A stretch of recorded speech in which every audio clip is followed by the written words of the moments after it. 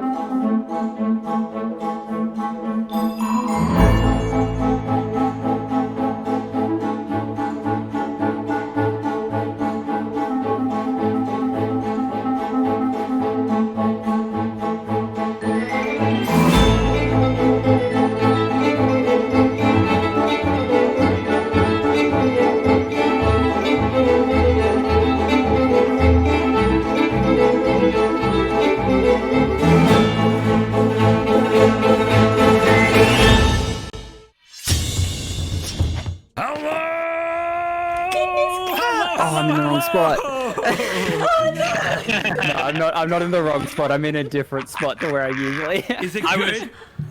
I was like, all throughout that thing, I was like, where am I going to be? Where am I going to be? Guys, we are currently at a level 3 hype train. Let us get some horns happening. Can you hear that? Ooh. The hype is coming! Ah! Yes, yes, yes, Oh my yes! goodness. We are excited to see you too! I am Josh, the DreadedGM, and these are my fellow storytellers! Welcome! We are so excited to play some D&D with you tonight!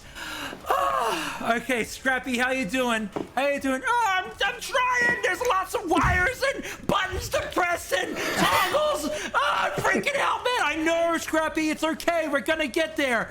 Guys, okay, let's get started.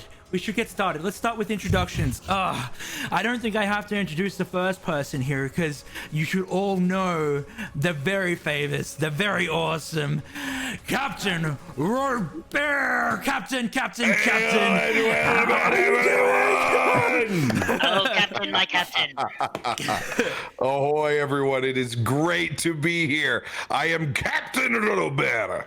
And I am very, very honored to sit at your table, my friend. Thank you so much. I'm happy to be here and happy to help with Starlight.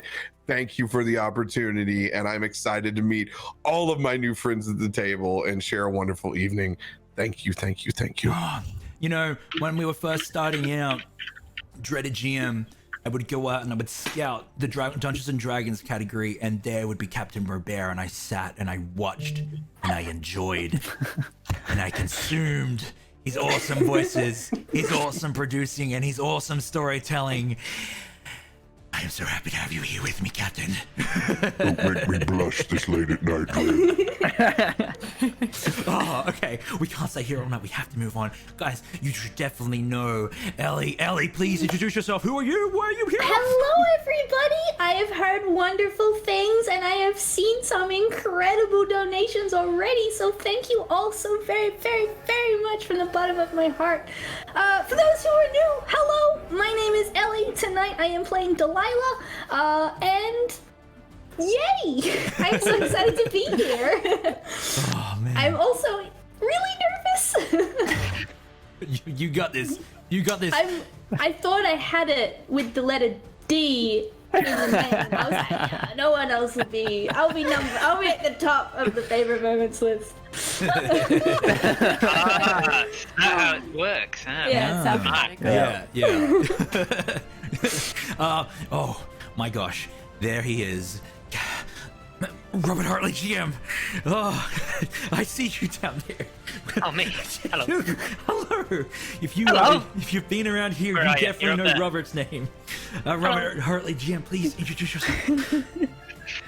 Introduce myself. Hello, I'm Robert Hartley GM, or I'm Robert Hartley, who is a GM. That's about all you really need to know about me. I D&D for a group called Viva La Dirt League on YouTube.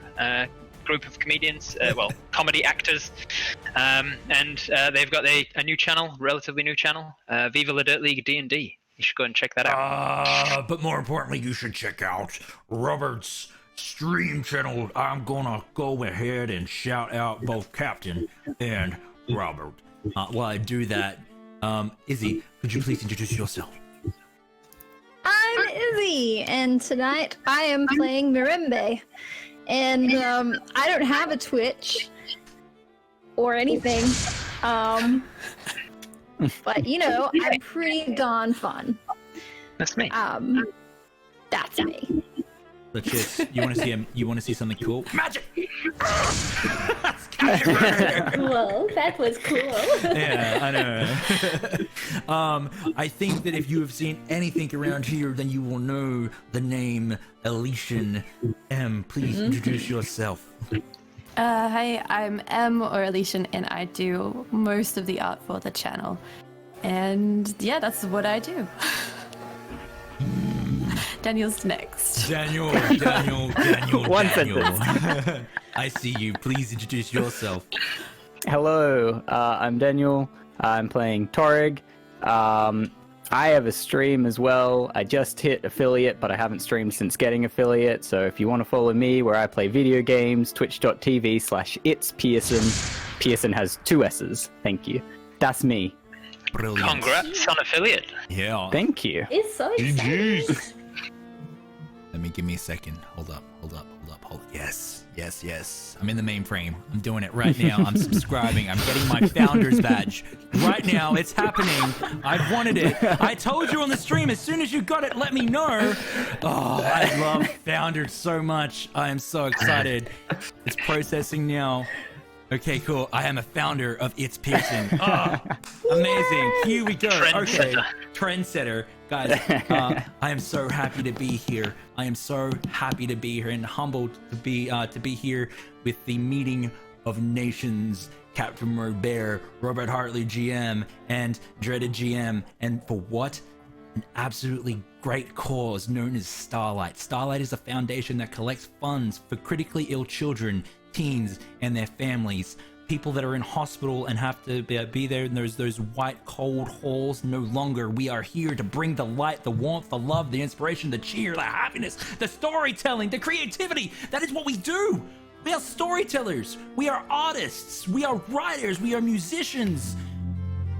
We are awesome. Thank you for being here with us for this amazing cause. We're going to play some Dungeons & Dragons real soon. Going to try and get through these announcements as fast as we can. Guys, if you don't know, we have a massive prize pool for everything.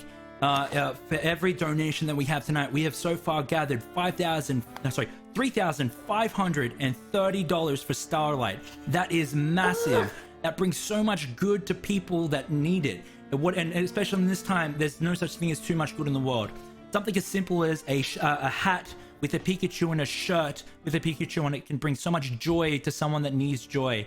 Art packs, someone to go out and play Mario Kart with. There's even Switches. They get their own Switches. There's so much good that Starlight does, and I'm so happy to be pushing this foundation. And together we can push so very far. Saying that, guys, if you haven't heard, we have some amazing prizes that have been donated by artists that are friends for our channel. First up, we have Jeanette Mocha. Jeanette Mocha has went and rodentized all our characters, turned them into cute, adorable critters. Cute. And as you can see, they're going to be cycling down the bottom here. I'm going to give a shout out to Jeanette because it was an estimated, I think, 50 hours of art. That's massive. So Jeanette's not here with us, but that's okay because she said that she was going to be here with us in spirit. So Jeanette, we wish you were here. You might be here. I might not see it, but here we go. Mocha, here we go. Cool. Renegade Chicken has just bought a bunch of merch, guys. Jeanette's here. Hi, Jeanette. Hey. Guys, Jeanette Mocha has donated that there will be one print for one person to win that will be signed by each of the rodents on there. You will be able to have that print, and it will be the only one in existence. The only other way to get this amazing art would be to screenshot the stream or to get it on a shirt, which is in our merch store. It is a limited edition shirt that'll be going down. You won't be able to get it again, and it has all the rodents across it. And Jeanette's design is amazing. Not only that, the sales from that shirt, apart from Stream Elements taking their cut, 100% of the profits all going towards Starlight. We'll be donating that as well. Not only that, we have a very cool person known as Charlotte Lowe. Charlotte Lowe is an amazing artist as well. She saw what we were doing here with Starlight, caught 2 of our streams, and on the second stream set on our sort of said, I want to help. How can I help? We got together, we put our heads together, and what we came up with was that she was going to draw our campaign map for our Tuesday campaign for Ostador, and so far it is amazing. We are only going to be releasing 1 of these out in the wild as well, so you will be the only person to own that map. Ellie, do you want to go take us through some of the other prizes as well? Me? Yes, please. Of course. My heart is beating so gosh darn fast right now. Of course. Mine is as well, but I'll give you a short break. I'll drink coffee. Yeah, have a drink. Everybody, there are tons of giveaways today. As our beautiful Dread has already said, there are heaps of artists, and I will be throwing a little bit to Elysian after I've gone through some of the other prizes, because I feel like she should talk about how incredible her artwork is. But some of the really, really cool things we have, I just have them in my house at the moment. We have essentials kits to give away. Oh, that's so good. Lateral Silverhands Explorers kits to give away. We have a beautiful, beautiful player's handbook that's going to be signed by the cast of Ashbourne, another player's handbook that's going to be signed by the cast of Ostador, another Curse of Strahd book that's going to be signed by our beautiful Curse of Strahd cast, and of course there is only one dreaded monster manual, and it is going to be signed by our most spectacular DreadedGM, and he will leave you secret notes throughout. Now, quickly, as I subtly get up the list, I'm certain I forgot. Oh, the Starlight dice! Our beautiful Dreaded has only been using 1 set of dice this week, and they are spectacular.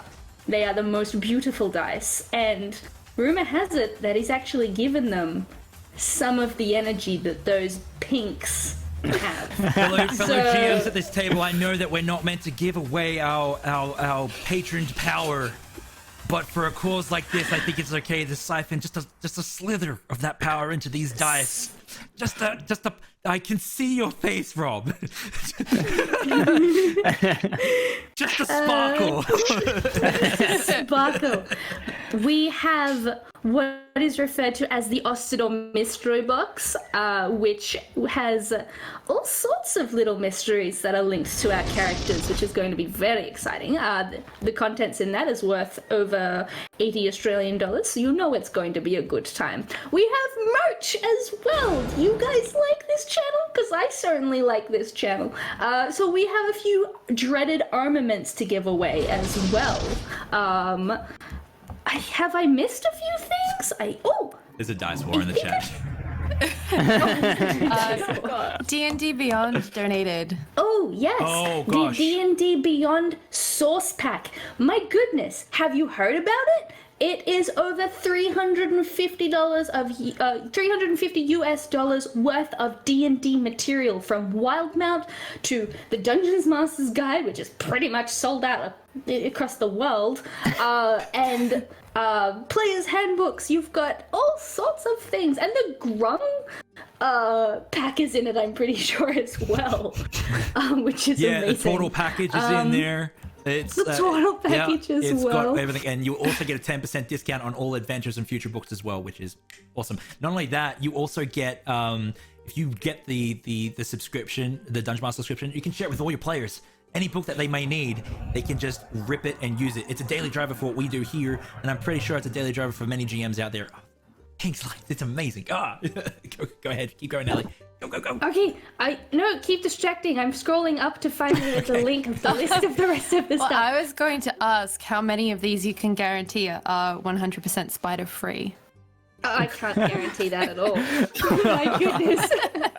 Look, it'll be a dead spider at the very least. For the people that don't know, on our last weekly wrap-up, poor Ellie had a spider encounter IRL. It was huge too. It was so big. It's an Australian spider. It's a huntsman. Yeah. Oh, it was like this big, and it was on my guitar. It's a whole story. Big. Of course. Our beautiful friend Soulless Grey is donating 2 A5 prints as well to 2 lucky people. If you haven't checked out Soulless Grey, he is an incredible artist as well. Absolutely beautiful. So you will get to pick which prints, and he'll send them out to you. Merch. Signed posters from Elysian.art. I will throw that to our beautiful Elysian.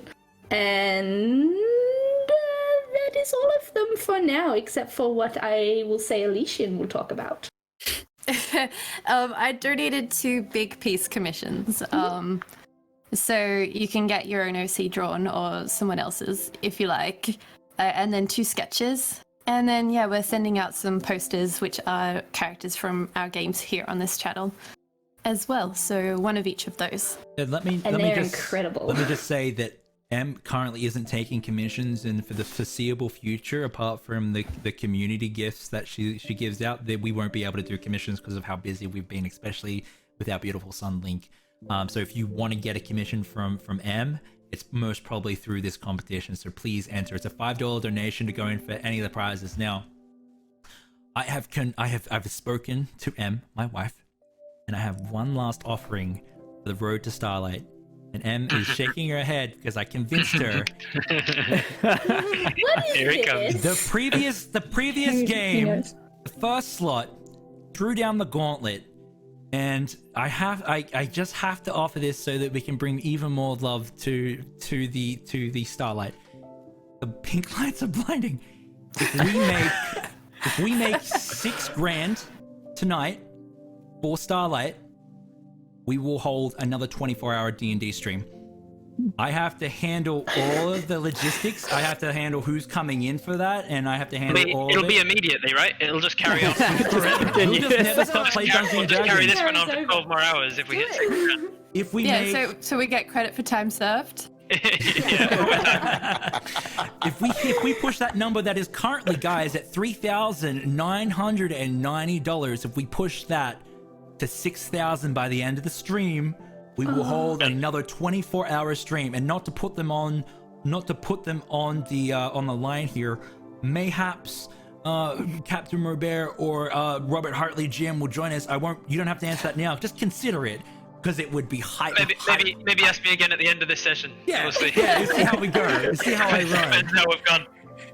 One eternity later. Oh, Captain said 7,000 to have Captain come on as well. For me, it's 7K. 7K. Okay. That's That's a lot of gosh darn good. I think if we get to 7K, I'm probably just going to be an absolute mess. I think currently Goodness. the biggest one in the campaign is nowhere near the 7K. They're video gamers, I'm fairly certain as well. But with that, guys. Oh, my stomach is all excited. It's like a disco here. All these lights flashing. Say it, Dread. Say it. Do the thing, Dread. Do the thing. Do the thing. I haven't. Have I done the expectation? I gotta do the expectations first. Dread, and then I'll do do the it. thing. Then we'll do it. I promise. Okay, cool. Where is it? It's a one shot. That's the expectation. Yeah. No. Yeah. Okay. These new glasses are like super enhanced. I love it. They're like 100. I love and hate new glasses. I love like, ooh, new frames, but then it's like, oh, I get like dizzy for a couple days. Yeah. Yeah. So the expectations. The number one thing that we are here for is charity. As everything tonight that we do is charity first. Obviously, we look after our players 100%, but we want to make sure that we're here representing Starlight Foundation and the kids and bring as much good to them as possible. Not only that, we are a no rush D&D game. The game will be run at the player's pace. I won't be enforcing any pushing or railroading or anything like that. It's up to the players to control the pace, the storytelling, and give them time to really role play and feel out their characters and explain their characters and just all of that. If we don't, and that leads on to the last one, the second last one. If we don't finish, that is okay. One shots are generally hard to finish anyway, because unless you are going from encounter to encounter and skipping certain things, then usually you won't get to the end, and that's okay. because generally one shots are one shots, they're not one sessions. Even with a 6-hour session, we might not push through to the end, but that is okay. We are using theater of the mind. There are no maps, there are no grids tonight. We are going to do our best to build the story together, being descriptive, using linkers. If you've been here at DreadedGM before, you know that. If not, I'm hoping that you like what we put down. It might be a new experience for you, but that is okay because we will help you get through it. If you at any point you feel like you need to ask us a question about Battlefield, what's happening, please at one of us and we will try our best to answer. One of the things that we're going to make sure is we're going to see chat as well. So I think that we're ready to go with Say the disco the thing, that's happening. Dread. Say it. Should you introduce Scrappy for anyone who's yes, new? guys, if you want to, you guys are actually playing D&D with us, ! Scrappy is your D&D character. Scrappy is a goblin paladin conquest, and not only that, he's our goblin tech here as well. So if you want to interact with us at DreadedGM for any dialogue that you want to affect at random, if I like what's down, I'll bring it into the game. Not only that, if I find a poll moment that's really good, I'll throw the poll up there, and then we'll be able to you'll be able to vote on what Scrappy does. Okay, cool. With that, I'm going to quickly find. There was one more magic item that I have to give you. This Starlight is crazy. Here. Okay. Where is it? Is this a magic item for us? Yes, the one of the stretch goals for the Road to Starlight was actually a homebrew magic item. Yeah. Where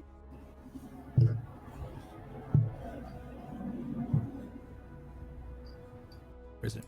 Bets. Here it is. Okay, do you guys want the Star Crown or do you guys want the Star Keeper's Wand? Community created this with our Brewmaster. I feel like one of the guests should choose. You guys can choose, yeah. I'm just gonna throw you under the bus early. Star Crown or Star Wand or something. Star Crown, the Star Crown, or the Star Keeper's Wand. I don't know what either one does, but I do like Do a you want me wand. to read them out? Baby. I can read them out if you Roll want. for it right now. Yeah. Okay. 1 through 9, 10 through 20. There we go. Yeah. Here we go. I'm rolling. You gotta assign it first. Yeah, 1 through 9, 10 through 20. He said. Okay, okay. So just In that order. Yeah. Go. So 15. So the second of the two, the wand. The Starkeeper's Wand is a very rare item. It requires attunement by spellcasters. This wand is forged from a rare silver metal found only in the hearts of the brightest stars. While holding this wand, you have a +1 to spell attack rolls and spell save DC. In addition, you can use your action to launch a torrent of star power from its tip, ensuring that nearby enemies, each creature you choose within a 20-foot cone originating from you must make a dexterity saving throw against your spells. Your spell save DC. On a failure, they take 3d8 radiant damage and are restrained until the end of your next turn. Additionally, each creature and unattended object in the area becomes affected by the light spell. Once you use this property, you can't use it again until you complete a long rest. Who wants this item? It's pretty powerful. I don't think my guy would have it. It's a radiant item, radiant weapon, right? Yeah. And I'm not too good with daylight, so it wouldn't be my guy. I don't think. Use it, so. I'm a rogue. I mean, if nobody else is going to take it, I'll take it. But still, there like, I are still figured... 3 spellcasters left. I feel like if CaptainRobear wants it, he should get it as the guest. Cleric roll off right now, baby. Yeah. Roll it. Cleric roll off. Oh, I rolled real high. Hey, Robear, use one of your nat 20 tokens. That's the only thing that can beat Oh me. my I got a gosh. 19. Guys, I just got a message from Rock and roll. Autobot630. Sorry to destroy the merriment, but this is amazing, especially it's coming for us from. So Miss Bowman has been here and has been a champion with everything that we'll be doing here, and this is what she wrote. I don't know if sorry, Autobot wrote this. I don't know if you saw Miss Bowman's post, but she said, "I am an operating theater nurse, and I have decided to donate my earnings from tonight's shift because we're opening on a 4-year-old child with burns to their neck and back." I'm really emphasis on great work Starlight does. Holy shit, Miss Bowman. Yeah. I just thought it was really worth seeing because it's amazing. It really is. Guys, thank you. That one kicked me right in the throat. Holy shit. All right. I was meant to cry at the end of the stream. We're not even through it yet. Okay. Let's go. All right. With that, let us begin. Oh, he said the thing. I'm gonna start with reading the synopsis for people that haven't read the synopsis or don't know what the current campaign is, or what we're not campaign. It's not a campaign. It's a one shot. Why you guys are here? These guys have read it, but not everyone has. People might be here from earlier today. Miss Bowman, thank you so much. Everyone, thank you so much for being here. Okay. All right. Read synopsis. Okay, here we go. The stars bring so much cheer, hope, and wonderment to those who gaze up at them. People are guided by them, write about them, tell stories under them, and even wish on them. So what happens when their light suddenly disappears? Strange things have been happening, and it is up to you and your fellow companions to investigate the sudden disappearance of the stars, the strange things that are happening, and hopefully restore the balance for all. Guys, your party has been adventuring together for some time now under a starless black blanket. There's been no starlight for a month now. You all have your reason for wanting to restore the stars to the sky. And now you have been traveling to a place. Let me bring up my notes. Here we go. I'm gonna read what I have here. Because I know I've built the mood. But you guys are continuing on from the point where the last group left off, but I'm using the same strong start. You and your companions have been traveling for several days towards a town known as Starlight, though it is also called Phaetoon, as it is said that a star known as Phaetoon long ago fell, and the people of the Starlight have built their township around it. It is said to be a place of great beauty, as Phaetoon shines its light for all, bringing inspiration, cheer, and security. The days have been strange, and the nights have been even stranger under a starless sky. Strange creatures have started appearing. Often they appear in a myriad of colors. Often they are yelling, wailing, or moaning. Because of this, many travel in parties so that you can protect each other. It is common belief that if the stars are restored, these strange creatures will disappear. You all have your reasons for wanting the stars to be restored, and there is no better place to start than the town of Starlight, where an actual star rests. Guys.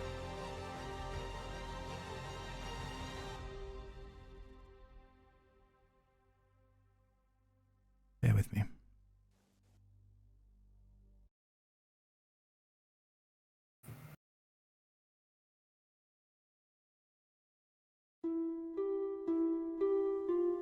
Is that pink war still going? It's still going.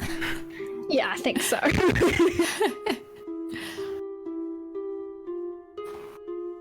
I might be on the receiving end of some pink deadlies.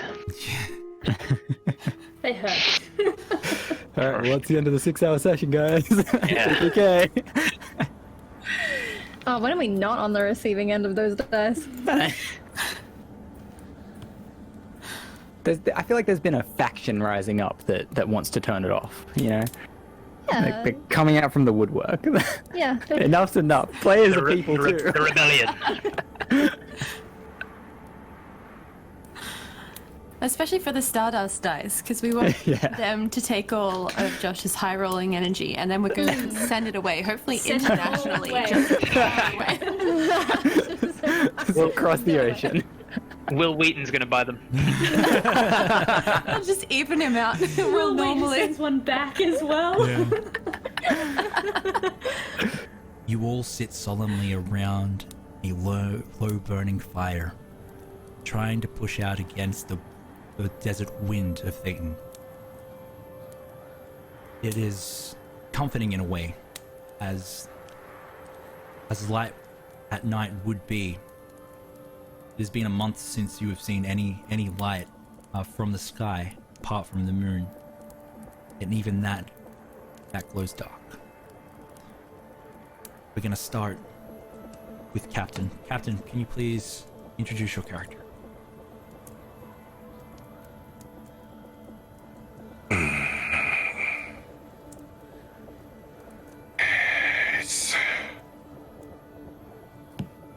so strange.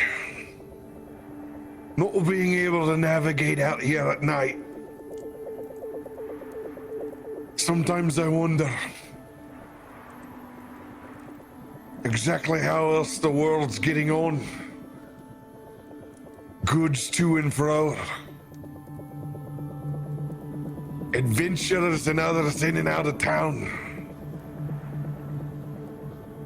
It's all so strange. I've heard of tales of eternal darkness, but I've never felt this connection to just a simple fire before in my life. As Barley sits there, 6'2", well-worn, simple robes on, clutching a staff, intertwined, carved in medical fashion of two adders that wrap around in spiraling form, as he leans on it heavily, as his left leg isn't as strong as it used to be. Strong, stocky body and white beard that rolls down as he stares off across the top of that fire mirage at the rest of his group.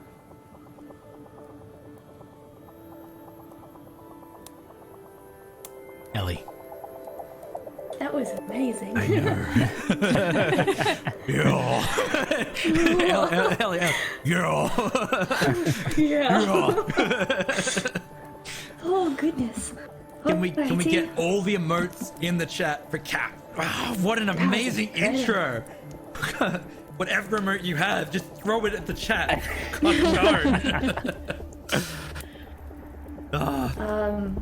So sitting off to the side, upon a wooden log, a young halfling with hair as bright as the fire that we see, is stuck with quite her nose in a book, her eyes flickering from every word, absorbing every single one of it.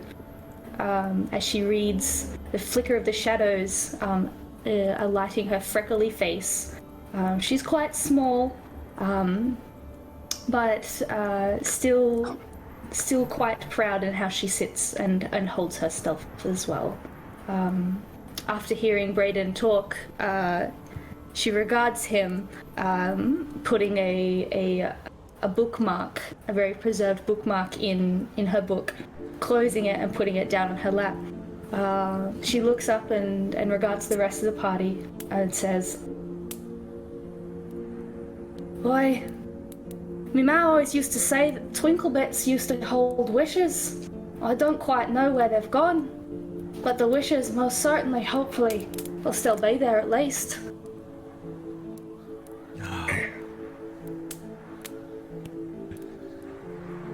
Next person. RobertHartleyGM. Remember, this is no rush. Take your time, think it out, feel the pace, breathe. You've got this. Sitting maybe 15 feet away from the fire, away from outside of everybody else. Just kind of looking on and rolling his eyes at the stupid statements of those who have spoken before, judging them. A very grumpy-looking, 2.5 foot tall kobold with a snubby reptilian snout, a jutting bottom jaw protruding from the face, with small sharp teeth sticking out over the curled lips, a constant scowl on the heavy scaled brow, and 2 nubs of horns on the side of the temples. He wears studded leather armor on the chest and shoulders that shimmers iridescent in certain light. A thick metallic canister is worn on the inside right wrist, with a nozzle pointing past a small lever in his palm. A thick leather glove on his right hand with metal studs on the inside fingers and palm, connected to a square metal pack on the wrist. A large, mostly cuboid metal backpack on his back. There's a satchel bag of holding over his shoulder worn tightly against his left hip, and a bandolier on the satchel strap holding several vials. He's porky pigging it on the bottom half. He has no tattoos. He's got a left lower canine broken about halfway down, and the lip above it is scarred, as though it once was cleft in two. His horns are small and curled laterally forwards like that of a black dragon. He carries a quarterstaff of gnarled wood and a simple dagger in his belt. Currently, he's got a set of vials, bottles, jars, and a small Bunsen burner that he seems to be lighting with arcane magic, and he's boiling some sort of substance until it's almost a thick tar-like substance. He's focused on his alchemy and paying no mind to those around him.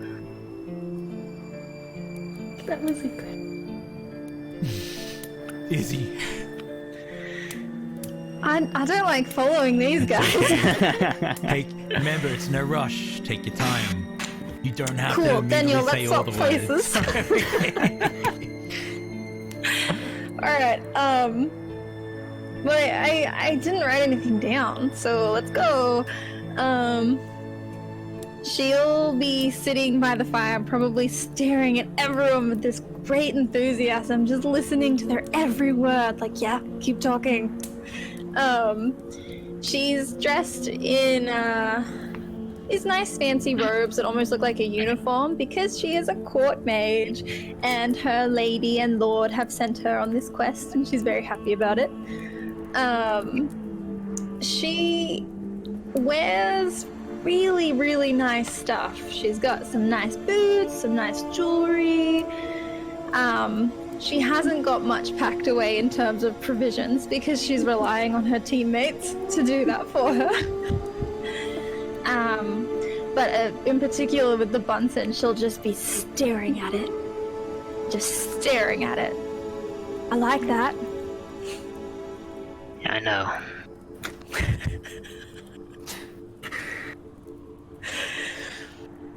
Yeah. Hi. Hey. Yeah. Yeah.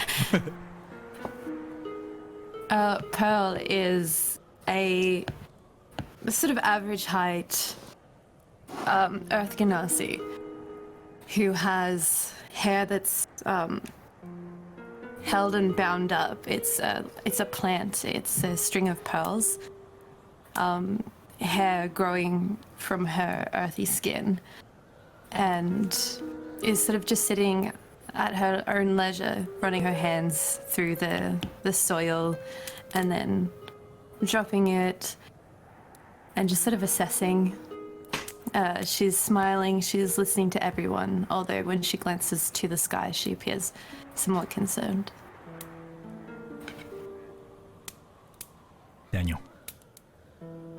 Standing over a large cooking pot over the fire is this 4.5-foot dwarf, dark skin, the size of his head shaved to leave just this auburn mohawk, with golden tattoos kind of trailing down into the base of his clothes, which are covered in this very nice, intricate, gilded armor. He has a thick beard that's braided down the middle and has this like clasp holding it with the with like an anvil emblazoned on it. He's holding he's set down this shield and this large warhammer alongside this kind of small anvil that he constantly carries around on his hip. Huge, like, tree trunk-like arms, holding just this wooden spoon as he just stirs this pot over the fire. Well, none of you are going to make it very far without some food in your bellies, so who wants some paprika? I nearly said the wrong name. Marimba is gonna come running up. I've never had it, but I'm very willing to try it. Well, it's the favorite of most of my children, so feel free. And he'll grab a massive spoonful into this bowl and just slop it in there. Smells very, very fragrant. It's a stew-like substance almost. Looks wonderful. Beggars can't be choosers. It smells delicious, Torg. Double serving over here. Don't be light with the spoon. Well, I never am. I'm a little busy at the moment. You can save me some. You wee folk have never learned. First come, first served on the road. I luck. have a small problem. I don't have a spoon. So, if someone could provide one, I'd be very happy about that. I'll just sip.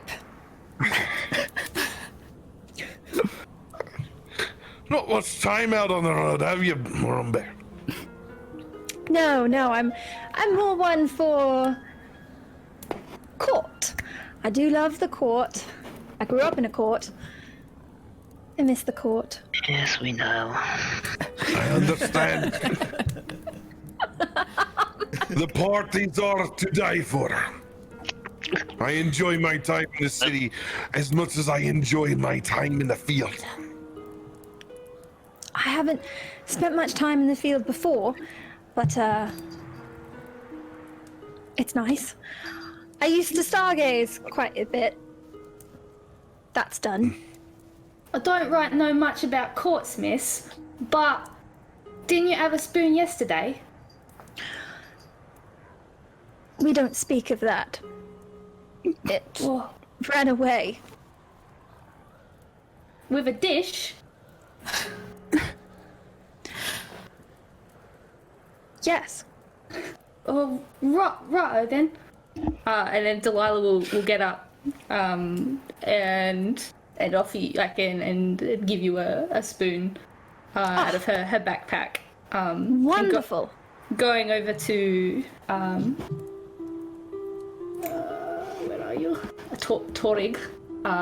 She'll be like, I don't quite know what it is, sir, but I'll be more blessed to try it, what you've cooked. Well, it'll definitely put some meat on your bones. We'll just say that, no? Right, sir. I'll do my best to put more meat on it, yeah? And what of you? The Earth Genasi. You need to get some meat too. She'll wander up and pull out her own bowl. Does smell pretty nice. I would hope so. I make it 300 days a year. What do you cook the rest of them?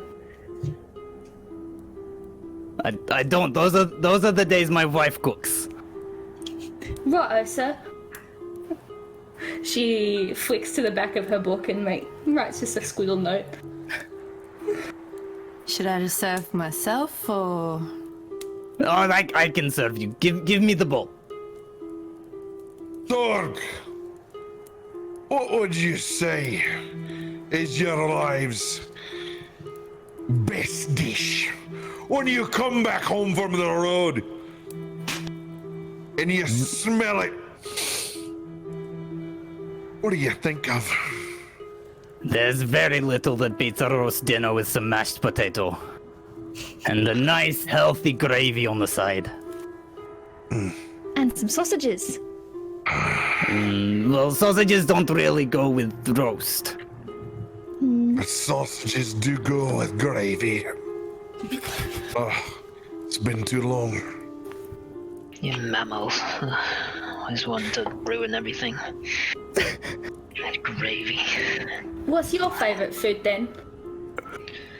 What? What's your favourite food? You talk amongst yourselves. It's fine. I'm busy.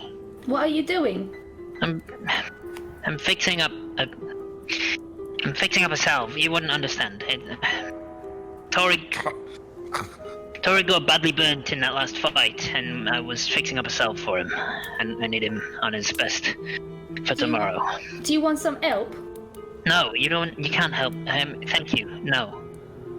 Right. Well, if anyone wants a real salve, Braden takes off his backpack, which is a very large keg of real ale that he sets down next to the stump of him and begins to pull out his mobile beer engine and fashion it to the side as he slowly pours his glass.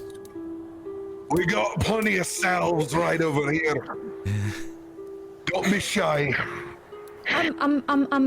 Yes, I would like that quite a bit, actually. It's been a while. I'm not used to the road. Did I say that? I'll let this ease the transition in. He passes it around, making sure everyone has one that wants one. Who wants one? Yeah. I'd rather keep a clear head. Thank you. You will never get any taller if you do not eat something. I will eat in a second. Give me. I just need. This is. You are science. shorter than me. That is a rare thing. My people are all short. We've been over this, Torig, like 100 times. You should just eat a little more. You will grow. I believe in you. I don't. It's not. Look, I have been. We've been. It doesn't. Look, I will make a potion to make me grow if I need to grow. Okay. Torig, he doesn't have that strong dwarven blood that makes us what we Yes, are. I can do it. Capable of many things. Listen, I think it's done. I just need to bottle it up and then you can have some. Did you save me some food? There's plenty for everyone. Good. Is there enough for a second helping? More than enough. A third? Maybe. Where are you putting all this food? You're not as big as Brayden or myself. Where is all the food going? It's funny that you mentioned because I forgot to say that she's clearly not physically skilled whatsoever. She is the softest human being you've ever seen.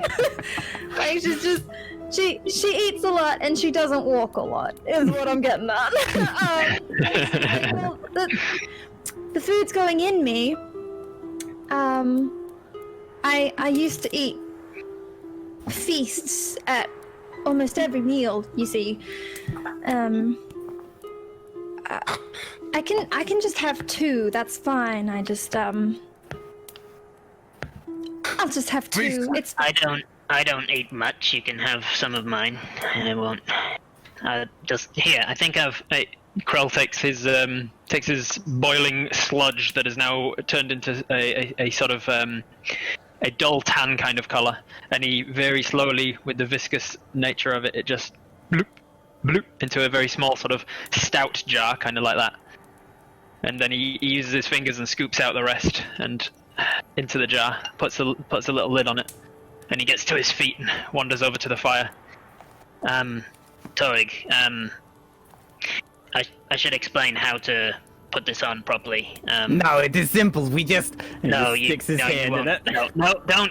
No, it's a small amount. Could I just talk to you? I could explain better without people around. Why can you not speak in front of everyone? I just want to explain it to you, and people will ask stupid questions. No, all right, very well. Help yourself to food, everyone. The spoon is still in the pot. He sort of waddles over back to where his alchemy set was set up, and he takes out of his bag a small sort of 1-inch cube metal object, and then he takes out a tiny little key, and he clicks it into a tiny little hole in it, and says, Fazulu! And then he turns it and clicks, and it starts to immediately grow. All of the bits like slide to the side, almost Transformers style. And then he puts it down very quickly because it gets into this like foot by foot cube. And then after a moment or two, it's like 10 feet by 10 feet. And then after a few moments, like a minute or so, it's a 20 foot by 20 foot by 30 foot adamantine tower with a door on the front of it. He has an instant fortress. And he opens the door and gestures to Torig to walk inside. You see Torig banging on the wall. Is this real metal? Yeah, it's pretty solid too. This is very impressive. This would take me months to make. Years, potentially. Yeah, you couldn't make this. I don't know where he was hiding that, everyone else. Listen, just pop inside, would you? Alright, this seems like a lot for me to put a salve on a little burn. I burn myself Shut up. constantly. I know. It's not about the salve. God, why are you not smarter? He wanders in through the door and allows you to wander in. Yeah. And then he closes the door behind and he says, I wanted to,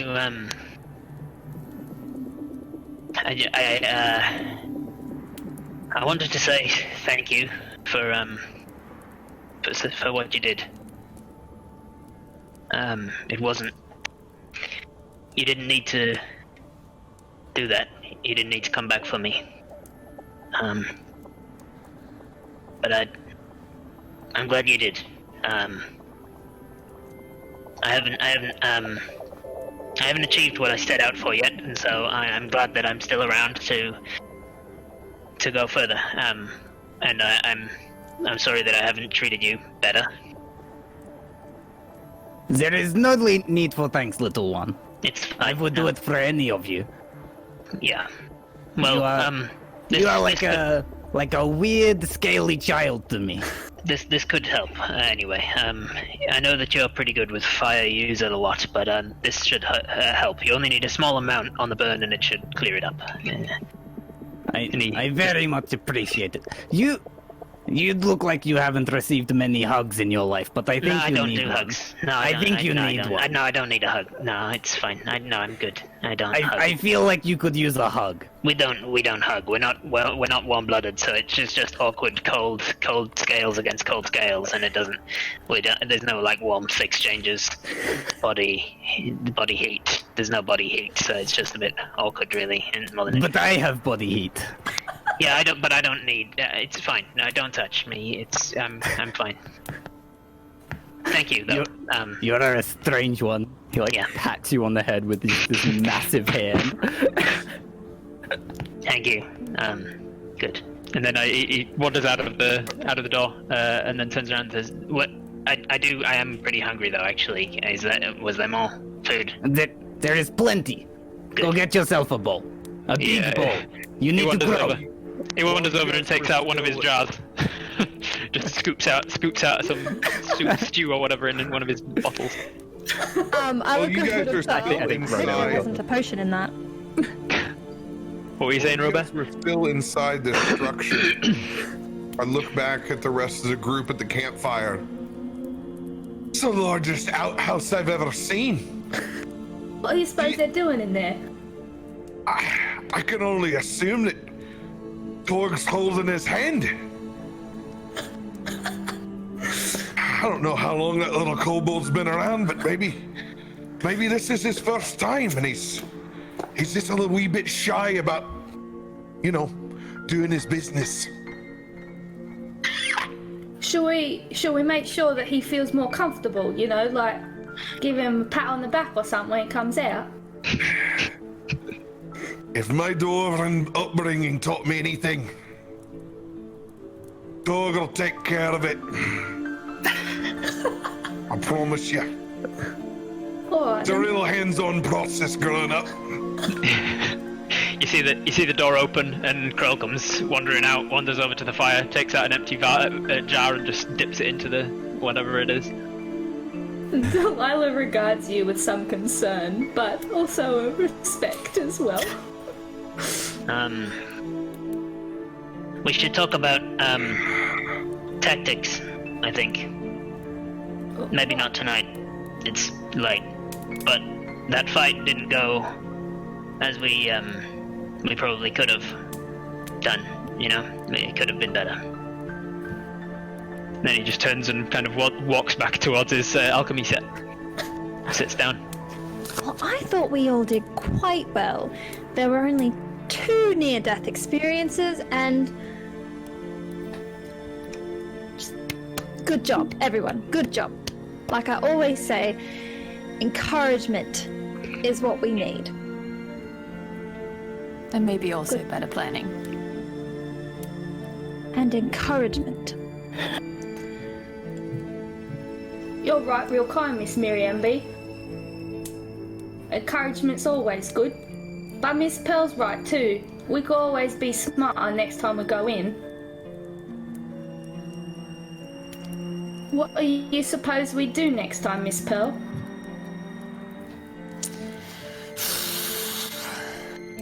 Well, you know what? That's not really my thing.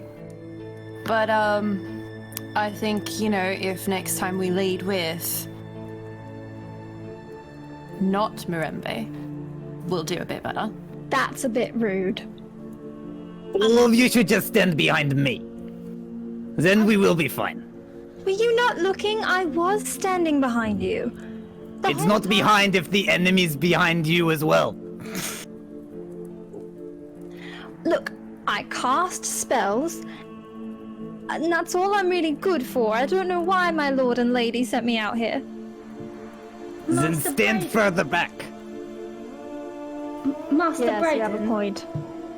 what would you suggest next time we go into a kerfuffle, yeah? Well, the thing is, you've got to understand. Like, take when I first met you, Braden, and we had that thing. I threw everything I had at you, and you just kept coming at me like you were some kind of, you were just made of meat, like you were just you should have gone down much quicker. I've taken down much bigger things than you, and you were just coming at me, and you just kept coming at me, and I was like, I threw everything, and I couldn't do anything. So why were you standing at the back in that last one? Why did Mirembe go in first? Who, you know, I could take you out with a strong breath. We've got to understand where our strengths lie. Mirembe's smart, and she's good with the sorcery. Well, I'll take that as a compliment. The rest of it wasn't much so, but... It's just, we gotta play to our strengths a bit. That's all. I mean, we can talk more about it later. You guys hear the sound off in the darkness. It sounds like whale song.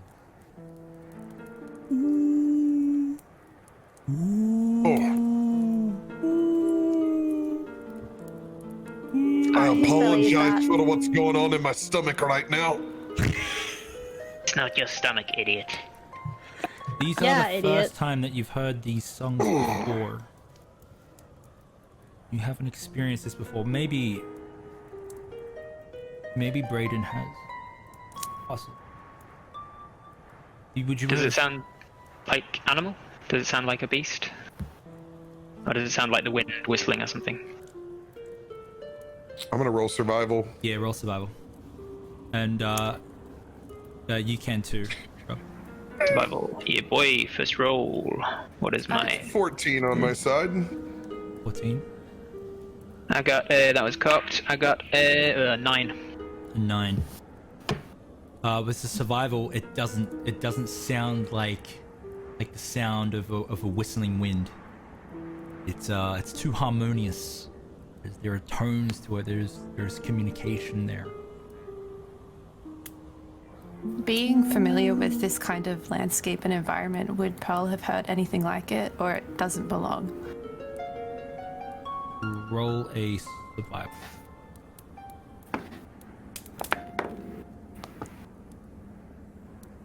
Should be pretty good. Yeah, so that's at 22. Given your heritage, you have like even your relations with the air element don't have this sound. Something unnatural about it. It's Is faint it now. Is it by any chance a language? Because I do understand all languages.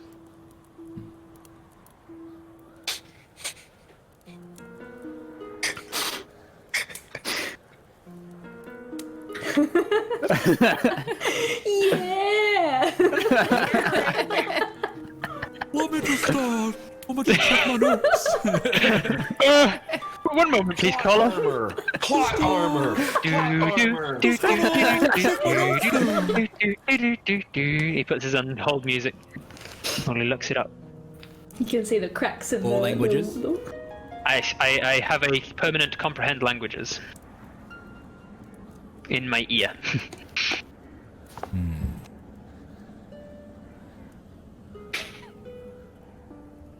There What a is good there, question. yeah. It's strange because my dread is now get out there. Okay, it's in fact all languages. can hear many words. Now, the magical practitioners among you know that the power words are quite often used and spoken as all languages at once. So to hear them being communicated in simple dialect like this and simple communication is quite strange.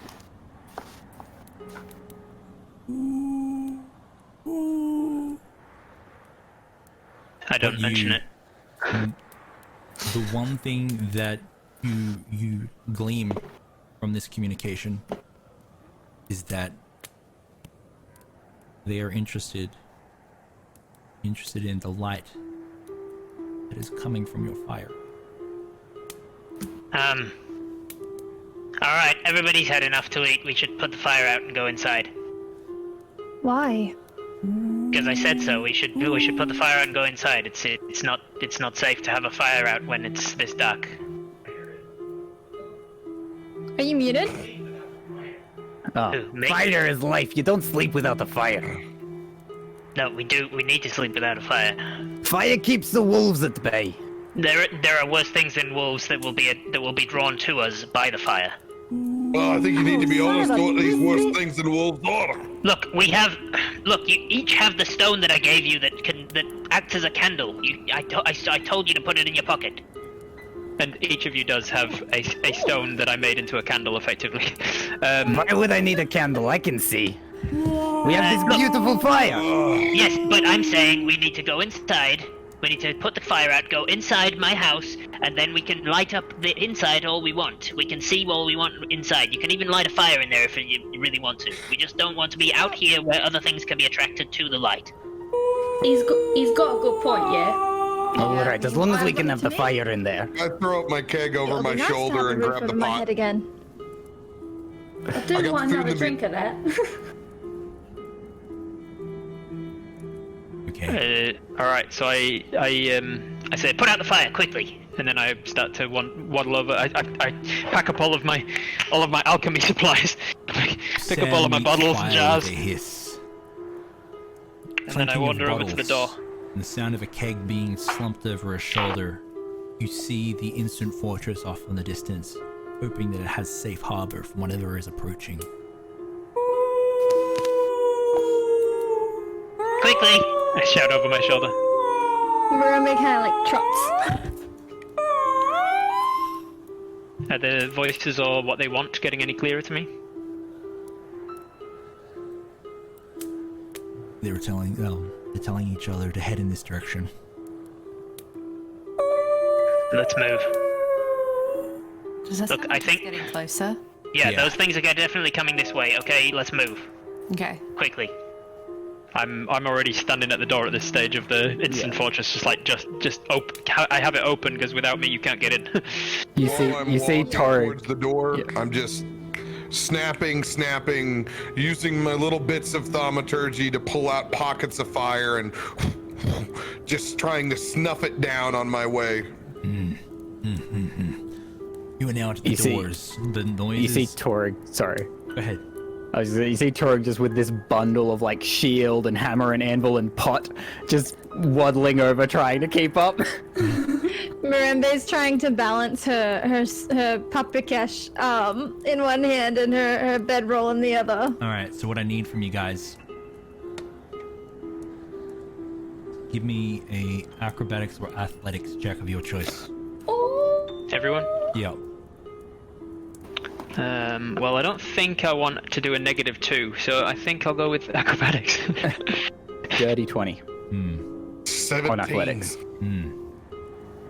Okay. Oh, 15. Okay. That is a 25. 7. Okay. Ooh. Ellie. Or, actually, as a reaction, I will add 6 to Add that 6? and make it a 13. 13. Okay. Ellie, what'd you get? 21. All right. As you guys have gathered all of your gear and as you pile into this, you manage to maintain and not drop anything, leaving it in a hurry. I'm assuming you close the door?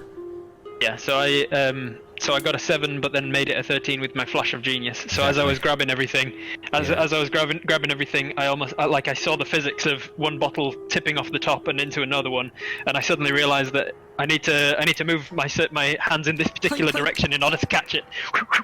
So I managed to catch everything and just get to the door. And I say the bonus word, and the door opens, and we all go inside, and I close it behind us. Alright, as the door closes, I'd like you to just describe the general layout of your fortress. Alright, that it has so the arrow slits on top. Correct. It is a square, unfurnished, adamantine walled room that is 20 feet by 20 feet by about 12 feet high. On the back wall, opposite our doorway to enter, is a ladder, a wooden ladder that leads up through a trapdoor in the roof of this room here into a middle room, a second room that is about basically exactly the same but 13 feet high. And then on top of that is the roof where the crenellations are of the tower. And it's just straightforward. There's no furnishing to it. It's just a metal tower. Dope. And all of the trapdoors and doors only open at my command. I like what you've done with the place. Well, it protects us. It's roomy. Where are the furnitures? Sure. I mean, you've got bedding, right? You've got bedrolls.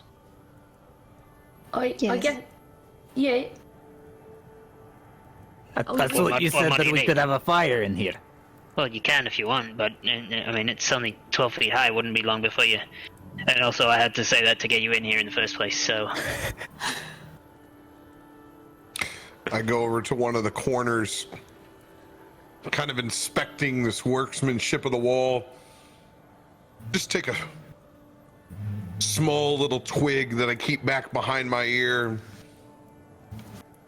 rub it around in my hands, and spread it across the spot on that wall as I cast Druidcraft.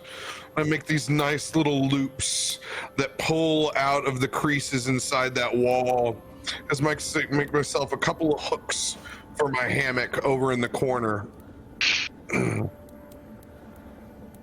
Don't go breaking anything, Braden. That was wonderful. That's right, I'm use your just egg. taking it back. Could you make me one? It'd be my pleasure. I take a couple of things out. While they're doing that, I climb up onto the middle floor, the second floor, and then I open I make sure that the trapdoor onto the roof, the crenellations floor, is closed, and then I say, right, If you want to make a fire down there, you can. The upper floor will fill with smoke, but it'll be a while before it becomes an issue for us. And then I climb back down. Dope. Can you make a fireplace, Braden, with what you're doing there? No, absolutely. Tell me where you'd want it. Right in the middle. We got a flue in this thing. No. What does it vent out? It just vents into the upper floor. That's it. We've just had a very, very interesting question, and I'm glad to answer it. Tower thaw? Yeah, no sun. For a month. ooh, Oh, wow. oh, okay. Oh, right. I did not realize that. No, neither did I. Wait till the sun comes up. With sunlight sensitivity, that's a blessing for me. I can go out in the daylight for once. Actually, just secret agent. I don't want the stars back. Yeah, I turned them off. You're actually a deep undercover agent for the Cobalt and Sunlight Sensitivity. So, my streaming Yeah, life? Yeah, exactly. Oh my gosh. The All right. sounds. Well, Used to Yeah. someone who's Oh, part as long plant. as no one else is up there. We can put it out if it gets too smoky. Fine. It's just that those things were coming. I don't know what it was, but it was something talking. Whatever they are right outside. We're safe in here, okay? They can't get through the walls. How positive are you of that? It's adamantine. They can't, unless they have magical claws or whatever they've got, then they can't do damage to it at all. And even if they do damage, it'll be years before they can get inside. Well, is there somewhere we can take a peek from? Yes, there's arrow slits in the upper roof. And Let's the hold off upper on floor. that file just yet. I'd like to scurry to the upper roof to take a look. Yeah, you climb up and there's smoke billowing up there, but there's some of it starting to pour out of the arrow slits. I don't think we've lit the fire. Oh, you haven't? Go ahead. Well, there you go then. Before you take up the ladder, I just motion my hand over. Be careful, why don't you? I don't know what that is. Just casting guidance. Nice. That's awesome. She nods seriously. I will. And Do you then want company? Hey, I'm not very useful for anything else, but I'm you're good for useful company. just to quiet, yeah? And Okay. Then, yeah, I'd like to go up and take a peek out. Give me a stealth check. Are you going up to Izzy? Yes, quietly. Give me a stealth check. Okay. You guys see That them is- exit and then head up, climbing the ladder. You It's a having solid 10. guidance. Don't forget you have guidance as well. Oh yes, thank you. I am 16 on stealth. Yeah. Brayden's words ring true in your ear. It's 11. Find yourself with one more point of guidance. You reach the top. You looking out the arrow slit? Mm-hmm. All right.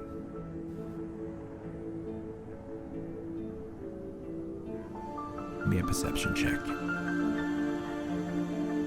From both of us, or just her? If you're looking outside, you two. And what was your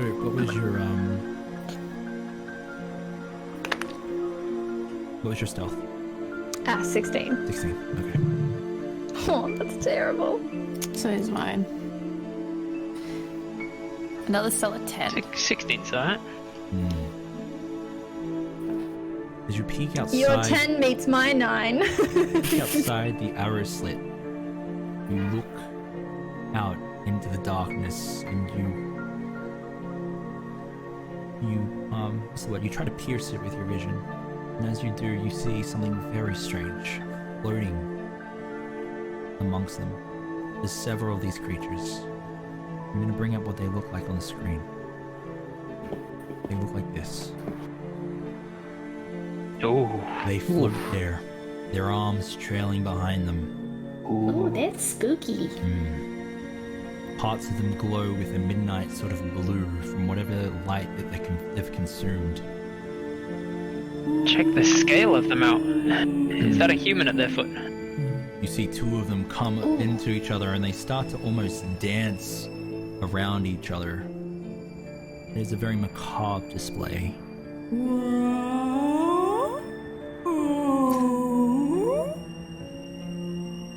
It is then that one of them looks at you, Pearl. And as it does, very slowly, it brings its arms up, and then you see its long mandible finger point out at you like this. I'm gonna yes, pull she you does. back And I from the need window. from you a wisdom saving throw.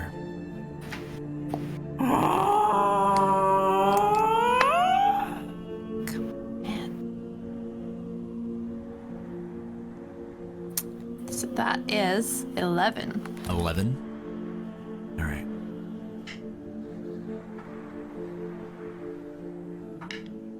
That's going to be enough. Pencil on, by the way. That's going to be fine. I think I they're have off. no They're idea. off. They're off. There. I think they're off. So. Why does it matter? Yeah, I know, right? You take What are you rolling? 35 necrotic damage, and suddenly you are stricken with fear. And as you are, you find yourself unable to move as your muscles seize up, your jaw clenches, your eyes bulge, and your ears ring. You can feel yourself biting down so hard that you feel that your teeth might shatter.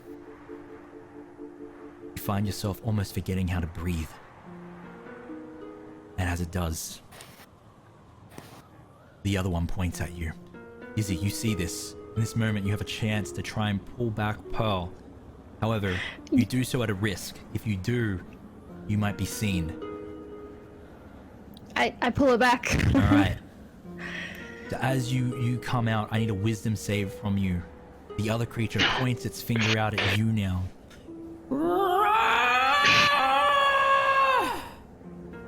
I drop my dice.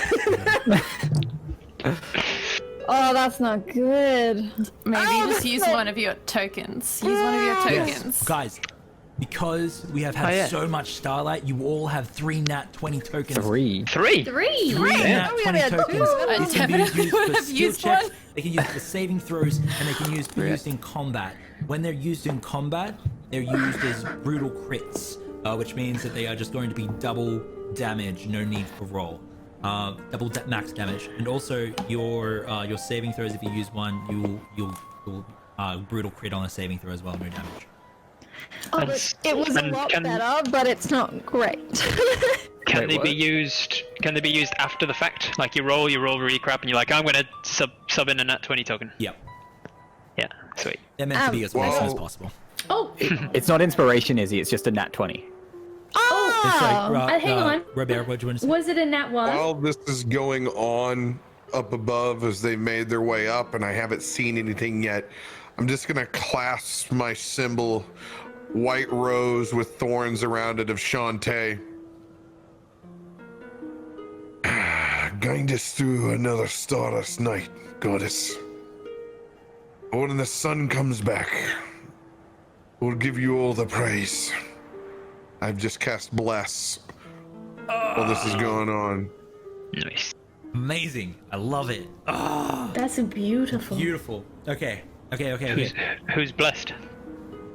Should catch everyone within our range. How tall is this tower? The entire tower is 25 feet. 25 feet? Then we got 30, everybody. 30 feet to the top of the crenellations. 30 feet. We got everybody inside. I got it at the second level, so we'll catch everybody.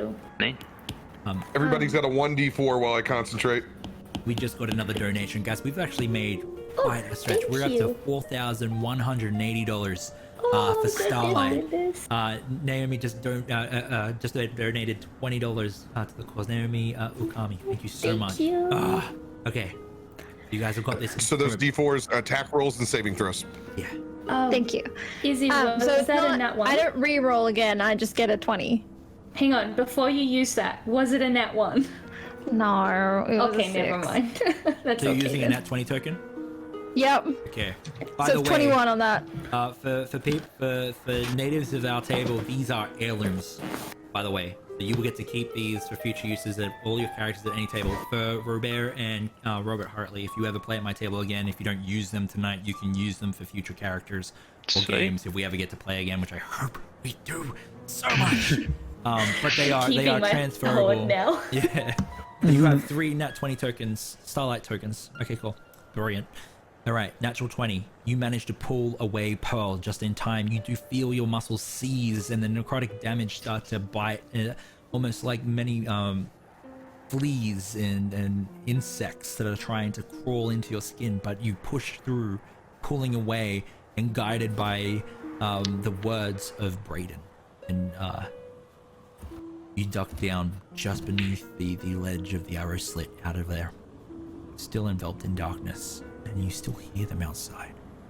Did Pearl make any sound when she got caught? Oh. Did I have I pulled us down to the lower level or just away? It doesn't take long for Pearl to regain control of her muscles, and it feels like your body has gone through a massive shock. You break out into immediate cold sweat. Your vision is blurred and your ears are still ringing. You swear you taste blood in your mouth. And as you do, you instinctively check. You definitely chewed up your mouth. Whether it be tongue, cheek. Are you okay? Cold. It's cold. That's bad. So I don't know what that Here, is. I have something for that. Just give me a minute. What's happening? The things outside, they've done something, and I don't know what. God. I Get back down. Get back down here. We'll close it up. I can't really carry her. Oh, God, somebody strong. Go. Yes, very well. I will come carry her. I can. What was it? What did you see it?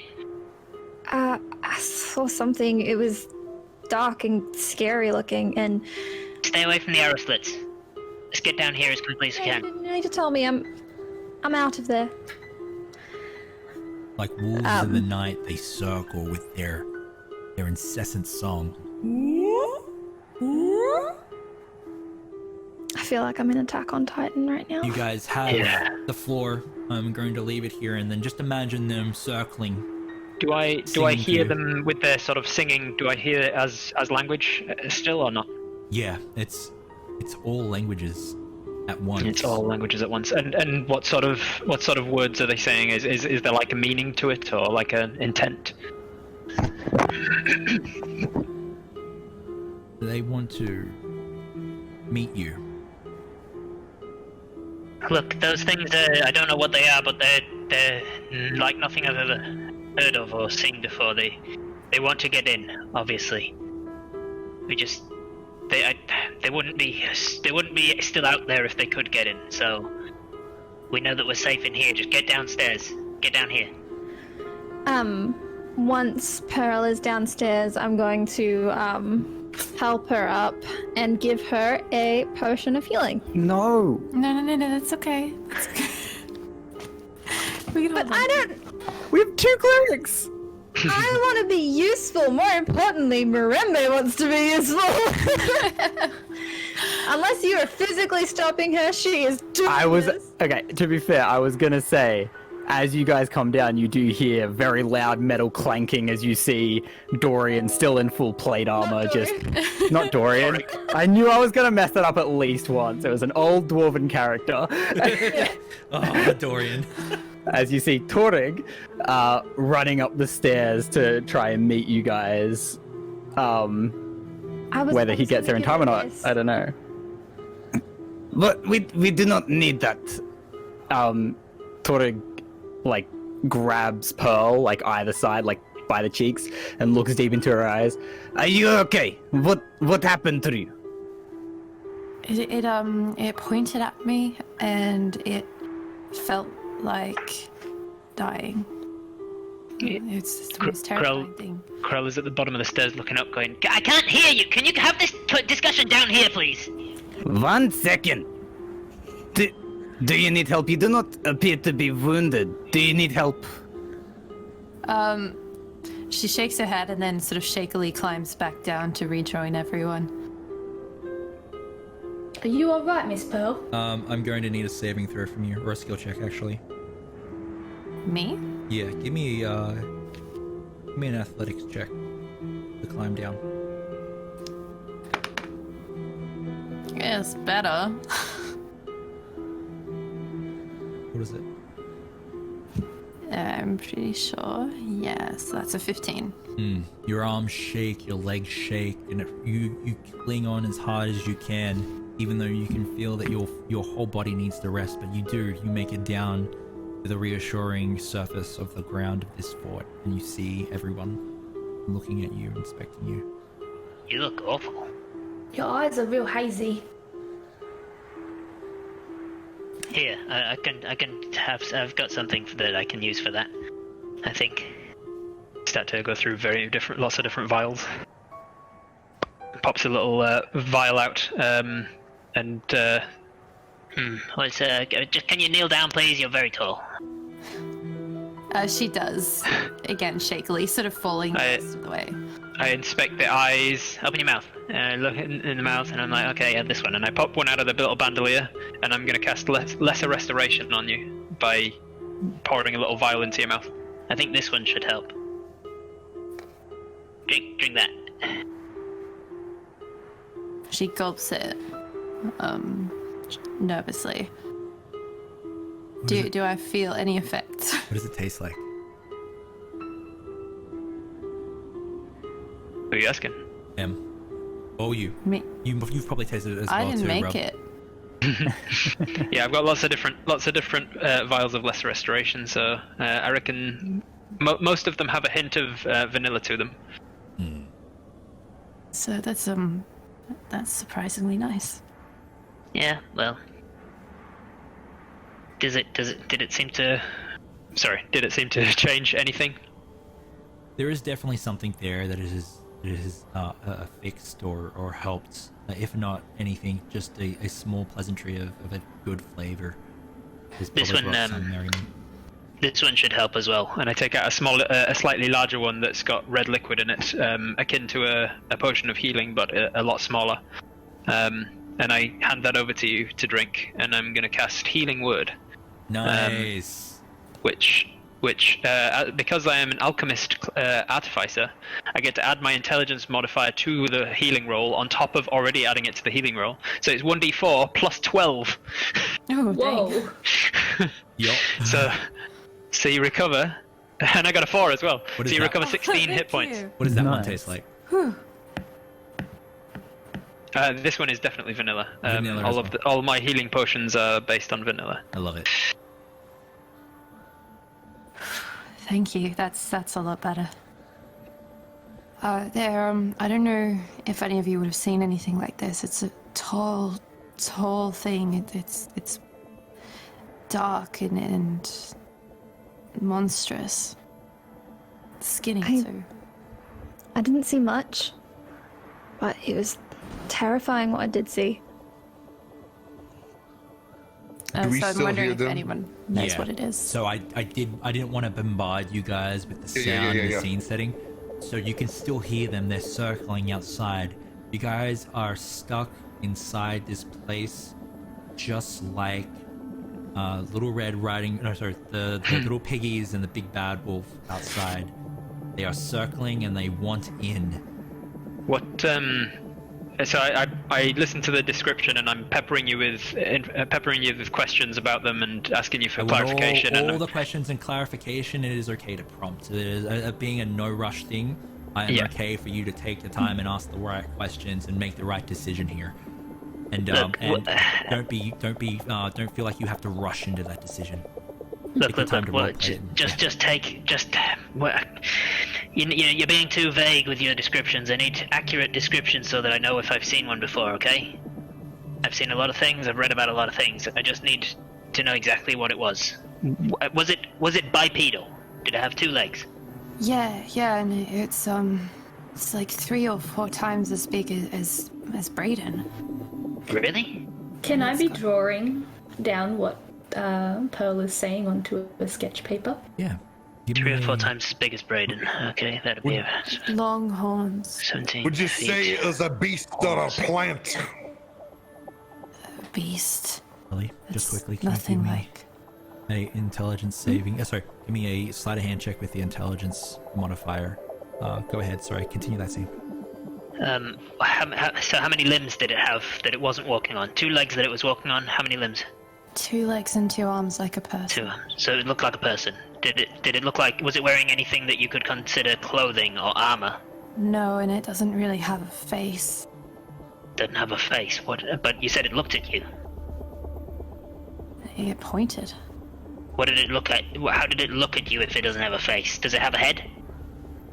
It has a head, and that's where the horns are coming from. Got 2 horns. How big are the horns? What direction? Are they like mine? Do they kill forwards? Backwards. Backwards and up. From the description I'm getting so far, is there any chance that I'm putting together certain monsters that I've read about, or? Give me a history check. I'm History. gonna do the same. Go ahead. History with my plus 10. Is that? So I rolled and I added my sleight of hand, which is a 23. But you said you wanted an intelligence version of that, so I'm a bit confused. I got a 4 on the dice. So what I'm going to do is I'm going to take one of my nat 20 tokens and I'm going to use that instead. Plus 10, and then I'm going to use my flash of genius to add another 6. So I'm going to get a 36 on that roll. Okay. Now, just before I get into this, Ellie, what was your question? Sorry. You wanted an intelligence. So I wanted a sleight of hand check, but you were using your intelligence to use the sleight of hand instead of your dexterity. So It's confusing because I've got expertise in it. Yeah. No, Yeah, so you still had double proficiency, but then intelligence instead. 9 plus.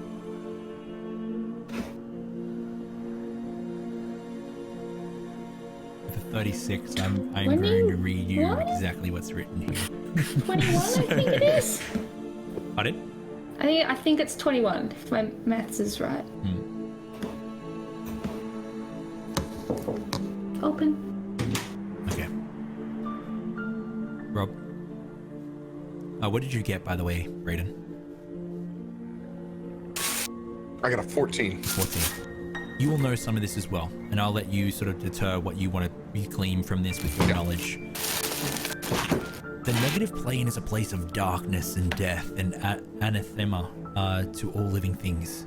Yet there are those who would tap into the fell power to use its energy for sinister ends. Most often, when such individuals approach Midnight Realm, they find they are unequal to the task.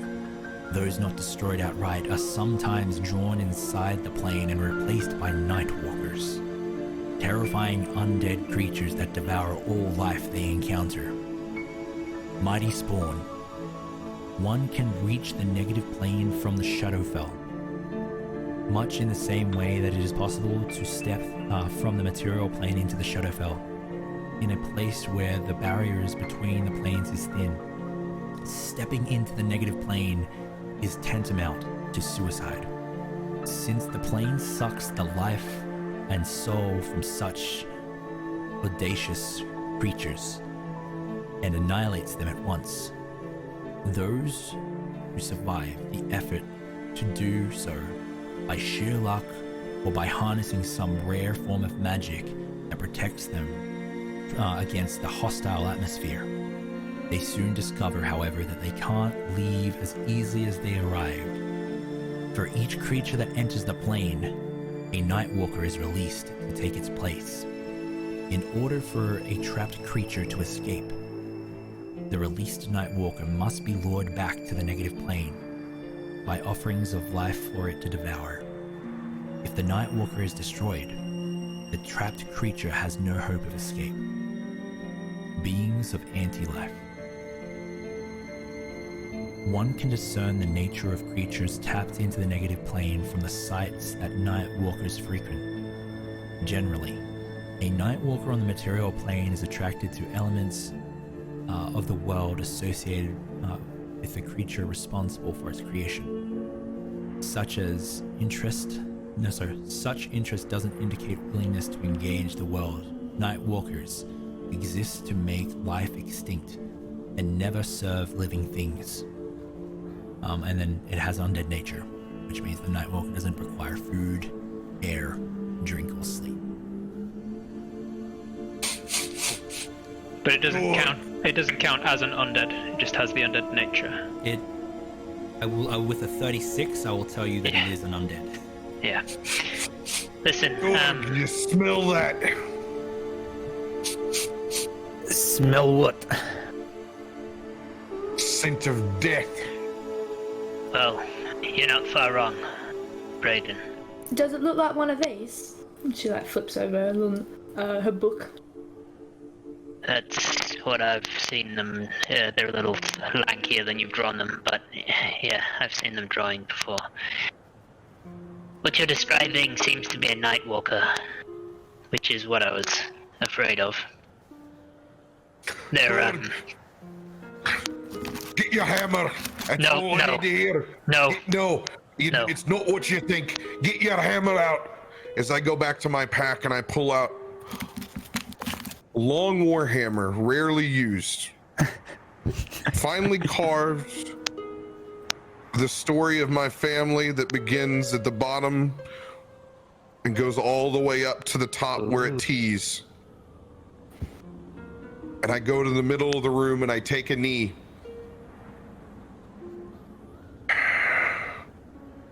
Don't talk to him much anymore. But you need to speak to the All-Father, and I'm here to help. If you can call on him once, now's the time to talk to Moradin, if there's ever been a time. I take a step back towards the wall of the room. Torg grabs his warhammer and kind of mirrors your position in front of you. I've never done this before. I do not quite know what we are trying to do. I know it's not in everyone's constitution sometimes, but I tend to speak to Shanti a bit more than I do Moradin these days. If you got a prayer in your heart, it might whisk away that scent of death. I'd be here to help you. If you would, I'm offering to assist on Channel Divinity to give you advantage. Heck yes. Nice. Oh my god, that was That was so good. You were putting it forward, and I was like, yes. Where is my channel divinity? By the way, Krell, you just got inspiration. Squonk gave you Krell. He's so smart. He talked me into it somehow. I can't even recall how I did it, but I am convinced he deserves it. I know people. I know how they work. I told you it's good and proper. By the way, D20 TV, thank you so much for those Dragon Egg subscriptions. If you got a Dragon Egg from D20 TV, may you name it well. May it grow into an ancient, powerful dragon. May it use its breath weapon on all those that would scorn you, and together let's take all the shinies. And thanks D20 TV. Okay, cool. All right. So That's quite a spiel. oh yeah, it's a long one. I get through it.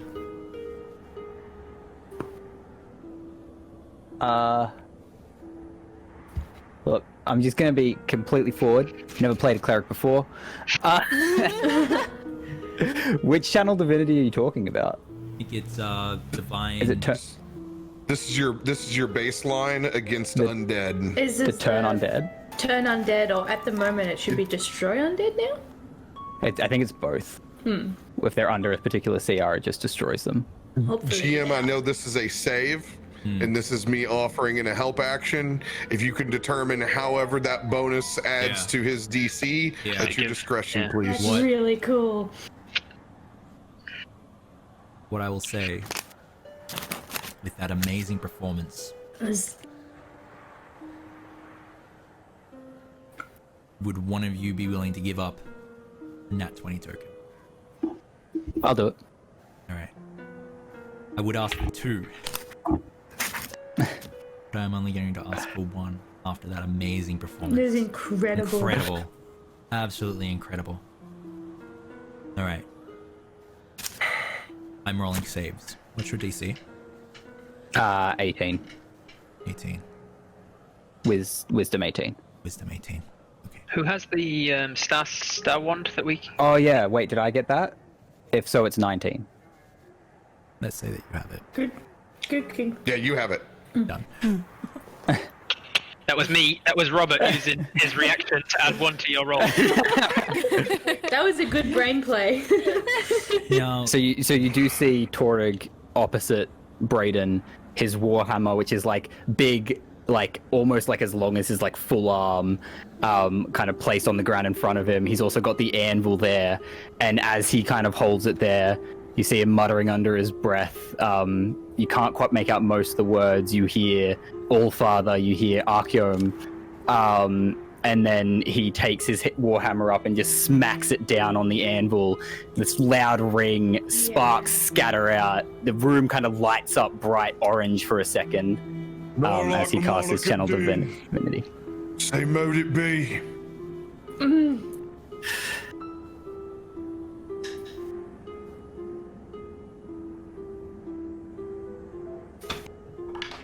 oh, that jumped a tray. It doesn't count then. It doesn't get to roll now. It just has to fail. As the hammer comes down with blinding fury and fortitude and all that awesomeness, you hear a sound, the ringing of the anvil, the hammer song. It cries out into the darkness. Those sparks run beyond the adamantite walls and out into the darkness. You can't see them, but their song quietens.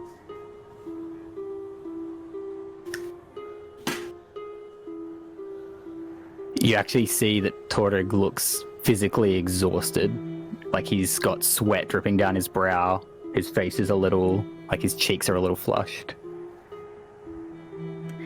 Are you okay? I do not often call on the direct help of the gods. Well done, You just need to Torrig. eat. You're probably correct, little one. Whatever you did it I'm work? bigger than you. Maybe in stature, but not in heart. Brayden pulls out a small amount of ointment on a rag and hands it over to Torrig in a firm handshake as he does so on his own cloth and begins to oil his hammer up where he's touched it. Well done. Well done. This was not my accomplishment alone. So, you guys want to know what they are, or what? We should go up to the arrow slits. No, we shouldn't. Shouldn't we see if they're still out there? So you know more. Maybe if they can't see us. I have a. Yeah, okay. Who's the sneakiest? You're pretty sneaky, aren't you? Oh, I done my fair share of sneaking when I was a kid, yeah? Yeah. I know a few tricks of the trade. Alright, yeah, I'm thinking maybe I make you, invisible. And then you sneak up to the slit and see if they've gone. I can certainly do that, Master Krell. The door rattles. So they can't get in, it's fine. Is it them? Or is it someone else? They were not knocking before. I cast bark You skin. cast what? I cast bark skin. As you see my skin slowly begin to hide up like Colossus, except for its hard oak bark, as I roll up my robe sleeves and go and grab my cane. I say they can't get in, and then I listen. Is the sound of them still around? No They sound. still. There's no sound. I slam the base of my warhammer into the ground and hold the anvil that's clasping my beard tight. And you see the golden tattoos glow a little bit, and that orange light again. I'm going to cast Detect Evil and Good. Nice. So I know if there is a celestial, elemental, fey fiend, or undead within 30 feet of me. All right. Well, guys, we are here collecting funds for Starlight, for critically ill children, teens, and their families. It can be a dark world out there, but it doesn't have to be, because when we're together, we can bring so much light, love, and goodness to the world. And guys, if you look up into the top left corner of our stream, we have raised $4,255. That is absolutely astonishing. Oh, goodness, thank you. Astonishing. That is going to do so much good for the people out there. Even if it is just an art pack, but with something like that, that is enough to bring so many smiles to so many faces that may have forgotten how to smile, but no longer. No, we're gonna do our darndest to help. Ellie, anyone else here? Do you want to have it take the floor with about Starlight? I was just about to do some quick math. How are you guys going? You feeling pretty good? Alrighty, so Yeah. how much that we've raised at the moment has allowed over 60 kids to be connected to what's called Livewire. So Livewire is one of the Starlight programs which connects children, teenagers, children, and young adults to an online community where they can hang out, create, socialize, and just be a teenager. It's $70 a year for them, and that allows them to just be communicating with like-minded teens who may or may not be going through something similar to what they're going through. So with the money alone, what we've raised, we've allowed up to 60 kids and teens to have access to that over a 12-month period. So that's just what we've raised for us. So the more we raise, the more beautiful things that we can do for these beautiful kids, families, and teenagers as well. It is absolutely astonishing. And we just got another donation of $50. Oh, wow. Now, Do some more maths. Give me a second. Yeah. Quick maths. Quick maths. Quick maths. Alrighty. One of the... You know I have a degree in maths, right? Do you want to flex that, right? 148 kids can have access to what we're going to refer to as a threads pack. So that's t-shirts and hats and scarves and beanies of all sorts that are all to do with pop culture. So the money that we've raised will allow 148 kids to have access to a threads pack. It's one of the really cool things something that as Starlight simple did. as wearing a Charmander shirt with a Charmander hat, or something that you absolutely love and brings so much joy and warmth to a crappy situation. It's like we've all been there. We wear the things that we wear because we wanna just feel like us, and that helps too. Everything that we are we've got 2 charity shirts and hoodies on our store. They are the characters that we have here. We've put on a shirt, all the character art and hoodies, and also we have the rodents as well. All sales of those, all profits go towards Starlight as well, apart from Stream Elements who takes their cut as well. My gosh, I can't believe. Look, we just went up again, $4,406. And You guys are crazy. Yeah. Again. Now You're gonna have to do a 24-hour stream. Yeah, I have said if we reach $6,000 by the end of the stream, I will do a 24-hour stream like our last 24-hour stream. I will. My wife has said, you're doing all the logistics, you're doing all that. You make it happen. You make it happen. I'm going to make it happen. Captain Robear, I don't know how serious Captain was here about this here, but he said that if we get to $7,000, he will join on. He will join on for the 24-hour stream. And it would be so gosh darn fun. Okay, well, I do think that we should take a break here, come back, get a stretch, get the blood I'm flowing. hungry. I have food in front of me. Guys, I'm just gonna quickly look up Nightwalkers, yeah, right? I did.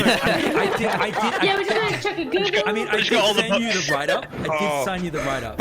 Did you guys want to Rob, say anything? I'm so glad you dove in on what they were. I was like, I need to know. I need to know everything there is to know about these guys. So let's just do it. What were you saying? What were you saying, Robear? Oh, I was really close to charm plants and animals. Like that thing was from the Fae. I'm like, yeah, this is it. Brayden's just flings the door open and he's like, charm the plants. And they're like, I'm gonna eat your soul now. And You you're just like, went up another $40, another $25. It's ticking up. It's So ticking much up. generosity. So much generosity.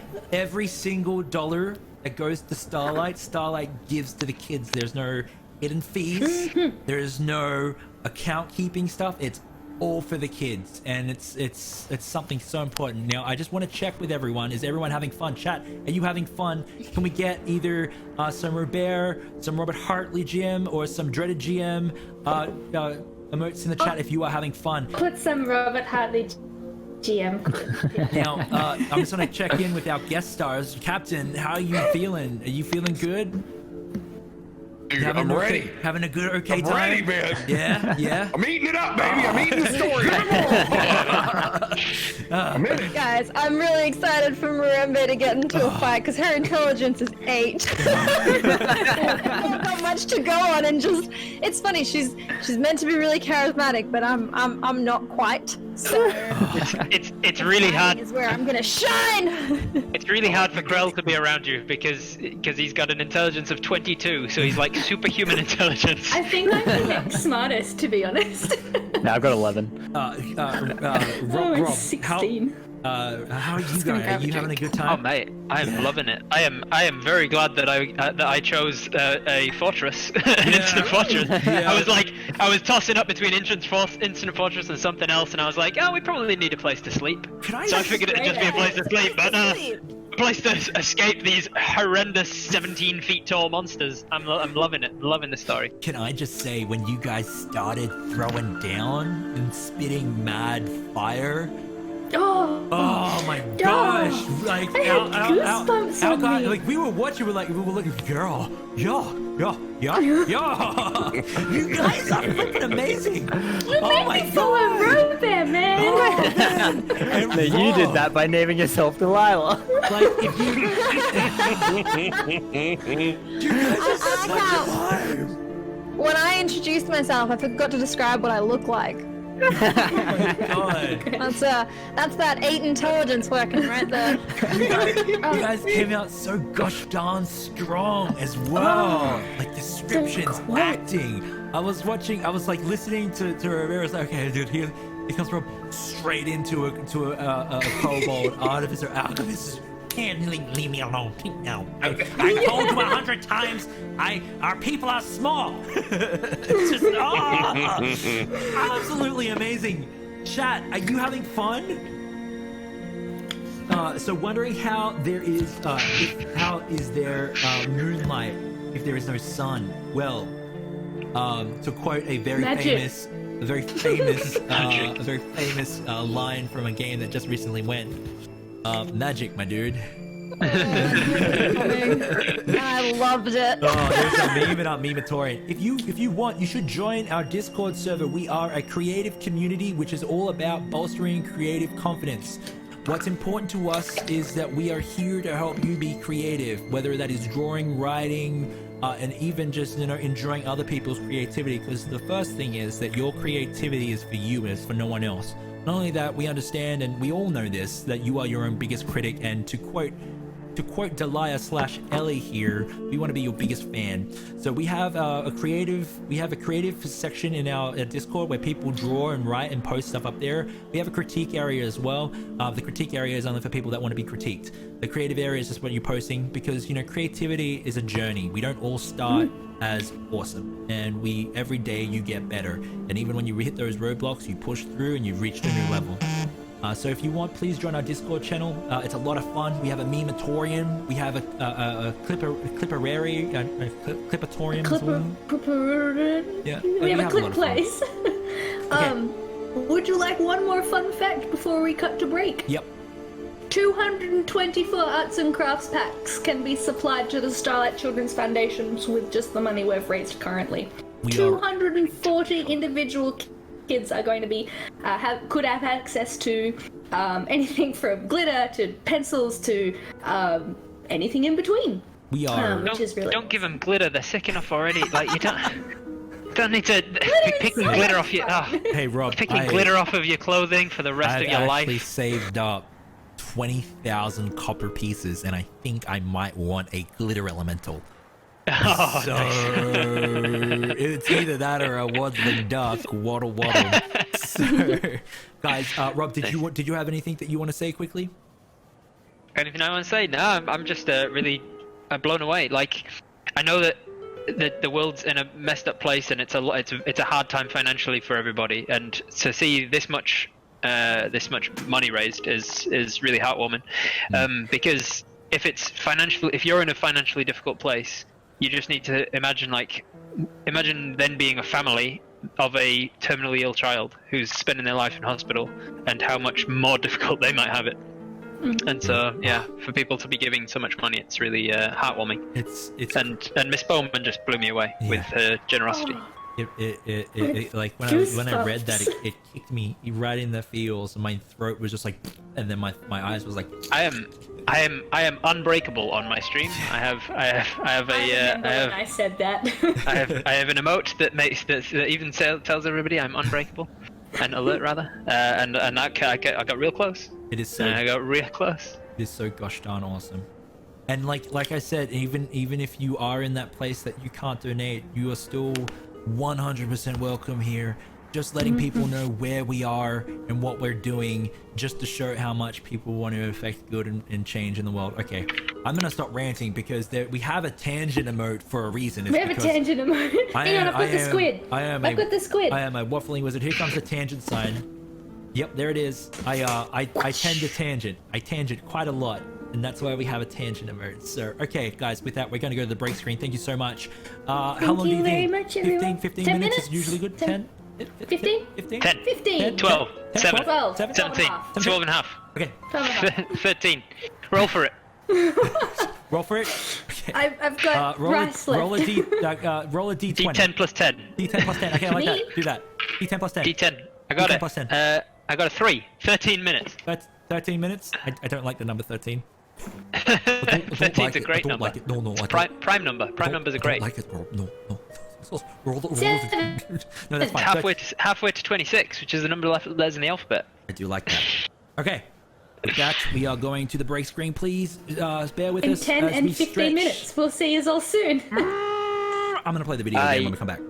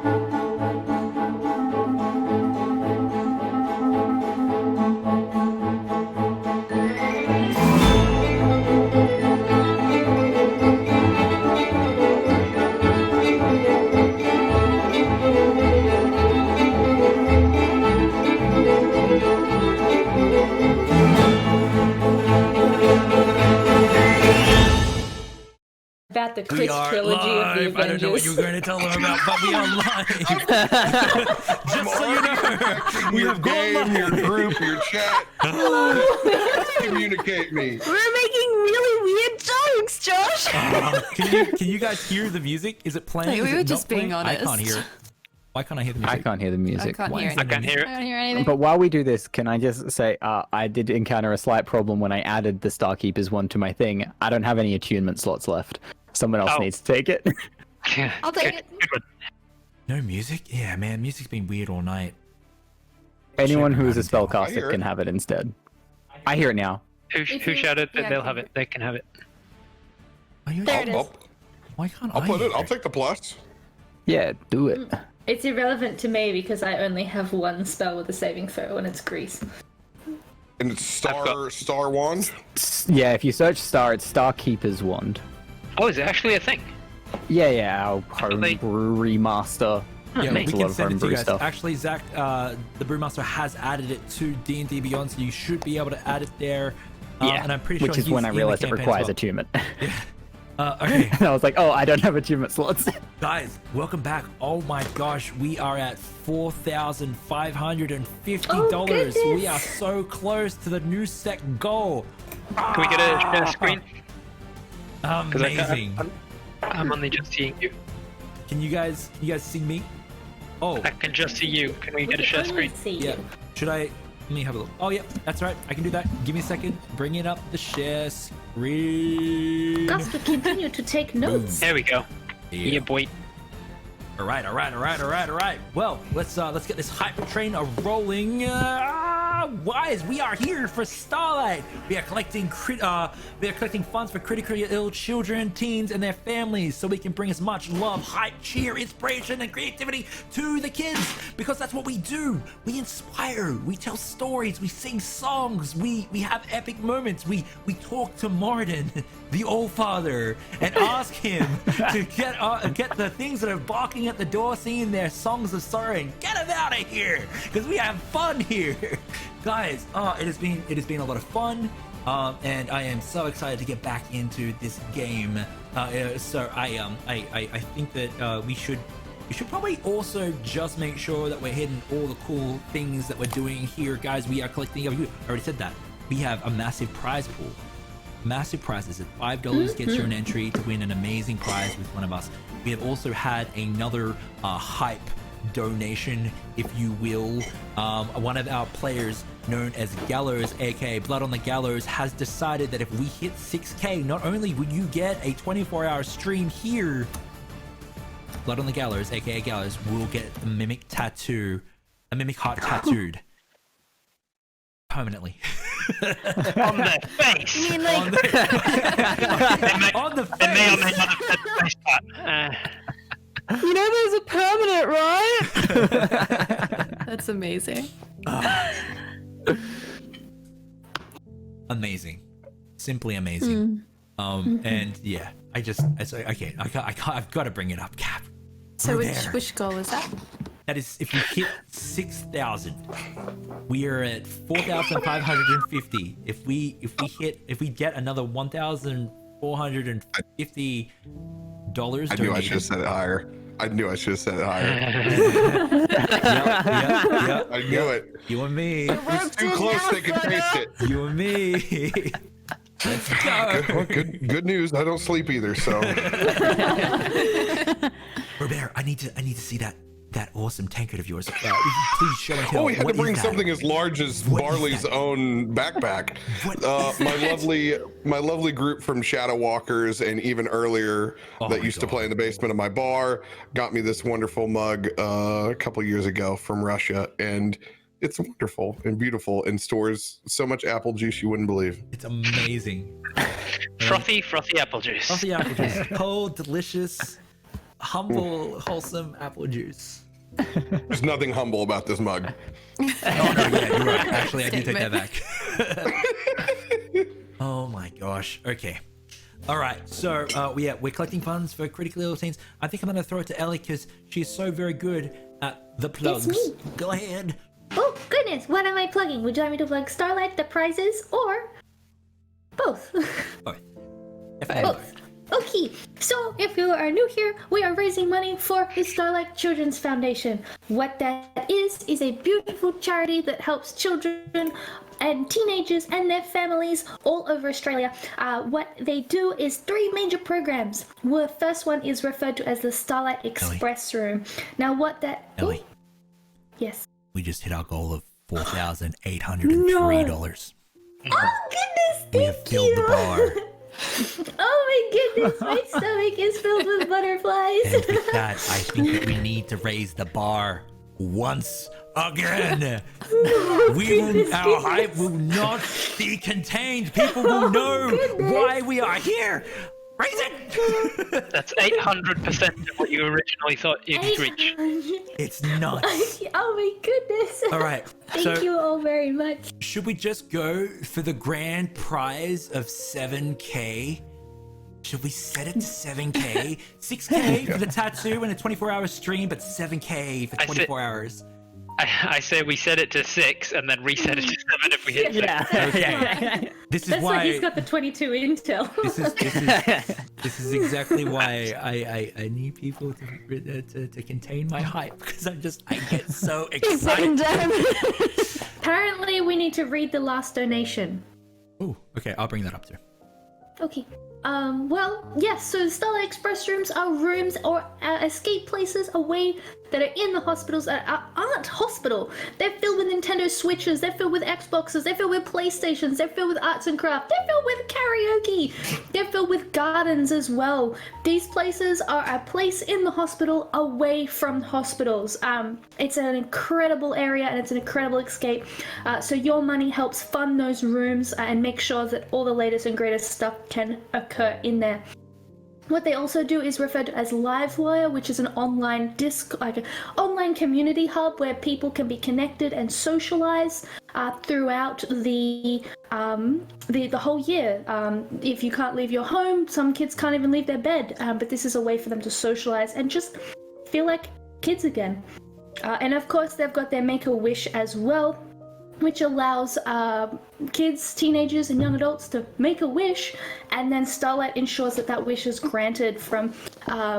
Sorry, I'm so excited. My mind is turned to Take a breath. turned to pasta. Take a breath.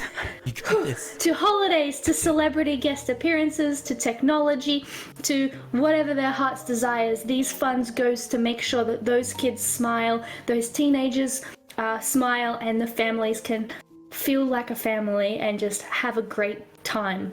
So it's a very beautiful charity. And yeah, thank you everybody for your donations. It's very appreciated. For our stream, Gallows gets tattoo. I don't think there's enough right there. Tattoo on face. Not on face. That was an agreement. Yeah. Okay, just tattoo. Just tattoo. Just tattoo. That's fair. She can choose where. Okay. Not the face. I committed you. Okay. The new goal is 6,000. We can do it. Goodness. Okay. Oh, did you read the donation? Oh, yes. I just got to double check. Sorry, the top donation. My bad. Yes, it was the top donation by Miss Bowman. It is absolutely just it floored me. I got kicked in the throat. I almost had all the feels. Shall we play some D&D, or is there anything else everyone wants to talk about? Let's play some D&D. Let's go. Okay, set in the scene.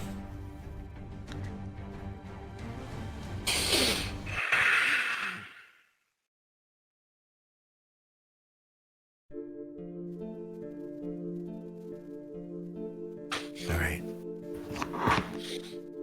Nice. As you all stand around watching the door.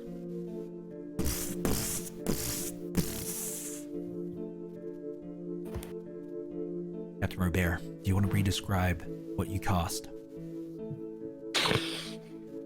As I hulk up a little bit like Colossus, as it spreads up from just a little bit you can see underneath my robes, as my ankles up to my calves roll up in a hard oak bark, adding an extra half-inch layer as my skin hardens up into wood. As I brace myself for whatever's knocking up at the door, I grab my staff. Amazing. Awesome. Krill. Now, just Krill quickly, reaches up. No, you go. was a captain's sound okay for everyone else? Is it just on No. my end? No, it was on my end as well. Yeah. Okay, Hi cool. for me. That's okay. That's right. We'll keep an eye on it. I could still make out what you were saying. I think it's on our end as well. Okay, cool. So go ahead. The scene is yours. Krill reaches up to a collar that is around sort of almost mechanical device that's attached to his neck, and he clicks a couple of buttons, and it starts to whir, and then you can see, anybody standing close enough can see that on the inside of it, almost like a shock collar of a dog, it starts to like almost zap him in the throat, and then he speaks and he says, "Yes, who is it?" Ooh, that's In that voice. As that's happening, you see as well Torrig still kneeling down, kind of slams the bottom of his warhammer into the ground, and the tattoos flare up, and that kind of like some sparks on the ground as well as he casts Detect Evil and Good. Marimba is not doing anything noticeable, but if you looked really closely, you'd see that her hands are starting to have frost form on the edges of her fingers as she's kind of going like this. Pearl restrings her bow and levels an arrow at the door. What is there a nearby city anywhere around this location? Somewhere where a knight would be from? You are not far from Phaetoon. Other than your Phaetoon. maps and your navigation have you about half a day's travel there. If I was to try and pass myself off as a regal knight, where would I say I was from? Is what I'm asking. You could say, if you wanted to make yourself very regal and very positioned, Rakla, which is the southernmost city. There's a gem here. what was Can you say that again? Rakla. Rakla. R-A-C-L-A-R. Law. And it's a human city? It's actually a part of the Empire. The Emperor is a what is known as a Rakshasa. Okay. What sort of species would I be if I was a knight from that place? Tiefling. You could also be. There's many wild folk here, as they're called. So you would, for the stat purposes, Loxodons. Cool. I say. This is the abode, the temporary abode of Sir Valor of Rakar, of Raklar. What is it you want? State your business or be in peril.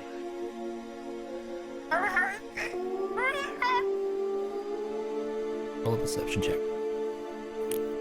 Perception? Yeah. Everyone or just Everyone can roll. 22. Oh, hell yeah.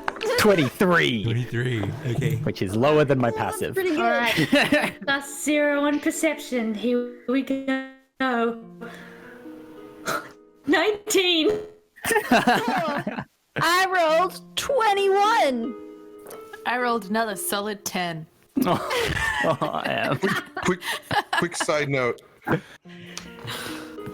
I'm rolling insight on Murambe. What are you trying to determine? It's okay. What are you trying to determine? That you're willing to say? It's a 13. I'm just looking to see if she's ready. Ready?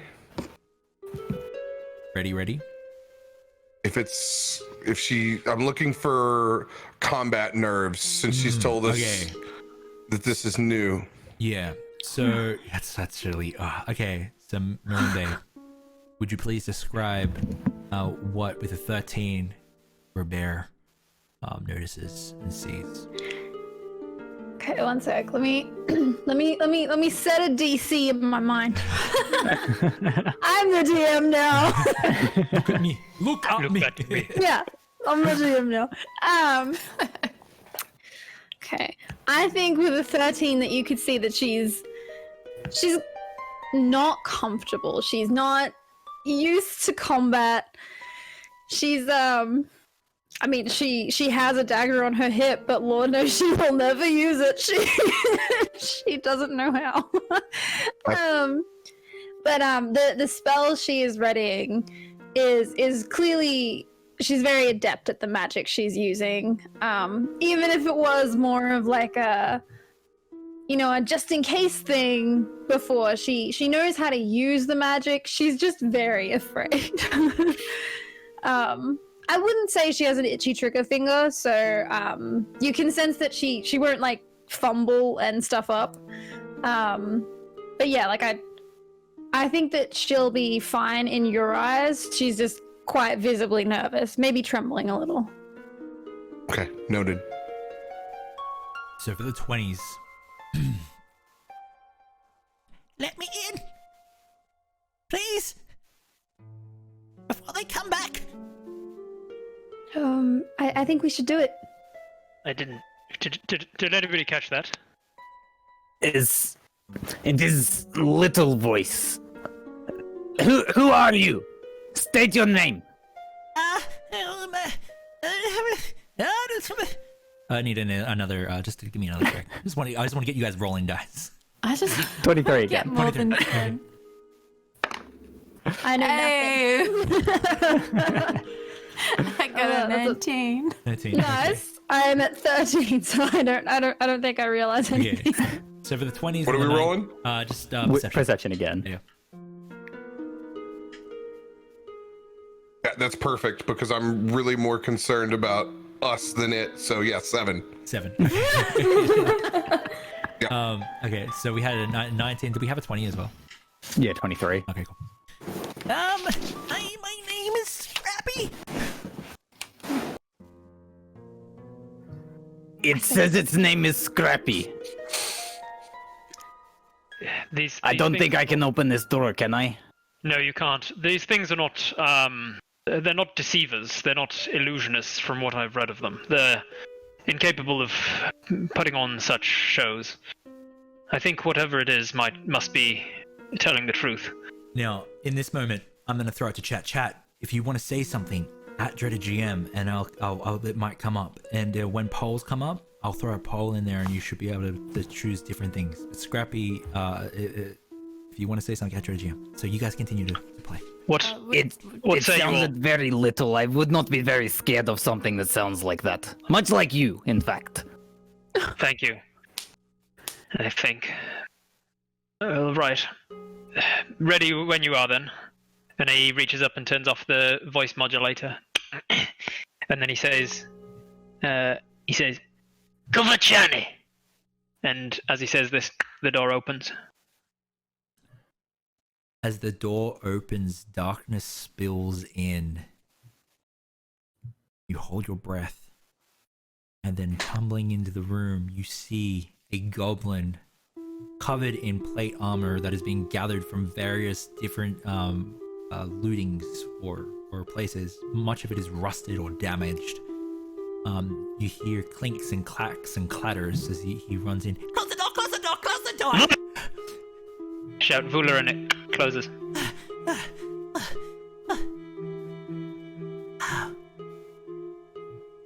Well, hello Who there. are you?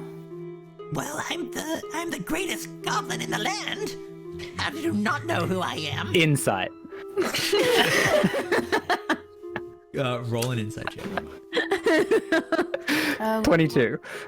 We'll make someone a great goblin. Oh, You see Scrappy ponder this for a moment. It's worth noting she still has her arrow leveled at him. I instinctually go over to the pot and go fill up one of the extra bowls I have. I love it. Hear the sound of the pot being filled. Now, chat, how do you answer this question? What makes a goblin the greatest goblin in the land? You guys can still interact with Scrappy as he considers what to say as well. Torig. It was Torig. 22 on my insight, by the way. Oh. Scrappy does believe he is the greatest goblin in the land. Very firmly. And there's an air of arrogance as he looks down a little bit at you all, and you can see that he is sort of like sizing you all up, watching who's doing what and stuff like that. Marimba leans down. You are just adorable. What was the name again? Scrappy. I'm Mirembe Ababio. I'd shake your hand, but my hands are quite cold.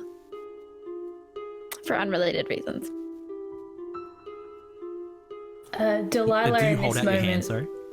No, I keep them like this. I'll tell you why I'm the greatest goblin in the land. Because I'm confident, and confidence is key. What did you see out there? I'm sorry, I couldn't hear you, Delilah.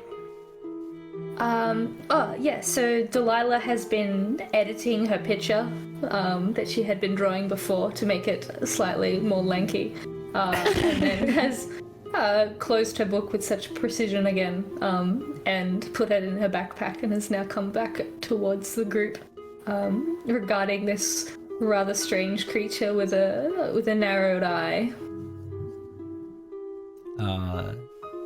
You get a narrowed eye returned to you. Oh. I don't right think I've seen any of your sorts around here.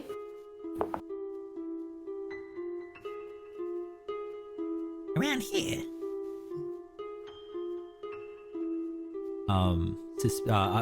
Asking with a tone of suspicion, Scrappy replies, How long have you been around here?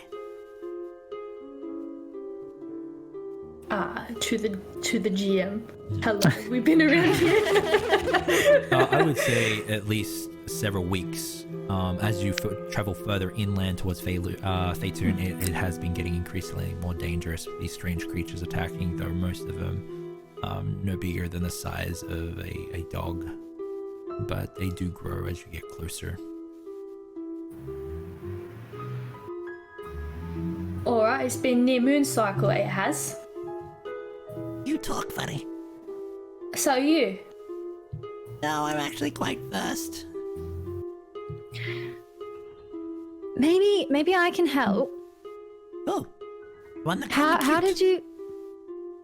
What? The one that called me cute. You called me cute. Adorable. I remember now. I did. I got a bit of a memory problem. And more. Maybe I can help by asking, what were you doing out there? I was traveling with a party quite like yours. And we lost track of each other. The sky attacked us. What exactly do you mean? Darkness was falling. And you'll never believe what it was chasing. As it fell. A dragon. Now, for context, dragons in this world are mythical. They are folklore. They are tales that have never been seen before. You're being ridiculous. There's no such thing as dragons. I saw one. Stupid goblin. I fed it a biscuit.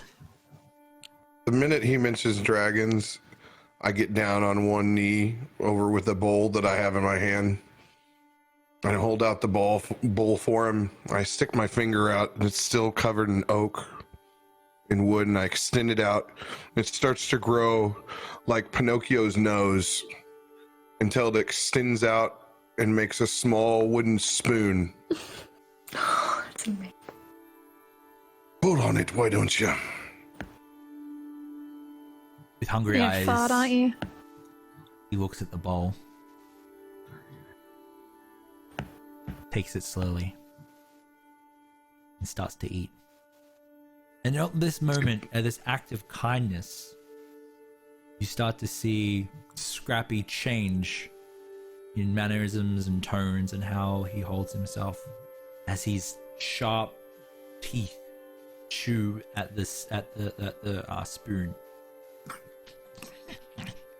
It's pretty good, yeah? I had you guys pegged wrong. Was the darkness following the dragon from like one particular location? Was it coming from a spot in the sky? It seemed to be the sky itself. So it was coming from every direction? More, please. Yes. If you saw a dragon, what color was it? This one was bronze. It had a name too. Oh. His name was Jadir. What was the name? Jardir. Barack is this dragon. Oh, heck yeah. Does it mean anything in Draconic? If you're here, Baracus, please let us know if it means anything. It is a community named dragon. Was it fighting the darkness? It tried. It was shooting the lightning from its maw. But How did you get away? we saved it. Together. We were strong. Did the lightning seem to have any effect? No, none at all. Did anything? Light. Radiant light. This is a very strange tale. Did you hit your head or something? And Torig walks over and kind of like grabs his head and stares into his eyes to try and check him for like head injuries. Roll a medicine check. Now, you guys have, you can do the, interact with the secret. Natural 20, Oh, which is a 30. Now, chat, I'm going to throw up the very first poll for you guys to interact with. Bear with me as I find my gosh darn screen. Here we go. Alright, here we go. I'm going to put minute on the clock. What does Scrappy do? Does Scrappy bite? Or rig? I'd like to see him try. Does Scrappy He is a paladin. Grab Orig's head.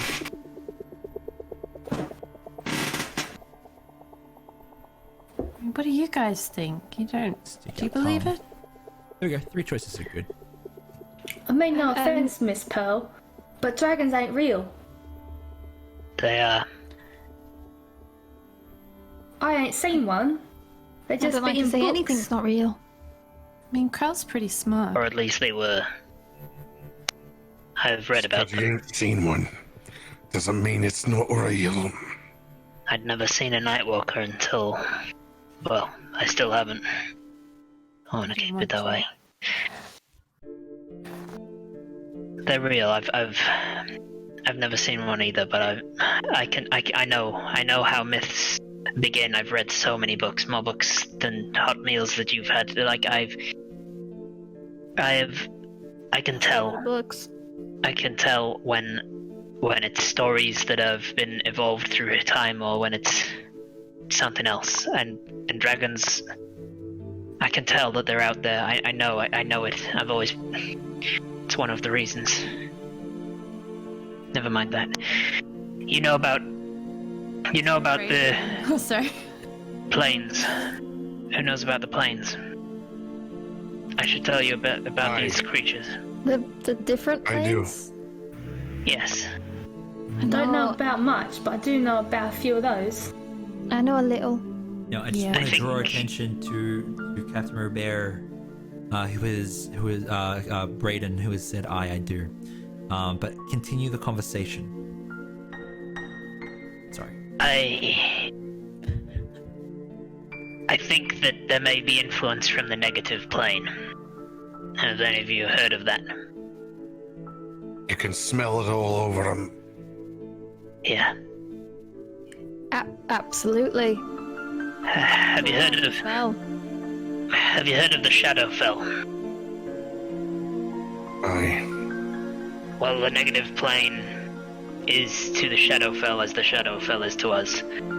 It is darkness and anti-life. It is pure energy, or the lack of energy. No one from this plane could possibly exist there for longer than a moment before your energy was sucked from everything. The beings that you saw tonight, they reside in that plane of energy. Is the best way I can describe it for all of you. For my time I spent in the Fae. Think about the best summer evening and day you've ever had.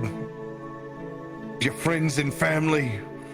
You're sitting out on the front porch and you see the fireflies and the sun's going down and you think this day couldn't be going any better. And then the sun sets and it takes it away from you. And that void in your heart, wanting to feel. You're never gonna get that thing back. Lost you. Yeah. I don't know what Lost it you, is. West. I think it's It was definitely... going so well, and then it just I cut was out. like- I know. Here's the thing, It was he ironically right role-playing, as the he was in the sunset. zone, and I was like, I'm just Right. watching, I'm trying to read the lips. It was ironically right as the sun set, so like the rest of the scene Oh, was gosh. in dark. Let me see Still if can't I hear can you. turn you up. It's like pulls and it takes it away from you. That's what the Shadowfell is. That's what it does. Darker than anything. It makes you feel desolate inside, like there's nothing in you. So do you And that's just the Shadowfell. I That's A what negative sounds like? energy plane. Let's go. Ah! Just gonna try and bite you, Corey.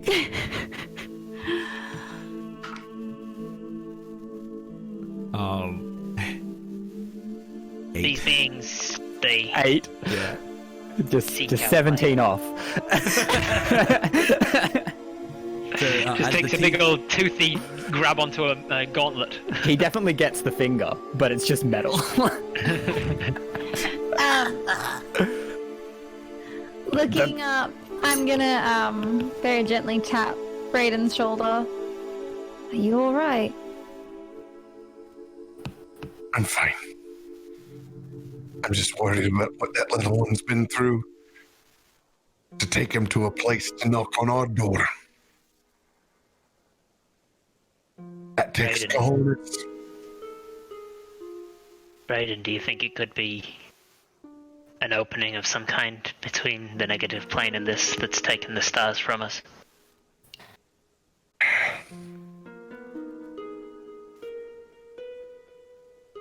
I think he certainly could have stepped through one by chance. Think so. I can't imagine anything from this world or the next that could be powerful enough to extinguish every star in the sky. But the negative plane certainly has the anti-energy needed. You're a man of numbers. My time around the quants. It taught me a little thing about the law of large numbers. Him knocking on our door. It don't add up. No. We need to head out. We need to get to Phaetun. No. We should go in the opposite direction. There's no outrunning the negative plane. We could try. No, trying would be futile. Hold still, I'm trying to figure out what's wrong with you. What did my medicine check get me, by the way? What It did was you a roll? 30. A 30. Natural 20 plus 10. Side note, is there a time when it's lighter than normal, or is it just constant darkness? Like we're talking Scandinavian winter. Yeah, Scandinavian winter. All right, I pop my fish oil. What did you do, sir? Just making a fish oil joke. Oh, okay. With a 30, you can see that there is something behind the eyes. Something that has changed this little creature. You look at him. He has been in quite a few battles.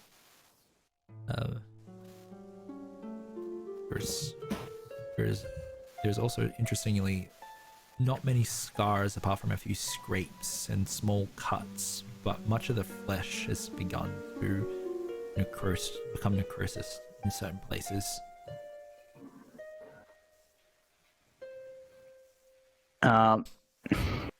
So just to clarify, he doesn't look like he needs healing at all. To clarify, you can probably tell that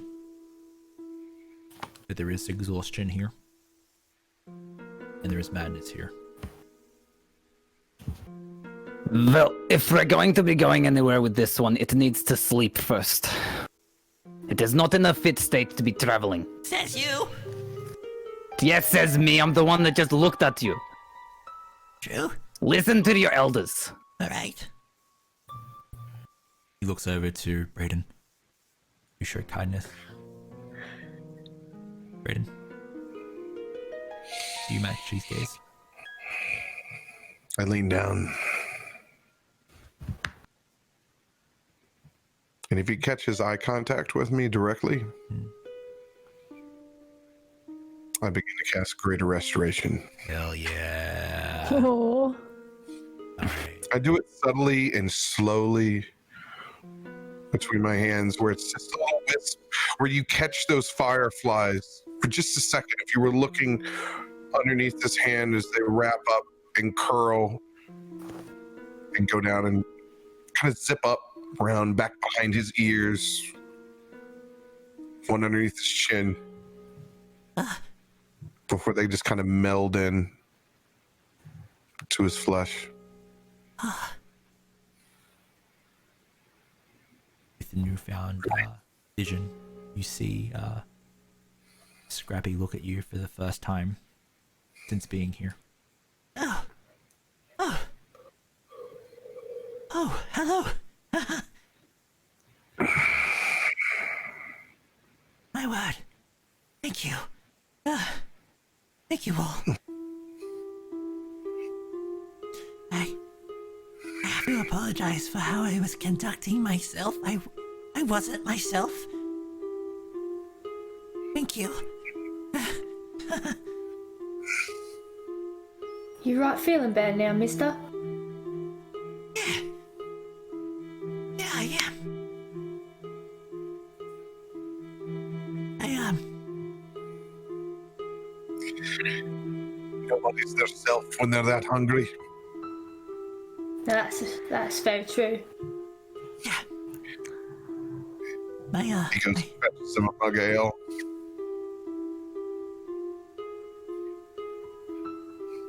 See, Do you need a place to rest for the night?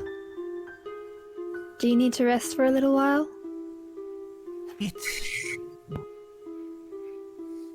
I don't think that there's going to be rest for much longer. For much longer. What do you For mean? yourself alone. I'm getting a couple of hours.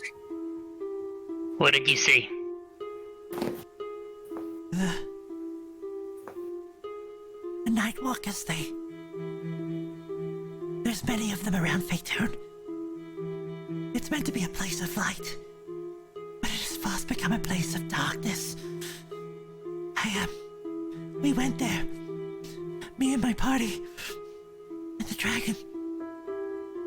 We lost each other.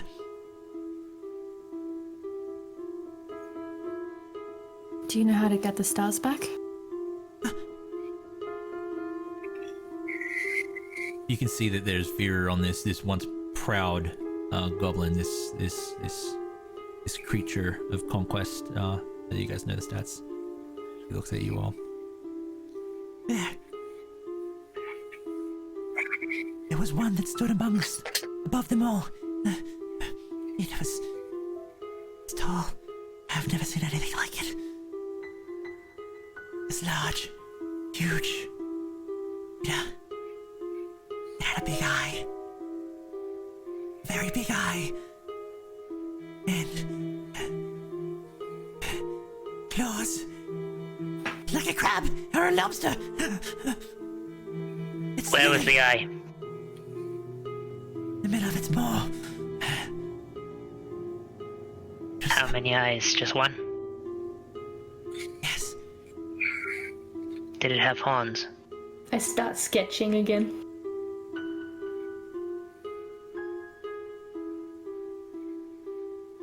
Was it bipedal? No, it was strange. It slithered.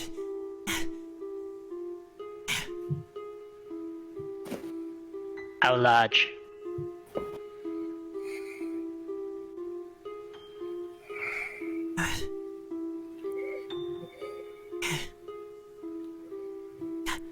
Gargantuan.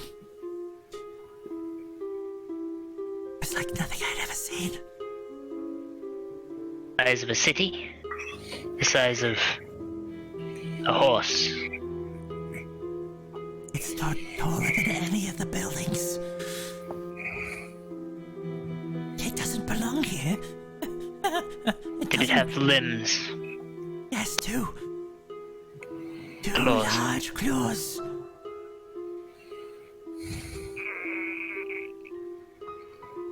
Did it speak? Yes. It spoke as they did. Was it commanding them? Yes.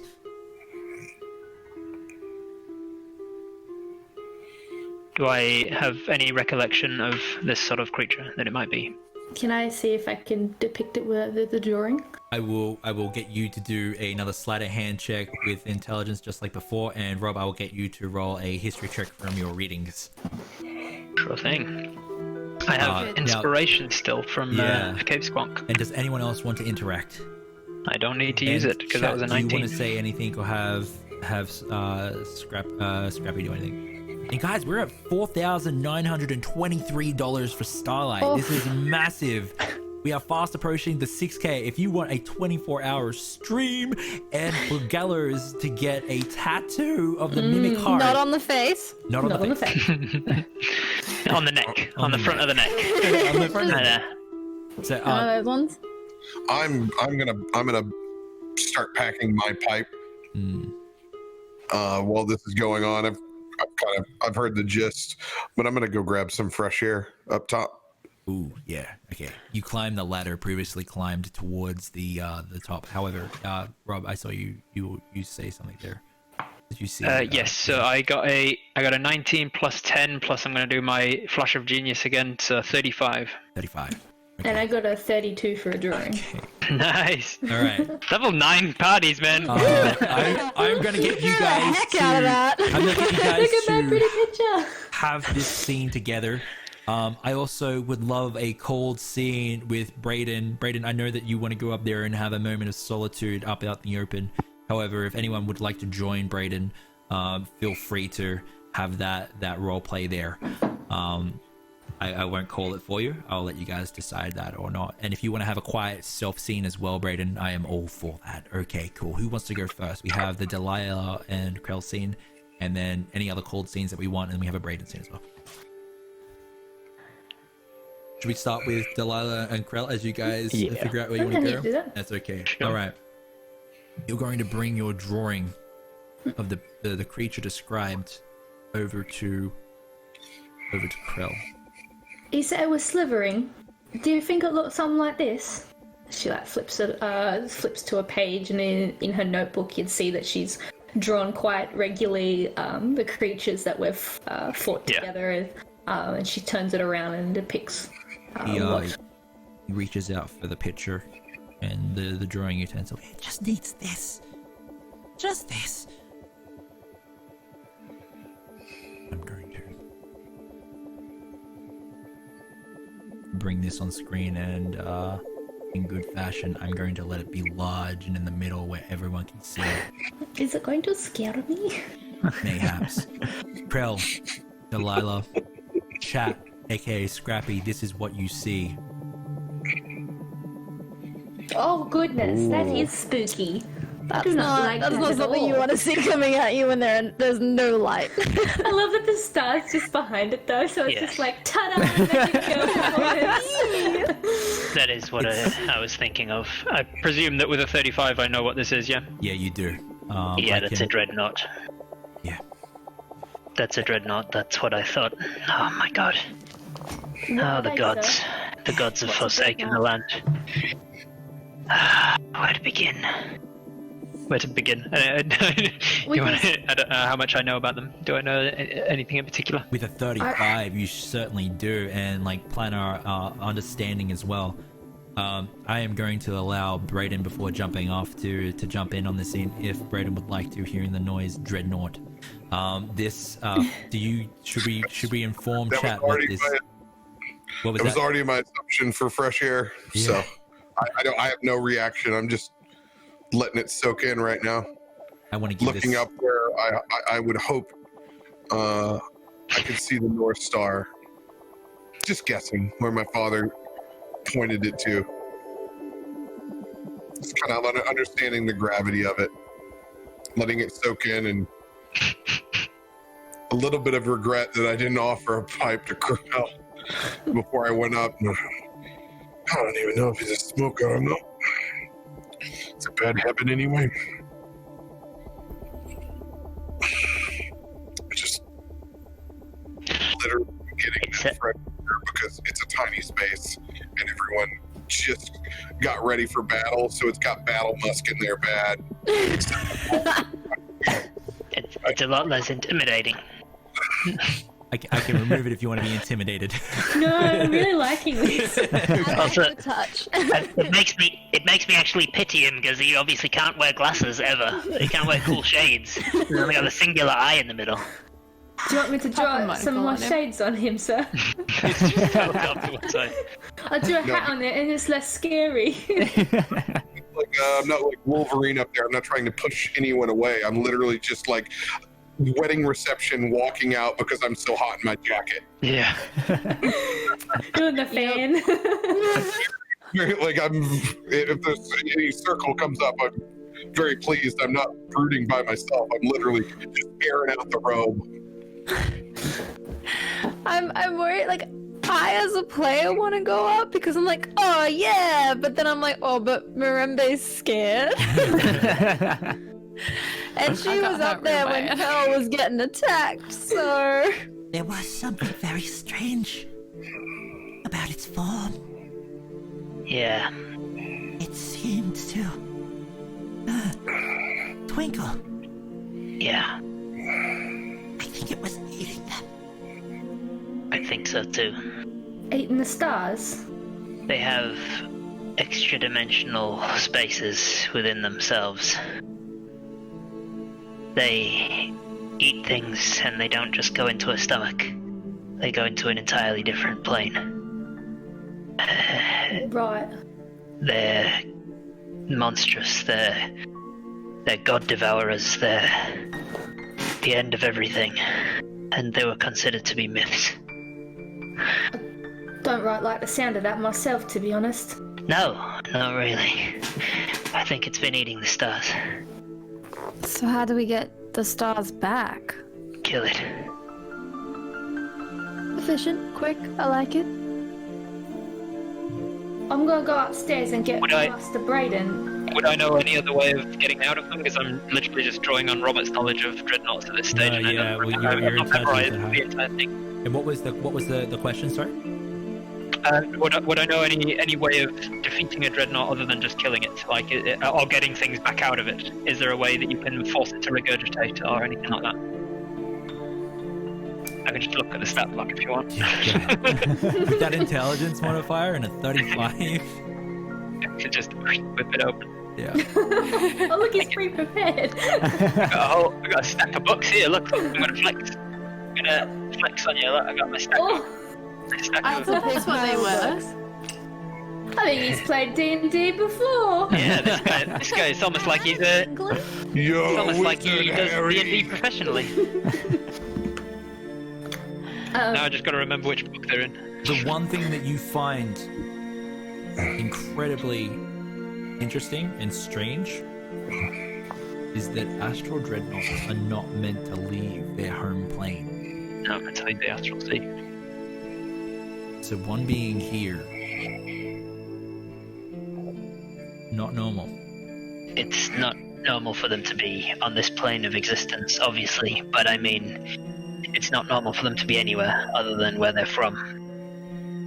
It's said that they float among the astral sea, the astral plane, the plane between planes.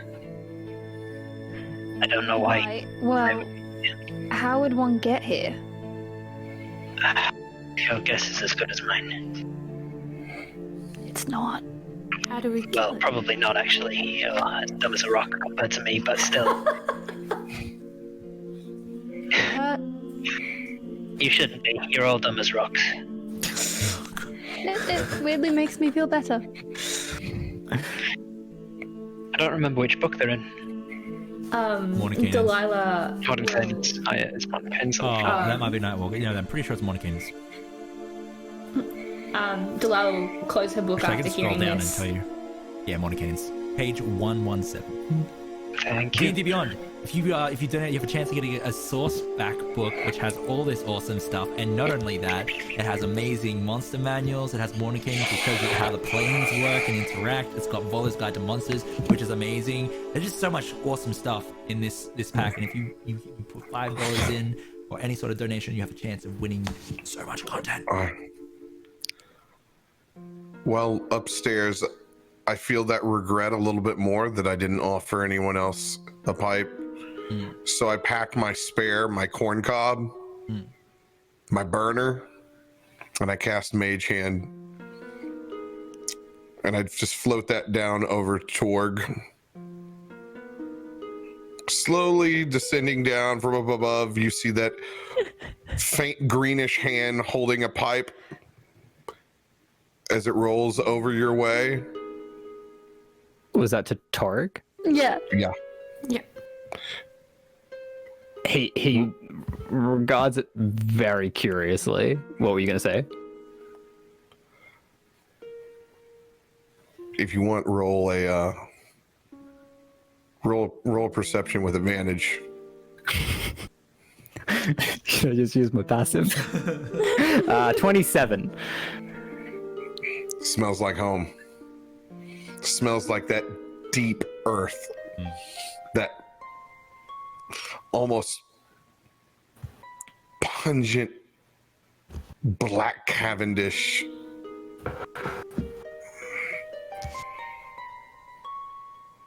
He regards it very, very curiously, and you can almost see, well, you can't, but others can almost see this temptation in his eyes, and then he kind of shakes it and goes, no, my children would not be very happy with me if I were to do that. And he kind of like shoves it away. And it does when it's been hit. It's like...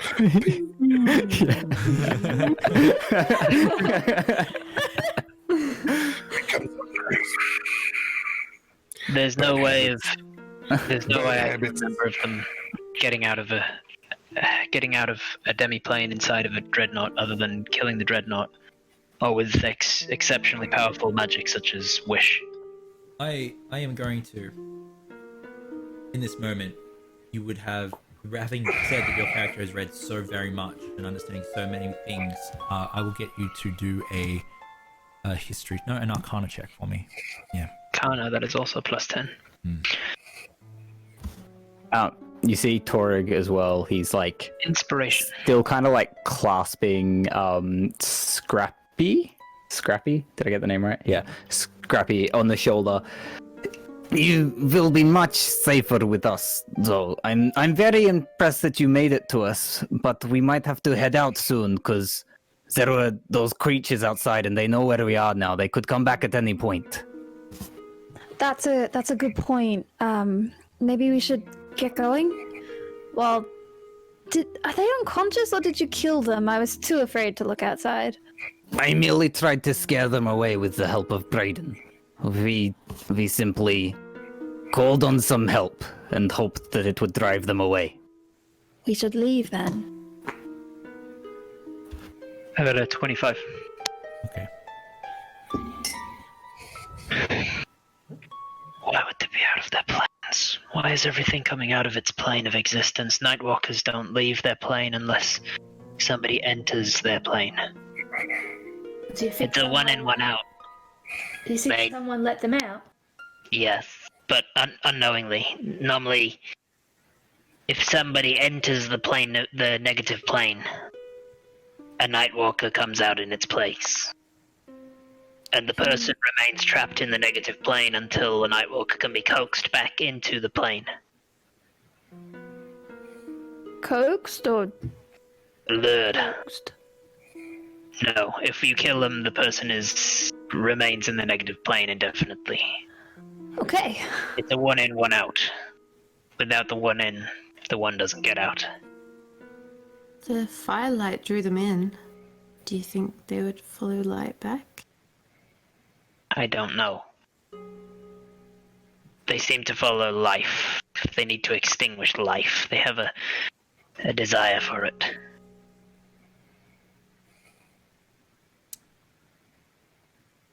With an Arcana check. The 25. You believe that if you were to somehow get whatever is inside of this astral dreadnought out of it, mayhaps you could use its own Nightwalkers against it, or even coax them into it, causing some sort of singularity. That's epic. Thing is, It sucks, but it's just so crazy. It's crazy, but it's just so crazy that it might work. we can't kill this thing. It's something such that gods fear it. It's written about in ways that we would have no chance. Do any of you have planar travel? Anything that can shift us between planes, or even just one of us? My magic is plane bound. Without such teleportation of kinds, there's no way to get yourself back out of the thing. But I did read once an account of a mad gnome. He had transported himself to the astral sea and he had an account of coming across of one of these things. He described it as a floating island. He approached it for salvation because he was floating in nothingness. As far as he could see all around him, just nothingness. Then he saw this island, and he just willed himself towards it. And he moved. And as he approached this island, he realized it was the shape of a wispy, silvery slug. And then the slug turned, and it had claws, and looked at him. And he felt all of his connection to the arcane leave him when the eyesight pushed over him. And then a moment later, he was teleported. He could feel, he didn't know why, but he described it as just a feeling. He knew that he was inside the thing. It was like being inside a stone cave. He was there momentarily before he came back out again. I think, from his description and from others that I've read about, I think this creature can force you inside of its space, its internal cavity, its stomach, for want of a better word. I think it can force you inside, but not keep you there unless it's swallowed you. I think if we we were to approach this thing, it might force us inside of itself, and then if we quickly grab what we need. I don't know. This is beyond what I've read. I've never been in a situation where I would have to fight such a god killer, but it's why I'm out here. Yes. See? We should run. We should go as far as we can. The horizon is where we will be safe. Together, come. Yes. Braden, When was the last time you saw the horizon? There is no horizon without light.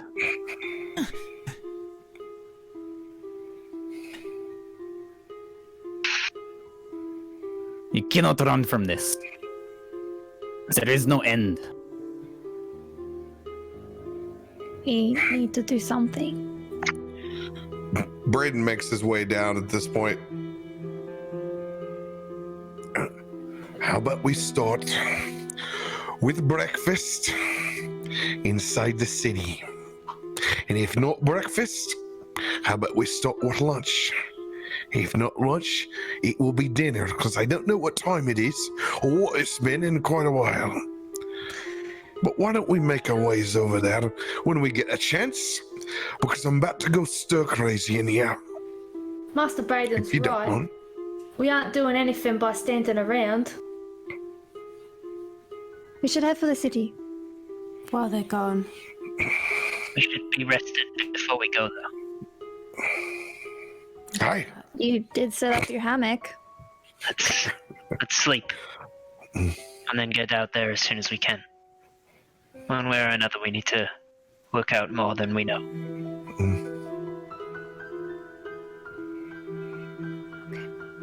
Do we need to keep watch in a place like this? Guys, Not Yeah. necessarily. Scrappy hears this and a new poll has been posted. Does he stay or does he leave? Does he go with the party and be brave? Or does he hope for his safety? Leave now, Scrappy. Leave now. If you have the sense that God gave Geese, Scrappy, run. You made it this far by yourself, out in the woods. You can do it. You can do it, Scrappy. Why would you ever join up with us? Scrappy, it's dangerous to go alone. Take this. We gave you canned chili. That's it. I know it seems like a big deal right now, but a lot of things at 3 a.m. felt like a big deal too for me when I was your age. Guys, chat is brave. 85%. Heck yes. Chat just 22 wants a votes. player that they can play it. Yeah. All right. And just before we continue, guys, we've hit $5,000 and Oh my goodness. $5,023. Oh my gosh! That is Happy, massive. happy. Thank you, thank you. You Money, are money, a money, money, 24-hour money, money. stream, and if you want to see Gallows get a tattoo, please push it to $6,000. Oh my god. $6,000. It's possible. It's within reach. It's in reach. It's right there. Thank you so much. 5,000. Scrappy looks to you all, and how each and every one of you is being brave in this moment. He closes his eyes, takes a deep breath deep into his lungs, and lets out an exhale. He looks back to Brayden, casting greater restoration. You are here, right, Brayden? You did move down. Yeah, you had to. Yeah, I'm back down. I'm tracking right. Okay. Well, for being brave.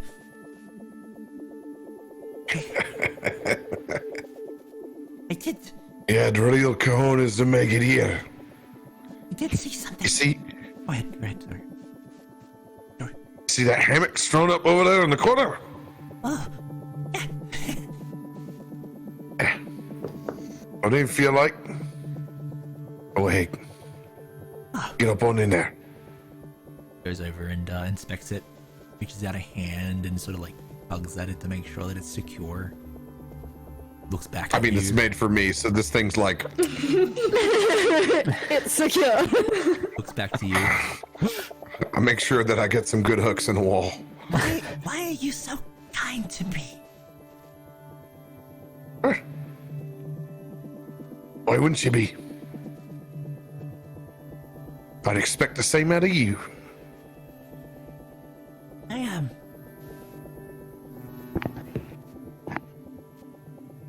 I haven't had many people in my life be kind to me. I've always had to fight and steal. But everything I have, I've had to be strong. Scrappy, what if I told you that other places in the world, you didn't have to act like that?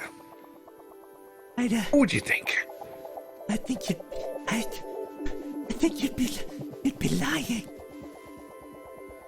He's right, Buck. He's right. There are places like that. Right. And even if I was,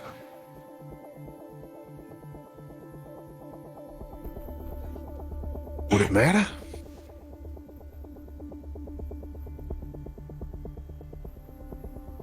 No. Damn. You know what? So let's make that place, shall we? Yeah. Together. You and me. Together. As he props himself up against the keg and leans down and gets his back in position just enough a little bit where it cracks, where he doesn't want to move again. Together. That sweet spot. Yeah. Together. And Scrappy begins to rest. And just because not too long later, you hear this.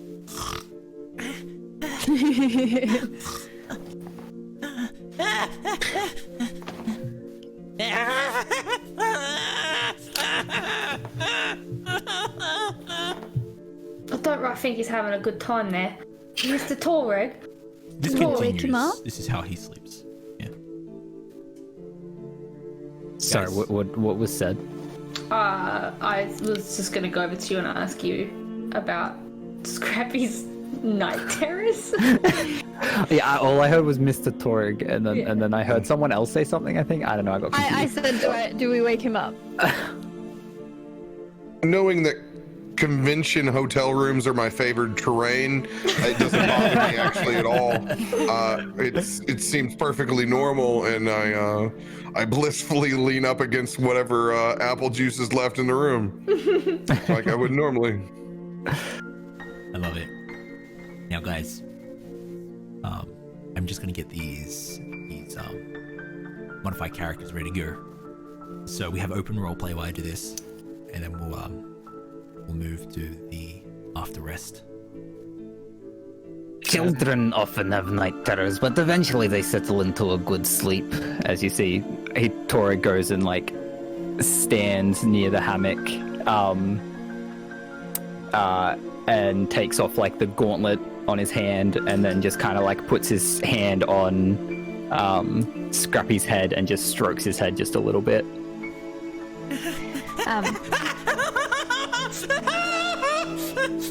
I don't think he likes that. I Knowing just don't think it's helping. He does eventually calm down once it's placed there. He's in a deep rest. He's needing to rest. seeing Torg's very paternal streak, I send him a message because I don't want to interrupt what he's doing.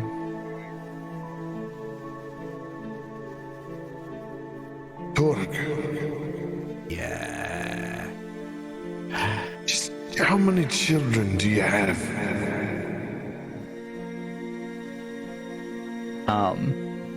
Here we go. You see Torg start a little bit for a second in surprise before he sort of understands, and he whispers, "Children, 11. Grandchildren, many, many, many more." You would have made my parents very happy. You can see it in your touch. I don't know if anyone's ever told you, but it's nothing that my old men that have ever told me. But I'm proud to see that touch. Not a family man myself. It wasn't for me.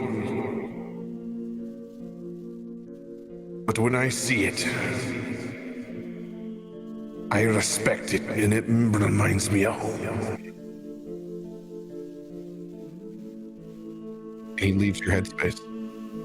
Just before he goes, though, you do hear Torg say again, "It is the duty of all of those older to make the world a better place for those younger than them." He shakes his head in acknowledgement. And you see Torg kind of like sit down, but he's very short, so his hand's still like really high up to get to the hammock, as he kind of like rests against the wall and leaves his hand on Scrappy's head.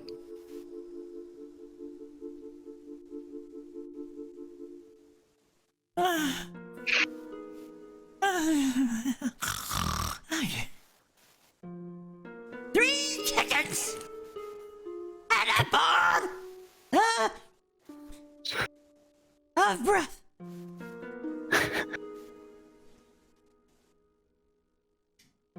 Okay. I'm sorry. I'm almost done with these modified characters. I would love to It's see a another lot. scene. Yeah, there's a lot. There was some You see, here. you see that Krell has he's gone into the corner between the ladder and the left wall, and he's just sitting down, and he's opened up his bag of holding, and he's started to get out a few books and a bunch of jars, and he's put out a little tripod and started and put his little arcane Bunsen burner under the tiny little stone that he says a tiny command word, and it turns in just bursts into flame, and then he starts to boil something. He's almost doing that part of it just absent-mindedly, as if like working with alchemy supplies is what he does to get his mind into the state where he then needs to study, kind of thing. And then he starts just rifling through books, and he's muttering and thinking, and then he starts to get little the smaller vials that are in his bandolier of his bag of holding strap. He starts to take them out and replace them with other ones, and he's thinking about I don't know. And he's muttering about different items that he's bringing out of his bag, different like mechanical contraptions that it seems that he's created over the years, and he's seemingly thinking about what he could possibly do to prepare for such an incredible situation that he's found himself in, and what spells or what items he might need to use. You can hear him muttering, and you catch words like Oh, we won't be able to stun it. It's probably immune to poison. I don't know if I could blind it, then maybe it's anti-magic cone. And what if we need it? What it needs to see is if we want to bring it inside. He's just thinking through like all of the different options and what the hell he's going to do about it. Just muttering to himself as he moves Jazz, and you're just hearing a lot of this.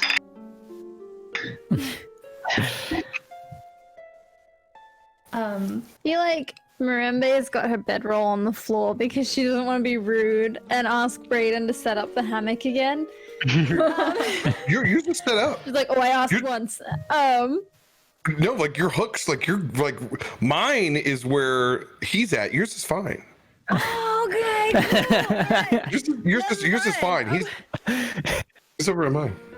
It's kind of like you know when you hop in a hammock and you sway a bit trying to stabilize. Whoa. She's doing that. She's not used to it, but it's clearly a big improvement from sleeping on the cold hard floor.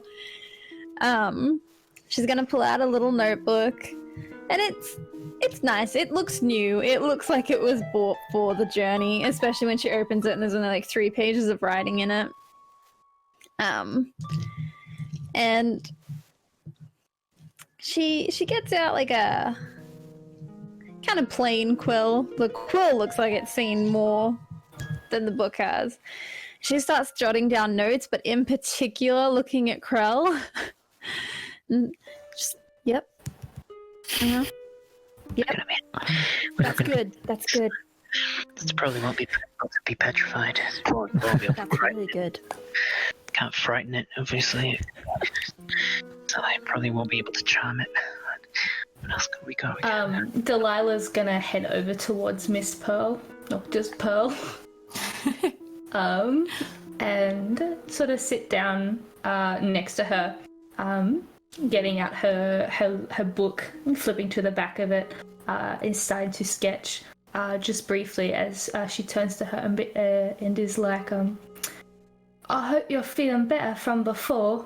You look like you took a bit of a nasty trip.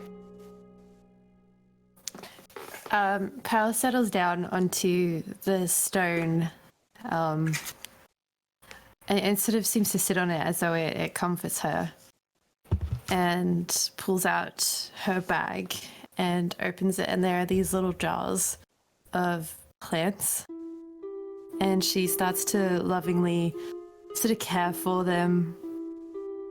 All different kinds too, like some seem sort of like flowers and at different stages of maturity. Better, I think. It's nice of you to worry. I always worry about you, Miss Pearl. Oh, I'm a bit worried about everyone, to be honest. I don't really like the sound of this, what did Krell call it? A dreadnought or something. As she flips over to the picture of the slug. It looks kind of like a lobster butt. So good. Have you seen a lobster with its head on? Have I seen? Sorry, I must have missed. A lobster with its head on. Head on. Oh. Only a few times. But I guess it does a bit, but a lobster from a nightmare. It does look like something that is straight out of a bad dream, though. Do you think your plants will be okay if we fight it? She gently touches the leaves, and going from each one. Sadly, without the sun, they're not going to last much longer anyway. We've got to make sure we get that sun. I do miss it. It's always nice to have... Well, the fire's all good, but it was nice to have the fire in the sky, yeah? Yeah. Yeah, I miss the light. I think without it, it makes me sad. What about you? Are you ready for a big fight? I've been practicing my magic, miss, just like you asked me to. I can show you what I've been practicing if you like, but it's not as good as everyone else's stuff, but I can certainly try. She super focused as she goes into her book, and she sort of flips through her book a little bit, finding the right page. She starts running her fingers over the page, and there's all sorts of arcane script along it. She presses both her thumbs onto the book as she closes her eyes, and sort of for a moment she starts to pull her hair, bringing her back to, and muttering a few incantations, she starts to cast minor illusion. And doing so, you see just a small glimmer of the light, like a effigy of the sun, shining and glittering in the palm of her hand. But she's got like the little sweat coming off her brow as she's super focused. And then after a few seconds, it just wisps away. And she sort of turns up to you, and it's just like, it's not a real sun. But Ma always said that I should always keep my wishes on the stars, so I gotta make sure I still got one left, yeah? You can make a wish for you. She closes her eyes and thinks really hard and makes a wish on your little son. Yeah. So I'll keep this one in my pocket, and I'll make sure I keep it real safe for you, miss. She like, Your fingers need to be in more of a circle when you make that last move, he says without even looking up. oh. Right. There's illusion magic is about cycles within the weave. You're breaking the cycle too early, and that's why it was weak. She starts nodding her head, and then you see her get a pen out of another one of her pockets in her cloak, and she scribbles out on her book, and then starts to write down very swiftly what you have just said. She closes her book and then starts to try the magic again, now with your instruction. Kind of slipping out of the hammock, Marimba's gonna come on over and crouch down. Do you mind if I join you? Of course, Miss Marimba. Would you like a wish too? It's been really cold without the sun. And I miss it. I can try and make another one for you if you want to make a wish too. But no, that's okay. That's okay. This is just really nice. I say what if we make one together? I like the sound of that. Oh my god. He puts his book to the side and takes out 2 jars that are nearby, and then a smaller one, and he goes, right. Show me what you did. She slowly starts to move her hands in the motions that she's been taught. Your feet are wrong. My feet? Yeah, people neglect the feet. They think it's got nothing to do with it. Oh, and you see, I dare say she'd have pigeon toes in this moment. Cycles. Right. How do my feet go? Cycles. Think about cycles. You're doing illusion, right? Illusions. They're all about cycles in the weave. And she readjusts her feet in sort of more of a fluid, almost like a ballerina doing a. That's right. Think about it. You're on the arc. You want to be 1 radian apart. Like you want to have your feet so that they're equal distance from each other around the arc of the circle as they are from the center of that circle. Try it again. She regards his knowledge. As he talks, he also pops a little thing and puts it into the 1 jar, and it starts to steam. Go on. Love that. Yeah, she moves her feet, and her hands become much more fluid, her brow doesn't quite sweat as much this time as she begins to produce the illusion once again. What does the illusion look like? So it is a lot bigger than it was before, probably about this big. It is quite still a glimmering sun, but with essences of reds and pinks and blues and purples as well in it. Quite I'll use the same word, the myriad of colours that are produced in this this globule of sunlight. Good.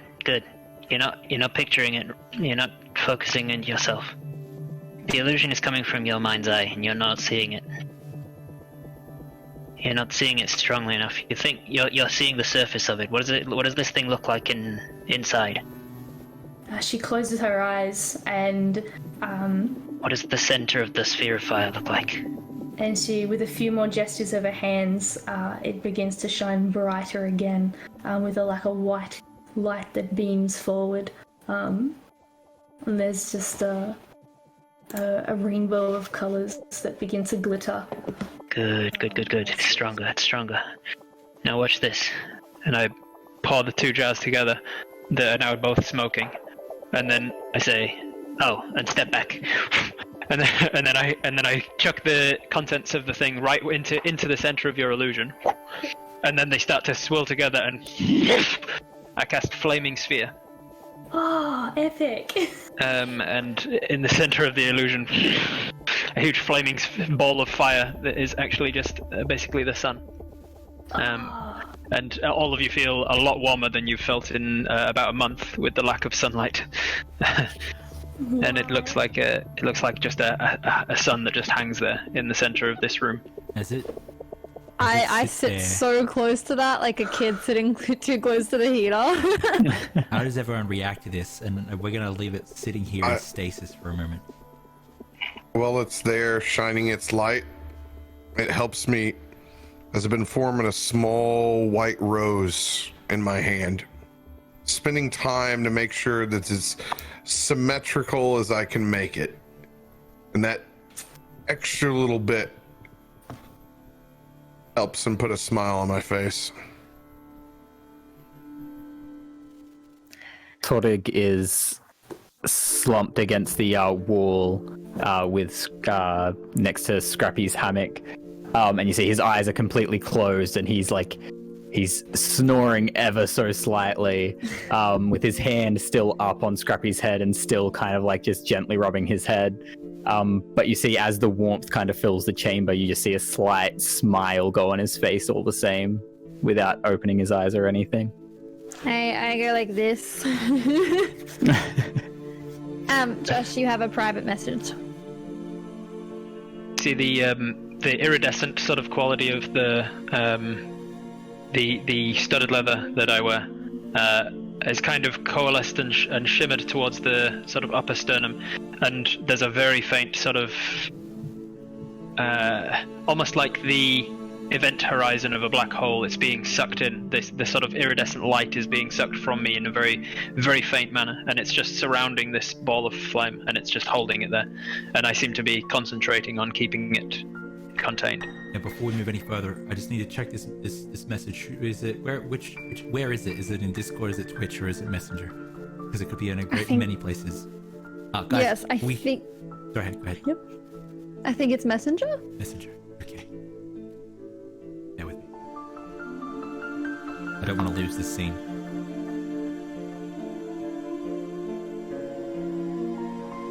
I'm just staring into this flame, and you can see that I'm squinting. Like this amount of light is not good for me. I'm staring right into it, but I'm concentrating on keeping it there.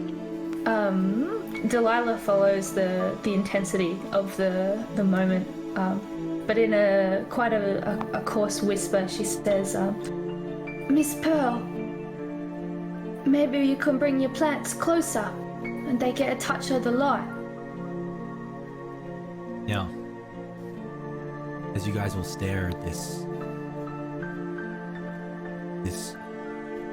brilliant ball of light a star of your own you have created together.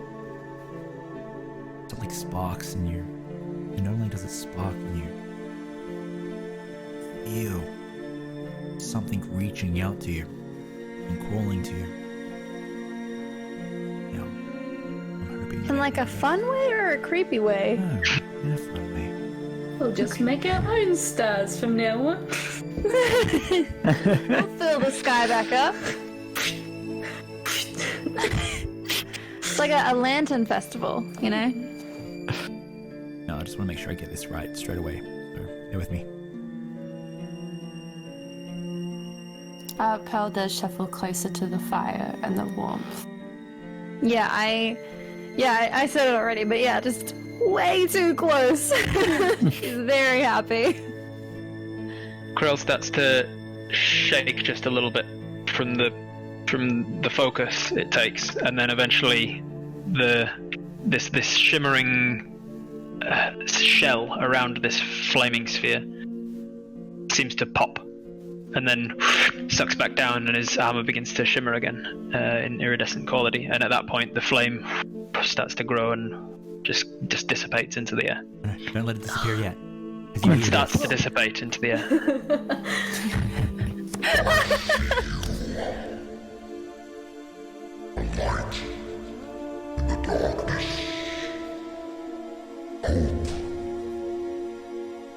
You are the only hope. Hold true. I'm coming for you.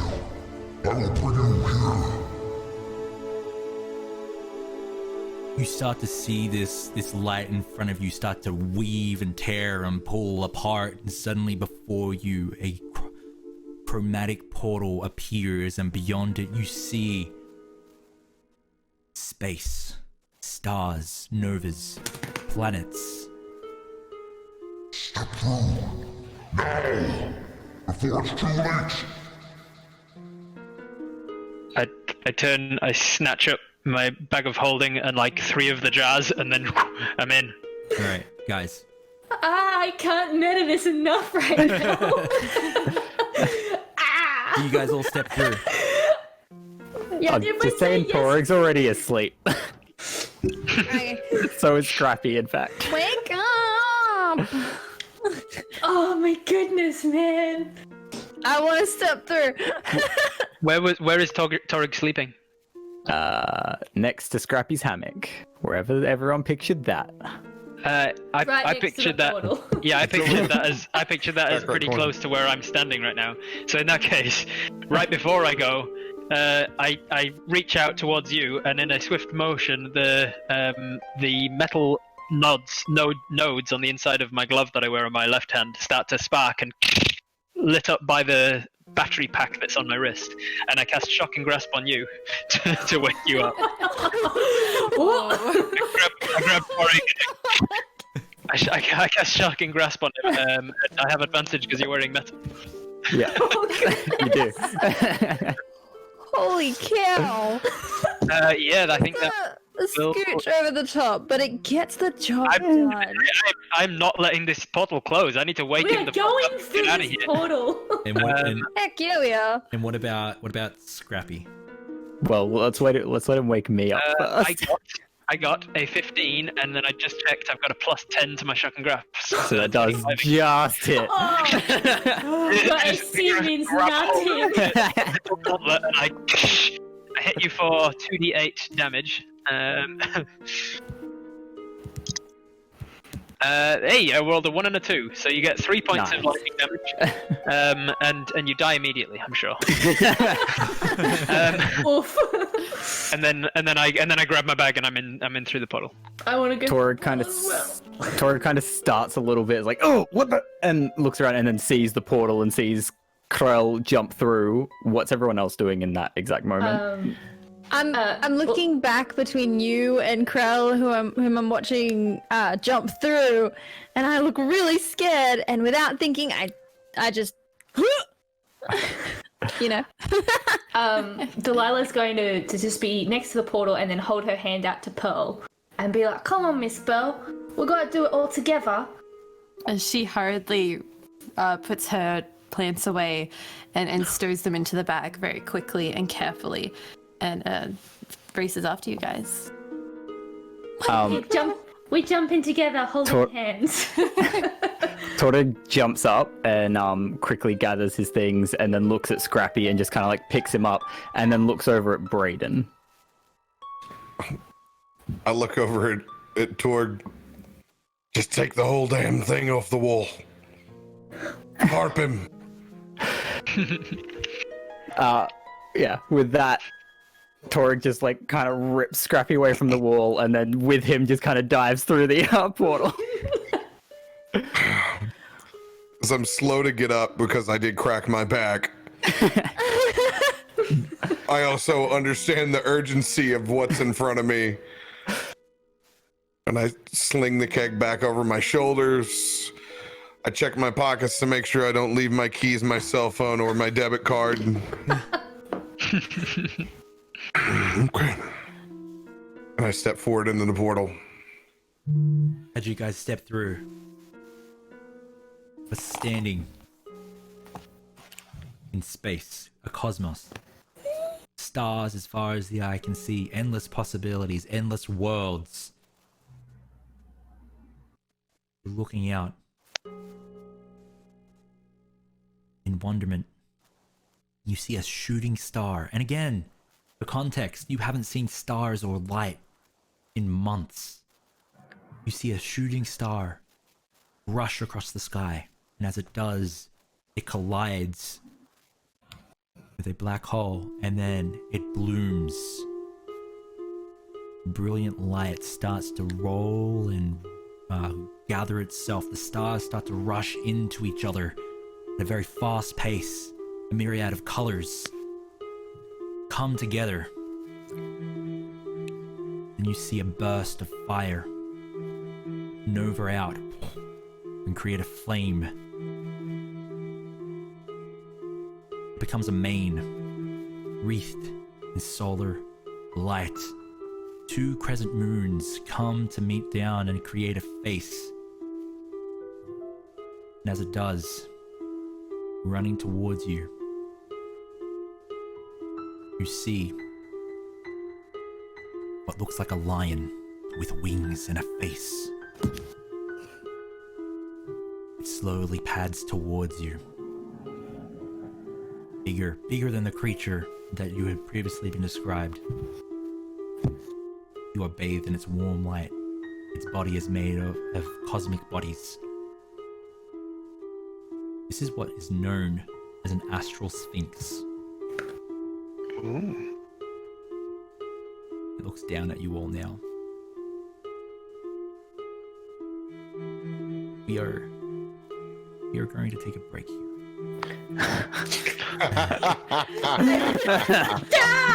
And when we get back, Don't stop painting, Dad. No, keep painting the ball. I do not have a love squid. when you get back, you will meet one of our table's favorites. Oh, he's so cool. I am going to just double check. Em, how are you feeling? I'm good. You are good? Okay. We are going to take a quick break. Mm-hmm. We are going to bounce out to the break screen, and when we get back, we are going to do some more awesome roleplay, and we are going to talk to this astral sphinx. I'm going to bring up a picture of it, actually, just so you guys can see. Oh no. Okay, so Em I'm says, not good now. Now I'm not good. I'm not good. Em drew this a long time ago. Actually, do you have it? Could you send it to me if I can't find it? I know you don't Make want her to. load the gun and shoot it. Yeah, I know you don't want to. So, Em So drew guys, this while we wait- years ago. We're doing all this for a very, very good cause. This is Starlight Week. We've been raising money all week on all the streams, on all the games. So far, we've raised how much? It's blocked on the Zoom call. $5,063. Goodness, guys. Goodness, $5,063 to help critically in need children, Teens and their families. teens and their families. Yeah. The more important number, though, thinking about it, the more important number is how far do I have to get us to get to 1,300 from where we started? Because somebody was flexing on me before we began, they were right? flexing. Yeah. What were they at? Were they at 38 or something? Is anyone in chat? We already beat it? Do we already beat? Vegemite says we already Vegemite says we already did. Okay, the more important number is $7 grand, because $7 grand means that we might be able to play Dungeons and Dragons together for 24 hours. You know who will be $6 rested? grand for a 24-hour stream. Ellie What? will be $7 rested grand. that We can day. get these guys again.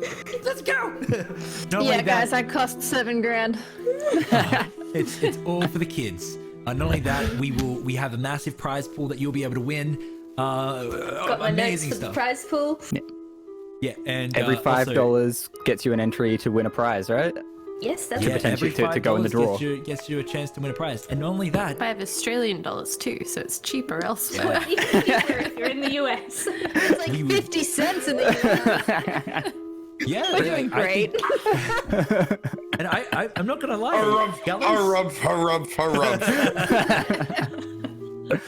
You wish you had said it higher now, Robear. There's a real chance we might hit it.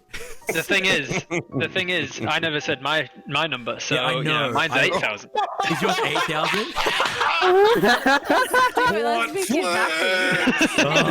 Can you imagine us together for 24 hours? It would be That's the stream, right? Also, we just got another $100, so... The problem is, though, I don't think I can afford $8,000, so I'll have to pay you much less. $8 grand to have us together for 24 hours. We could run. Actually, it'd be really easy because each person would just do an 8-hour DM session, and actually it wouldn't be bad at all. That would be To tell you the truth. We could do that. We could do that for sure. Relay it. Yeah. If you hit it, it'd be very easy. We don't give away our plans. That's Don't tell them how we're gonna do it. I'd like to let us behind the screen. Logistics. 3 GMs together. We're gonna take a break, everyone. Yeah. Yeah, and not only that, a mimic heart tattoo on Gallows, one of our Strahd players, which would be dope. Not on the face, maybe on the neck. Hasn't been decided. Told not the face, but everything else is up for grabs. Fair game. Okay, cool. We're gonna go to the break screen. When we get back, more roleplay. Thank you for being here for us for such a great cause and actually bringing literal Starlight. My gosh, that scene was amazing. That was You so pulled that cool. from the ethos with your amazing roleplay story building. That's just amazing. Okay, I gotta stop I geeking out. We've got expected no less. no flipping yet. Yeah, less. Okay, break screen. I Break really screen. think we just throw our own stars up there now. And The video. The video. might 1 minute play- long stars. Yeah, 1 minute long. I need to down that mind splitting potion and then have two stars simultaneously. So the Then we can start doing some real science. yeah, real science. Yeah. Okay. Have a binary star system. Real science. Okay, we got to go. The video might Break it. play in. We'll be right back. ETA guys, how long do we need? let's take 15 again. 15 15? again. See you soon.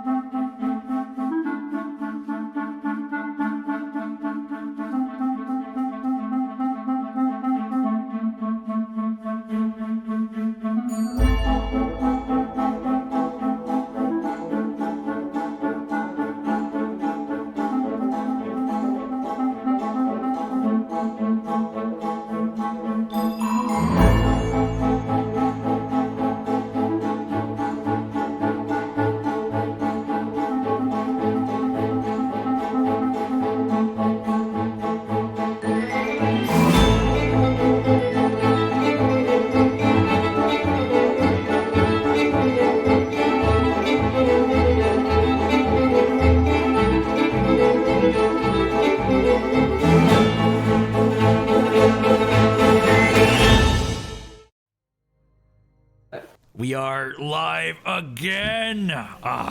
Welcome. Okay, guys. Oh my God.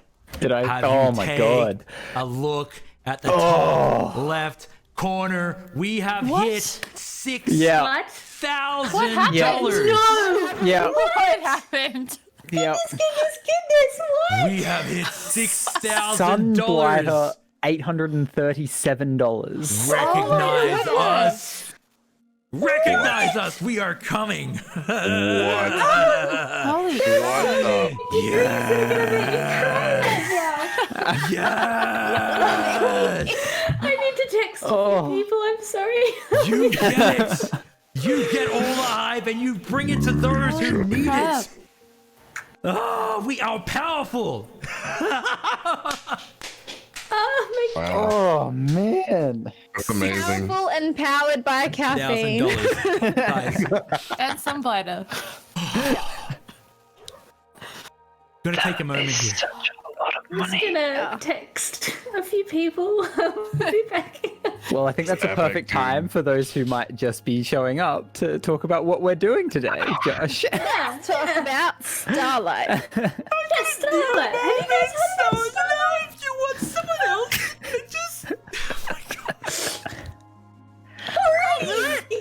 Let's talk about Starlight.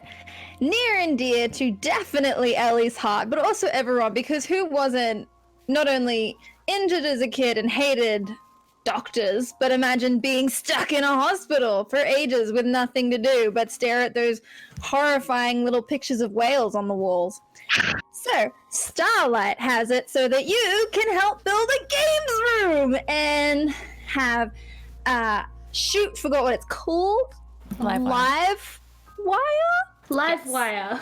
Oh, heck Online yeah. community hub. Yes, an online community hub. My words exactly. It connects Or, people all over Letting Australia. kids socialize so that if they're stuck in a room, in their bedroom, in their bed, or in a horrible white-walled whaled room, they can socialize with each other.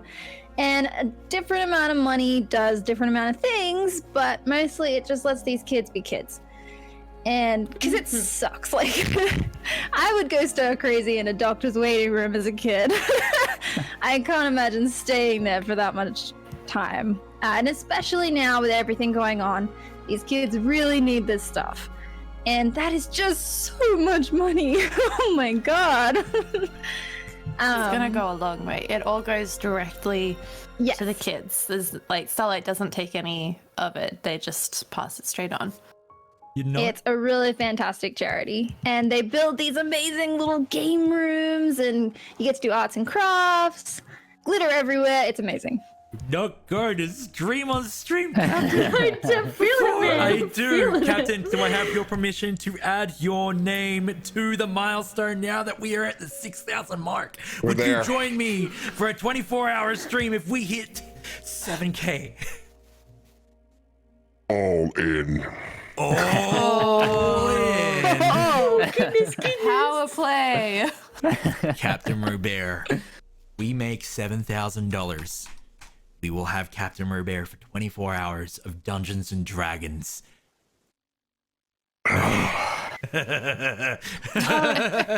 I regret nothing. You regret nothing. Guys, Oh my goodness. I Thank have to you all say, so much. a massive thank you from everyone here at DreadedGM, but more importantly, from everyone that has come and joined us here. Vegemite Dangerous, RobertHartleyGM, and Captain Robear. Without your help, your heroic effort, we wouldn't be where we are now. Thank you. And thank you to every single one of you, because we are bringing so much gosh darn good to the world. And that's awesome. Because we're stronger together, and it starts and stops with you. But thank you. Thank you. Goodness. Let's go. If it weren't for both of you, there would be a period of time during the day where stories wouldn't be told.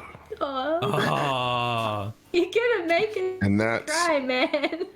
that is a world that I don't want to live in. And So thank you. and thank Thank you. And definitely every weekday morning, RobertHartleyGM wakes up and he reads a story. CaptainRobear tells his stories. And we tell ours. And thank you for helping us do that. You guys are awesome. I just can't.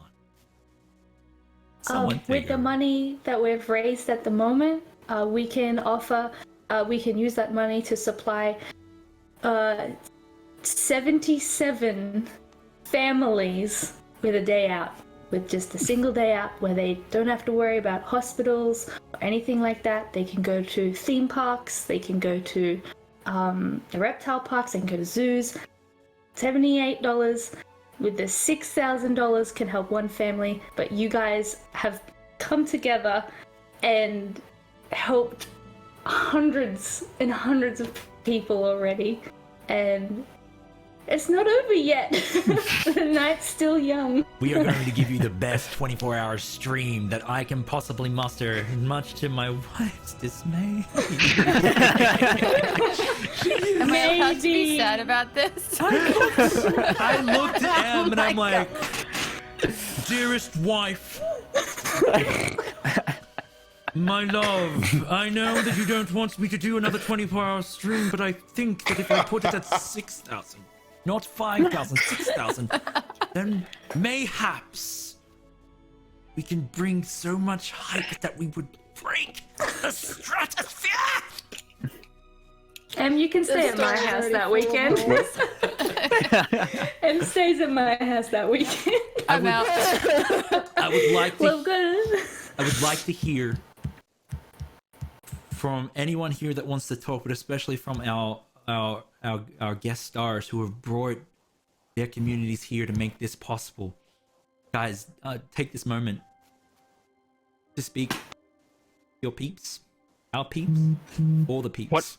What I was just looking at is that I was stunned into silence by Sunblighter donating such an enormous sum of money all at once, and then I started wondering about who else has donated, and I just started scrolling down, and on the donation page, there's 1, 2, 3, 4, 5, 6, 7, 8, 9, 10. It's about 10 different pages of people. 10 pages worth of people who have donated. So it's not just one very generous, very wealthy person who's like, yeah, have all of the money. It's 10 pages worth of people who each have said, this is a worthy cause. This is something that I will give up the money that I have earned I'll just give that money to somebody else who I think needs it more. And it's amazing. It's just really amazing. The world is a good place. Yeah, it's hard to remember that sometimes because lots of things don't want us to remember that. It's much easier to make us do things if we think that everybody's out to get us and the world's full of assholes. Excuse my language. But it's not. The world is 10 ducks. 10 ducks. You just gotta. Tribes are strong. I will spend those 10 ducks. A duck walked up to a lemonade stand. But My best words ever. Yeah, That's better than Mom's fryer tuck. Like, seriously, guys. What was the number when we got on today? The second session. You guys were at 3,800? I think so, yeah. Yeah. All right. The only thing I have to say is I haven't provided $2,200 worth of value yet. So let's rock and roll. Yeah, let's do it. Yeah. Let's get it. I got a ways to go before I live up to 2,200. Let alone if somebody actually has the gumption to go the extra mile. So let's do this. All right. Let's provide some value. Let's kill that astral sphinx. Wait, No, what? don't. and we rip the and the problem is, you don't let him talk, because then he's got you. He can charm you with his words. So before he even gets a chance, you just got to poison spray him right in the face. I knew all GMs were murder hobos at heart. Deep down. It's proof now. This is canon. It's how we're born. It's like a good twist. That's all. Just a good twist. They bury us deep in the mud beneath the ancient trees amongst their roots where we feed. Oh my gosh. Let's meet an astral sphinx. Okay. Let's do it. Sorry, Zach. With that, let us begin once again with this awesome music by Captain Robear. An epic sound. All right. This is the astral sphinx. Oh, he's so cutie. Old Hello, art. cutie pie. Now, Emmy's self-deprecating here, but I think this is phenomenal. There's a lot wrong with this. Just giving him a little scratch under the neck. You guys want me to blow it up? Emma doesn't, but Let's I see that Emma's I can blow it up. It's fine. the flawed anatomy in all its glory. I love it. Mine's You tail used not to that be too long. scratchers. oh my Man, god, I'd be so allergic Don't be to so hard it. on yourself. Amazing. As you guys stand amongst the cosmos, looking at this sphinx's brilliant mane that is brighter than a sun with 2 crescent moons set in its face, its body made of celestial light. Milky Ways dance and play, novas bloom. You hear this one's voice.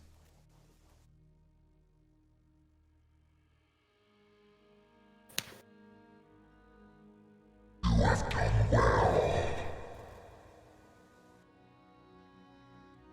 In a world beset with darkness, you dare hope. You dare dream. You were kind, honorable.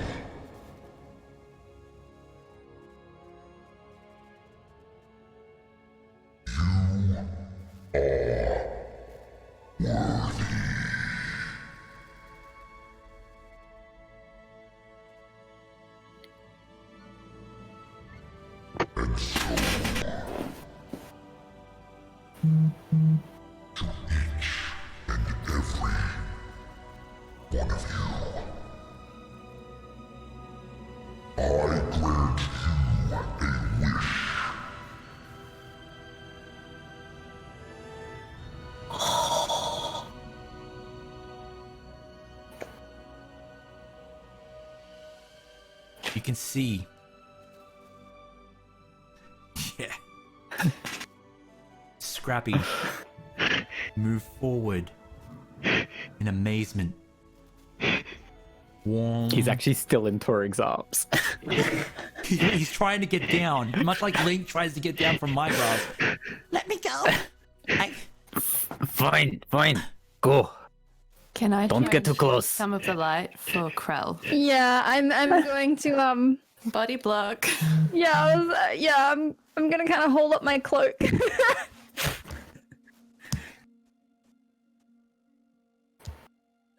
just gonna move this so we can see chat for the VOD later. You guys block the light from Krell. Krell, you're doing an amazing job acting how you're actually reacting, guys. You cast shade and comfort on Krell. Do not worry, little one. My light will not burn you. Be brave. Step out.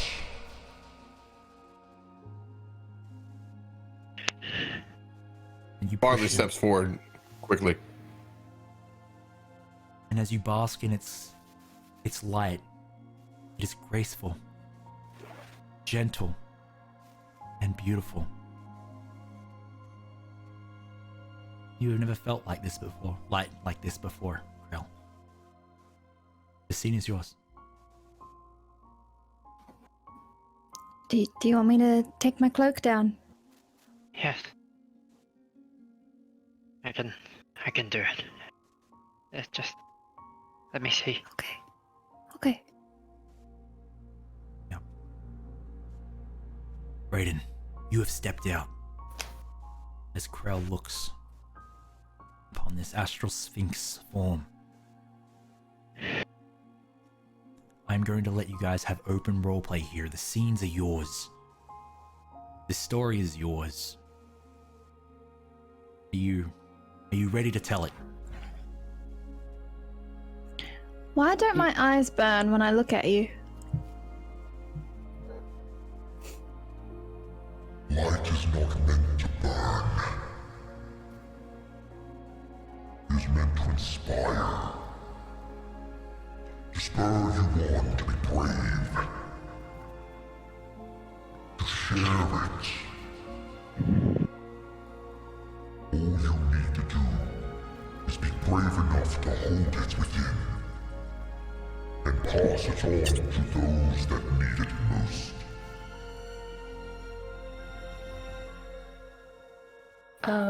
Delilah steps forward and out of her pocket she casts her little ray of light and she goes to Miss Pearl and she looks up at her and says, I think your plants might like it here, yeah? Pearl is like her head swiveling around, and she cradles her bag, which you now know to contain all her jars of plants. What is all this? I don't right know myself, but it's a lot warmer than where we were before. Do you think your wish worked? I don't think so. I just wish for all of us to be safe and to make sure your plants got happy again. Now before we move on, I don't want to disturb the scene. The chat. You are in control of Scrappy, and so you have a wish too. Talk among yourselves. Consider what you want. And then once we're ready, we'll place some polls in the chat. With that, I'm going to step back and give you back the scene. Where are we? You see Torg standing there. His face is just like, his eyes just wide, his face kind of blank, and he kind of stumbles backwards a little bit and falls. And he just, oh, my children are not going to believe this.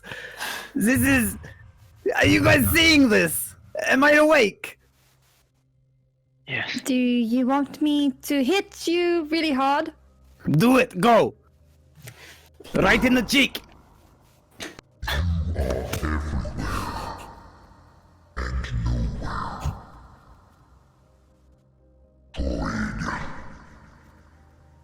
You are awake and asleep.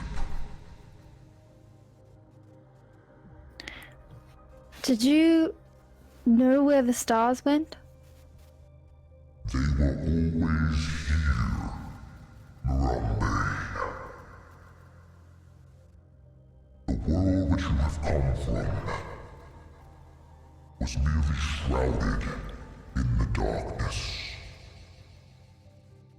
No matter how greedy that creature is, it cannot consume all light.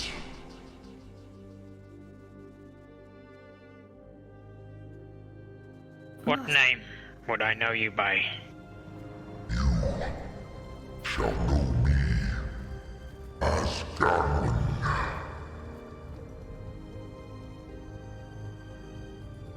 Is there any chance that I would have heard of this creature or read about this creature? Roll a history check. Good luck. Was it? I don't need luck, I've still got 2 nat 20 tokens. Touche. And I'm going to use one because that was a 3.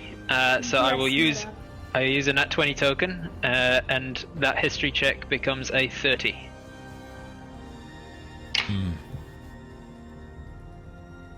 Yeah. You have. Ganlan is often used and recited and mentioned in many tales of heroes of great deeds, where fates are forged, where worlds are saved. Ganlan is a cause for good. And if you are here, you have an epic fate ahead of you. They talk of you. You're behind it all. Every time someone saves the world, they talk of you.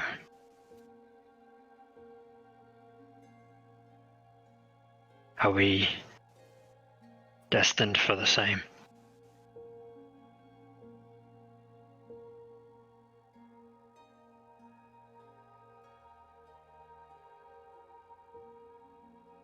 Yes. But destiny is something that you choose. If you deny it, turn your back on it, then from whence you came you shall be, cast in darkness, light being consumed.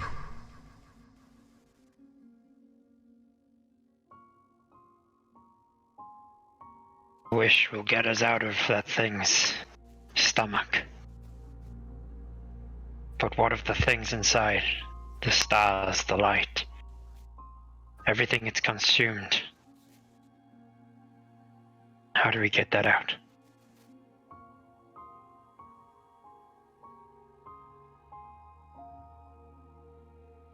You see the crescent moons slightly move, and they almost eclipse over each other as shade comes and then pulls back. Twinkling, Ganlan considers what you have asked.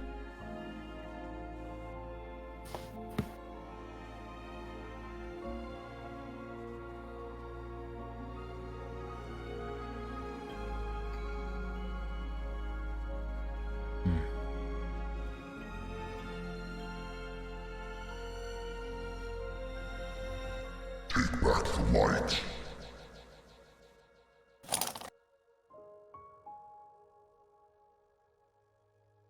Give it back to the world of Okenash.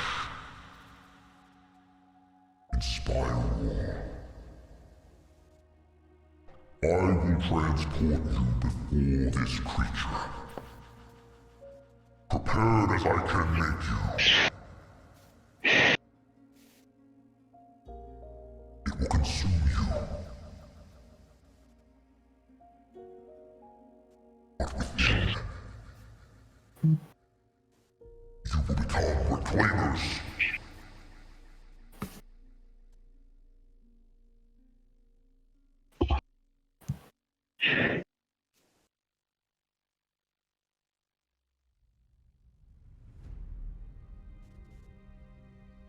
Are you a god?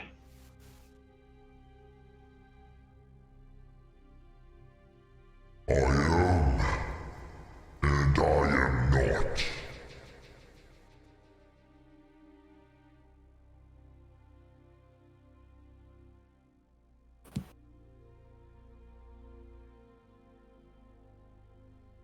We will do this.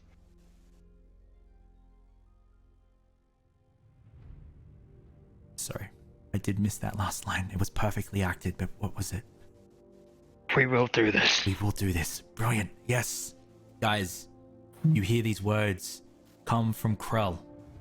We're gonna do this together. All of us. I just need the encouragement. Is this encouragement? Yeah, I think we'll do better than we ever have before. We made mistakes last time, but I think we learned pretty well.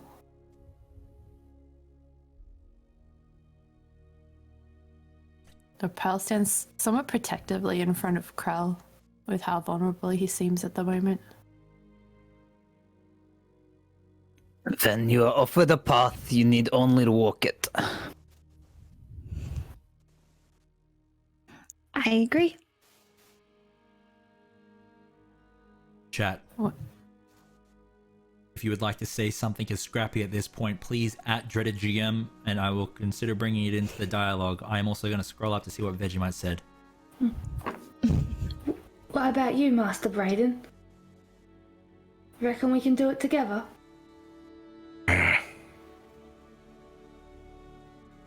There's no question about that. I'm just taking in seeing an old friend, that's all. Just taking in seeing an old friend. I think my brain just broke. You've been here before. Yes. You have. I don't always take this form. But I know one when I see it. There's a handful of forces of positivity out in this world.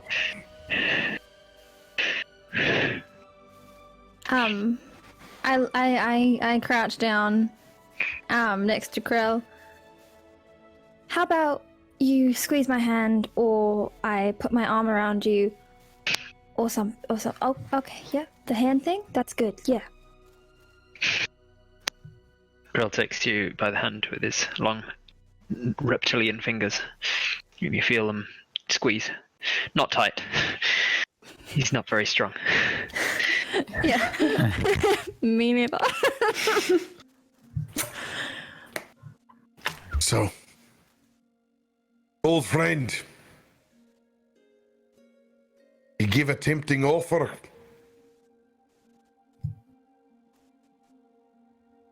Yes. Somebody in my age. I got a rap sheet. I got a long list of things that the old W word would feel good attached to. Just squeeze my hand. A lot of them. And you've given each one of us a little piece.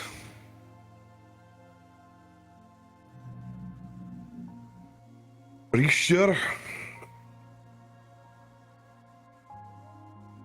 You sure that I'm not going to use this for once in my life?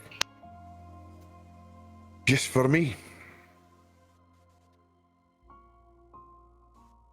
Brayden.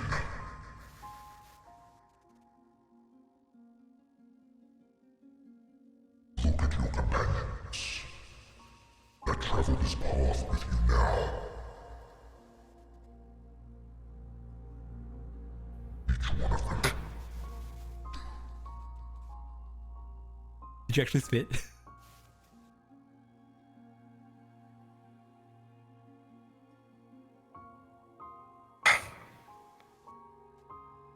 I know, Grandma. That's not it. What do you gotta think about it? Every single person in my life that I've been too selfish to take care of. My choices, what I've done, what I've been. A life full of me. You put that back in my hand one more time. But I could just be as selfish as I was before. I use it to take care of how I was. It's tempting. It's more than tempting. But this time, I'm gonna trust you. Galen is I going. will put this in my pocket. Galen's going to move closer to you. The brilliant light becoming more intense as this cosmic astral sphinx brings his face closer down to Brayden. You see a silhouette on a backdrop of blinding light. 2 crescent moons frame this silhouette.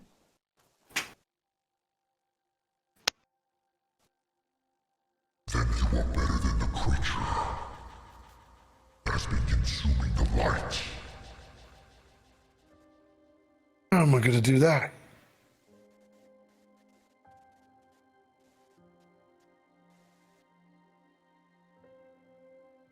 Begin.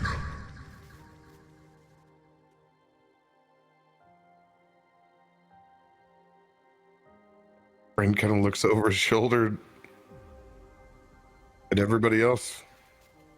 You see, Krell is hanging on your every word. He was internalizing a lot of things, and as soon as he stopped, Torig, your passive insight is insane.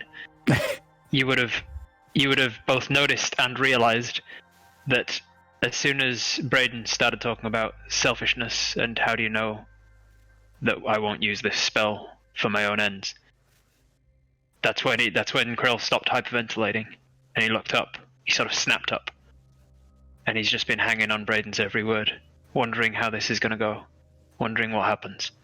He's been difficult to read, but you can tell that he was working through some things in a very similar manner.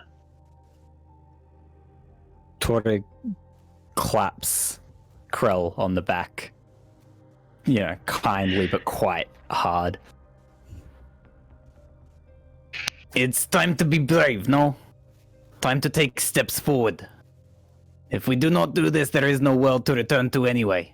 What's the point in being selfish in an empty world? No? Yeah, right. Can't believe he would even consider it. I squeeze Krell's hand. Well, with my -1 strength, so don't really do much, but It's better than my -2, so so it's pretty hard. Ow, it hurts. I do this on every character. Squeeze your hand, and she's gonna brush back her bushy black curls of hair. I'm not good at much, but I'd really like the stars back. And you seem really smart. Really smart. So I think we can do this. Yeah, I think we can. Now I'm going to You're the smartest person. I'm going to alter something that was suggested by chat at their wish. I'm going to put a poll. I'm going to put a poll to chat, and chat is going to decide this.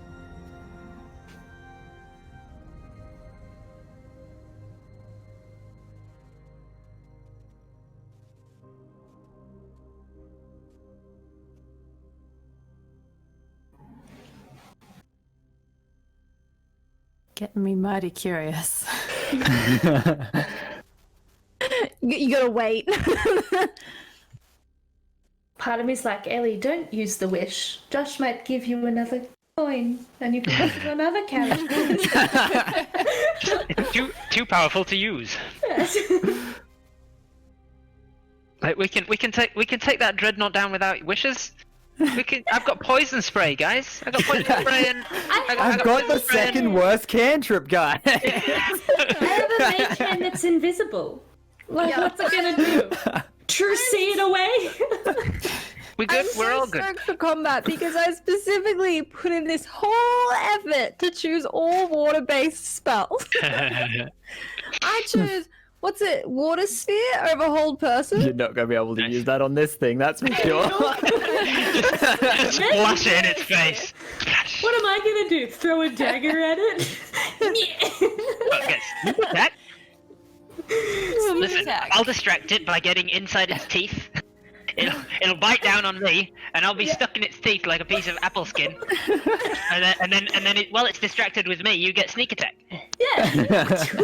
Amazing. Oh, did you cut guys its see? little claws off. Oh god, chat is so active. Where is most feasts gifted 10 tier 1 subs. Yeah. Oh, I Yes, saw that. guys. Yeah. Thank you. I didn't Massive see thank behind you. all the. We've got clutter stuff. on our. You do have clutter, that's why I thought that I'd bring it up because I was like, How dare you, Em? That is your art. Do not call it that. this is actually a sneaky way of saying take it down, take it down, take it down. Goodness. Yes, that is you. It was very generous, Motheists. I think I'm getting that right. Or is it Moth-eists? It was in the middle of something, so I didn't call it out. But God, that was very generous. Moth heists, 10 tier 1 subs. Mothists, Moth or Mot heists. Oh no, they wouldn't. Never mind, my bad. Mot heists, maybe. MOT heists. Moth is fine. Thank you. I've stopped taking notes. That's the problem. Yeah. I think I never started. I've been just logged in. I got a few coming. I'm gonna give a chat 2 minutes for this I'm gonna choice. read it. Which path? Ooh, Ganelon or with party. Oh, That's a good question. that's a tough one. I feel like I already know what Renegade's gonna pick. Ganelon. There we go. Couldn't quite hear the name. I had it. Now I can read it. Yeah, I had it pretty close. So I just missed the E out the middle. Me too. I wrote I always call Ganelon. it I do like what I would do in normal life. I just slur it enough. Listen to me, Ganum. Gangnam Style. I'm letting you in. Strategic muting. Is that you guys are players? Oh, You get to make up the name. Amazing. Yeah, I think Robert Hartley said Gangnam Style. His name is Gangnam Style. I don't want to ruin the stage. Does anyone want to go here and do anything or influence the stage? It's yours right now as chat decides what they want to do with Scrappy. No, I'm just helping Krell at the moment. Delilah is sort of. I can imagine her a little bit in front of where Pearl was because she was talking to her, and then she turned to Braden. So she's definitely fixated on the enormous astral sphinx. Yeah. How big is it, by the way? Gargantuan. Easy. Yeah. She's maybe got a little bit of a kink in the neck from looking up. Yeah, And- just and we- praying. Watery What's the spirit, Marambe. What did I say?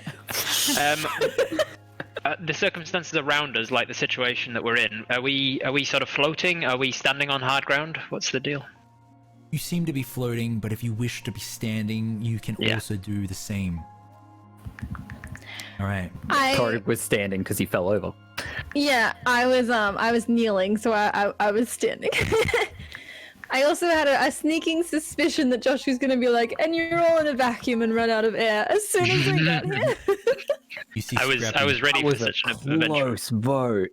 I know, right? Scrappy's was gone. Ooh. Ooh, that What do we was choose? close. That was close. There's no 22 way he versus didn't 20. use that wish. Yeah. Not a chance. If I'm on the edge of using it, Scrappy has that. Scrappy has that on black. Scrappy Good. starts to It's walk $10 up, evasion. and he sort of pushes past. Oh, I have inspiration. Tries Thank to you. push past Braden. Yeah, take it. You definitely just. How much? I have inspiration as well. Nice. He looks up at Ganlon, this little goblin who's wreathed in scars, who's seen the worst of what the material plane has to offer. And he looks up at Ganlon. Tears start to fill his eyes, and his face turns into a scowl, and he bares his goblin teeth.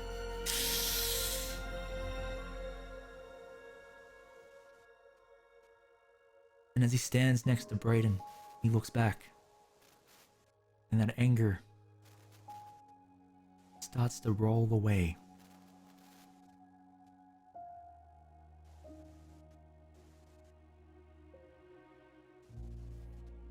The world has a better place. And we have to be the ones that fight for that better place. I might be small,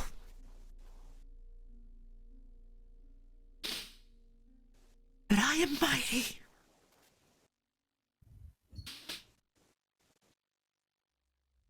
And you have us helping you out. He looks to all of you, starting with Braden and the rest of you. I will fight with you, and we will restore the light, and we will make the world a better place together. He looks to Braden.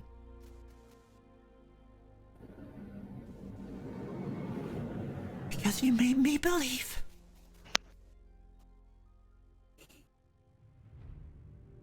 You gave me food when I was hungry, and a place to sleep when I was weary.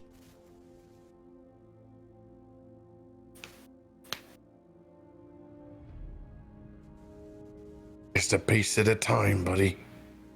Together, you and me. Can't do it all yourself.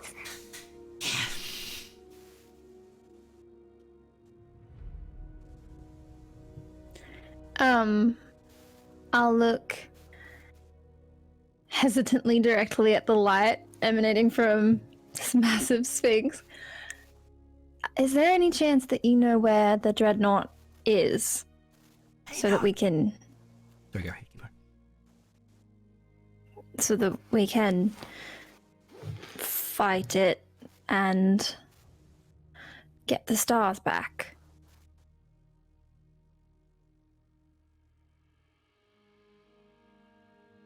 Elle.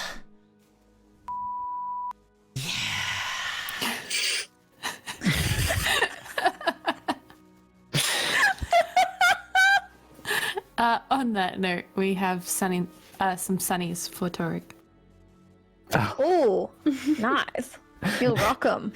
Just piling them on. I've only just noticed. That Kroll is wearing a flower crown, sunnies, and a mustache. You've got Yep. 2 flower crowns, actually. I've got 2 flower crowns on, sunnies and a mustache. Yeah, suits him. Rembe is rocking those sunnies. You She looks see like a pop art picture. Ganlon Right? stand up like a sunset, and as he does, the light becomes less intense. He stands proud, pushing his head high as he looks upon all of you. I'm gonna go around. Each and every one of you is either gonna make a wish or your closing statement for this scene.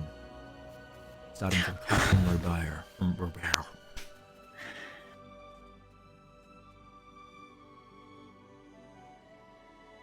Yeah, you done it one more time. Old friend. Indeed, old friend. Give me the chance. I could fix it all right now. Take back all my selfishness. Pieces of me that I left behind that I'm not proud of. And you give me a chance to fix it. But that wouldn't be right. I've already lived my life. I wouldn't be the person I was without it.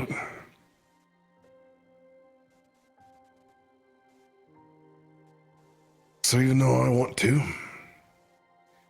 and let me tell you, I want to.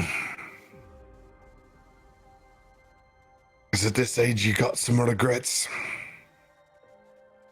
And I don't dwell in an astral plane.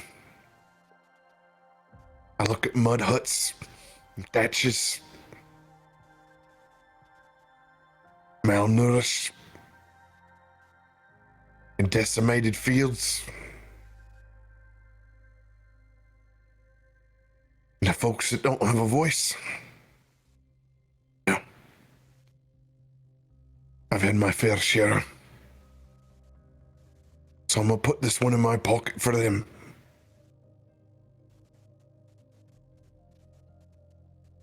You see him nod.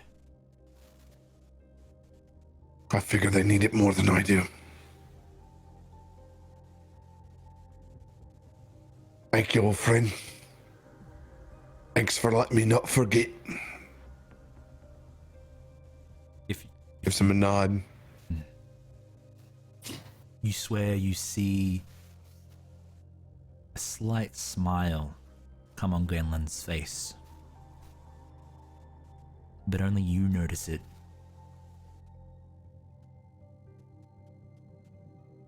There's a nod of pride and respect.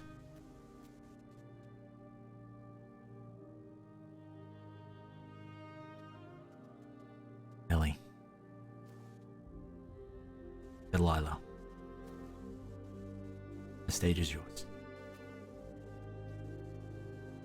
So you can see Delilah shuffle for a moment as she regards the situation she's in. She looks to each of her companions, reflecting on memories and moments of their times together. Times where she's felt afraid and they've been her courage. Times where she's felt in pain and they've held her.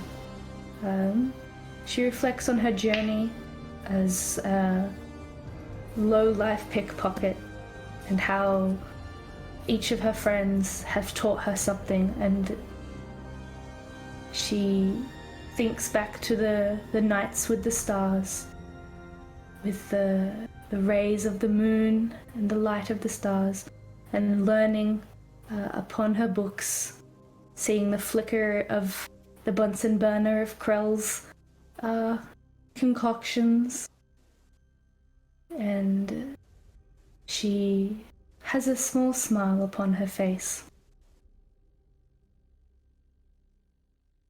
I don't right know what I'm supposed to say here, but I do know that my mum always used to say that I'm supposed to wish on the stars. And it's not right to have a world without them if a place don't have any. 'Cause if the world don't have stars, then where is the world meant to leave their wishes? I'd like to say that again. I'd like to make sure that all my friends can make wishes upon those stars again, sir.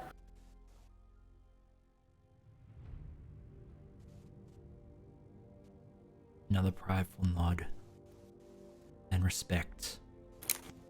And there's almost a nobleness to it.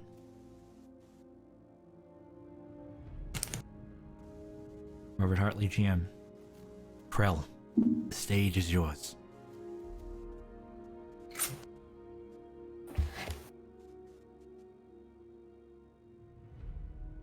if I'm going to need to use this wish, I need to know the limitations of it. Once I'm inside, I hear it can take me back out. We might be able to restore the light. The things that this beast has devoured. But what else is it capable of? Could this have been enough to bring them all back?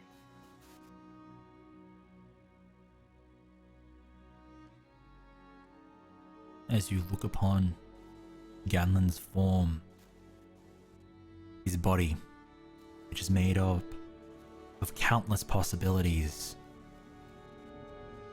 you realize that this wish that has been granted to you, in turn, has countless possibilities.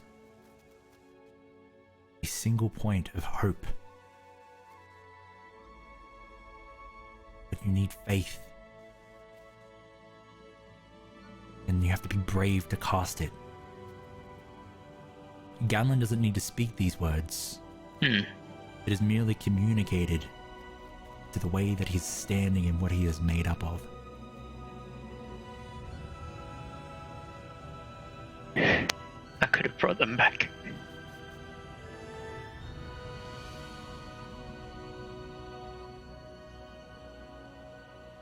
Could I have found the one that I seek? Ganlan nods.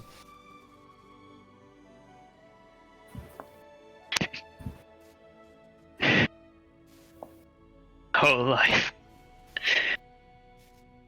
My whole life has been looking for her. I've been searching for her and the power that would give me this. I've been looking for the power to find her. And now that I have it, I can't use it because I have to bring back the light.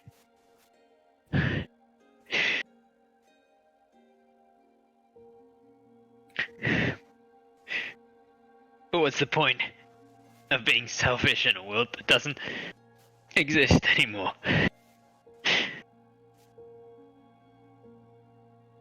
I'll find it.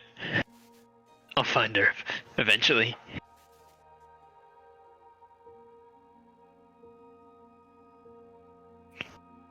I think we need to go. I can't.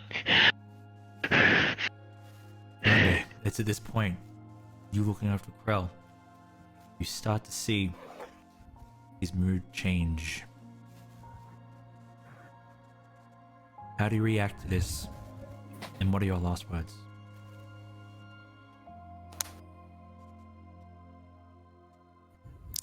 I never knew the name of the stars or any of the constellations. So I started naming them after all the people that I loved that had died. And then they were just gone. One night. No sun, no stars. I need them back. It's really bad meow timing. That's Ganlan.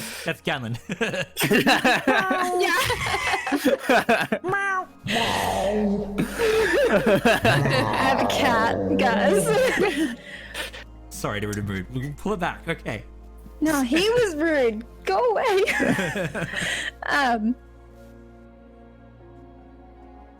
They were gone one night. And then the sun didn't rise and it felt like a bad dream. Still feels like a bad dream. And it got cold. Really cold. I want to find the one that stole the stars. And I want to get them back.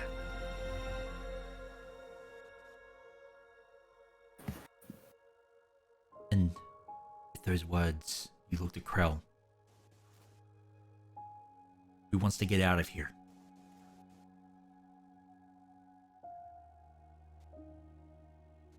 What do you say or do?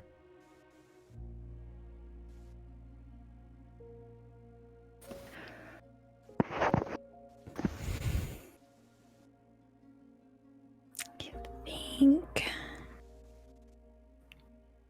Get them back. I'll just. We'll get them back. Yeah.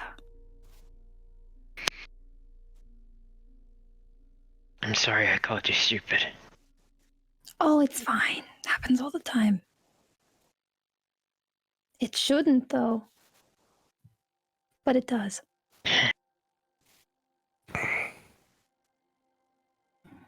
Pearl. I'm sorry I drew an ugly drawing of you. Your nose was like geese. That always happens as well, actually. Or it used to. When I was a kid.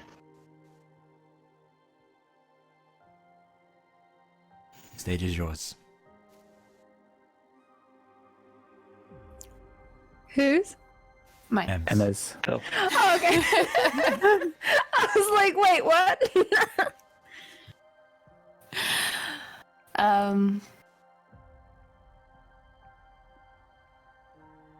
I don't know. I never really thought of what I would get if I got a wish. But light is life, and we need that right now. We need the stars to guide our way, and the sun to grow and warm our earth.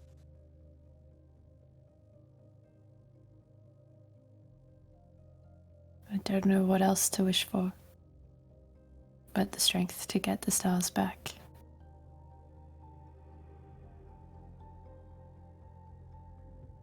Talk.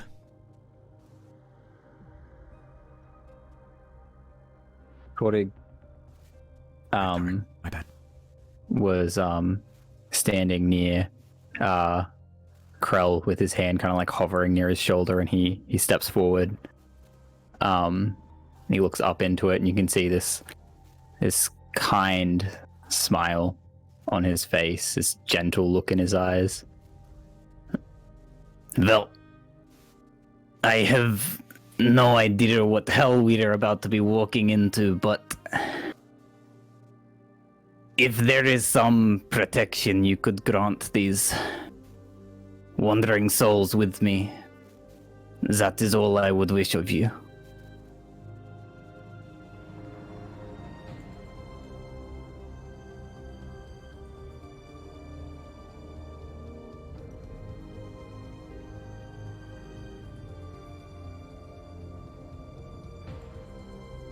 Now help me track here. My brain skipped a beat there. Is that to Krell? No, that was to Ganlon. Can you repeat that, please? My brain I was just enjoying the cadence. All good. I'll try and do it in voice again. I'll be honest, I was listening to the cadence too. I was like, that's such a good voice. Yeah, exactly. I'll try and do it in character voice again. Okay. You got it. So sorry. I will listen to the words this time. All good. All good. Lull us to sleep, Daniel. Well, I have no idea what hell we are going to be walking into, but if there is some protection you could grant these wandering souls with me, that is all I would wish of you.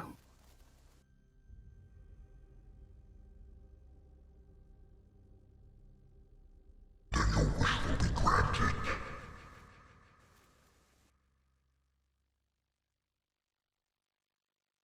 Guys, that is where we are going to leave the one shot. I got one piece. I knew you would I got do one this, piece. man. I got one knew piece. it. I got one piece before. Okay. Yeah. No, Let's wait until everybody ended. to fight a dreadnought. Look, they're rolling so well. That one right there. Ah, not one. I used my halfling thing to do something. I have. Fuck you. Now, $10. I had the whole stream. $10.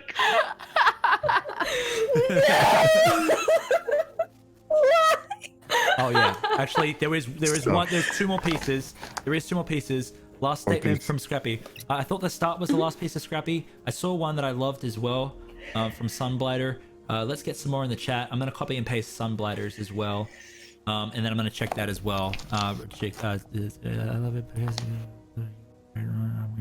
Where do I donate? So, Well, if you type in !Starlight, there'll be a link that you can follow. Man.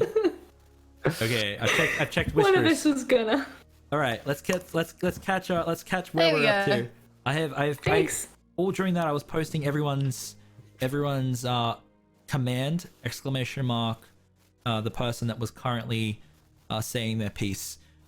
We are surrounded by fantastic storytellers and creatives here, and we are all here gathering Chill. I've gotten cold. funds for critically ill children, teens, and their families. We have climbed to a massive $6,045. We have unlocked a 24-hour stream. We have Gallows is getting a tattoo. Yeah. Did want to say it's about to be $6,055. Thanks, Izzy. Help me track here. How are we on the middle finger? Is that allowed, or do I lose another 10? Robear has one more piece.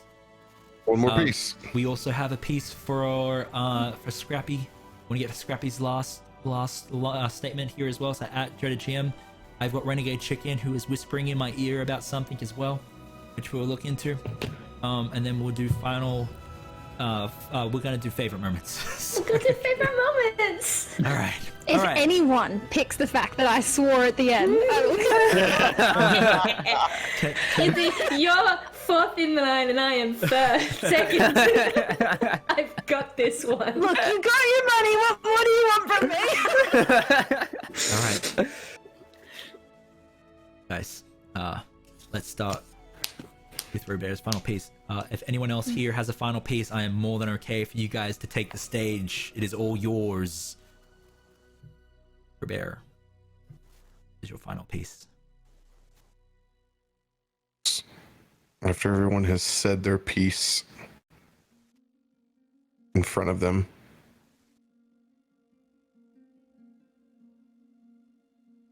he's going to reach back into his robe pocket and he's going to pull out that white rose that he'd been working on.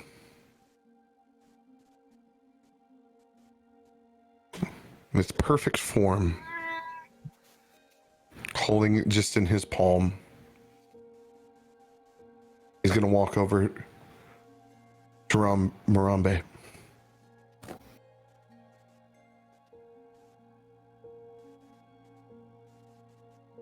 I know this may be your first time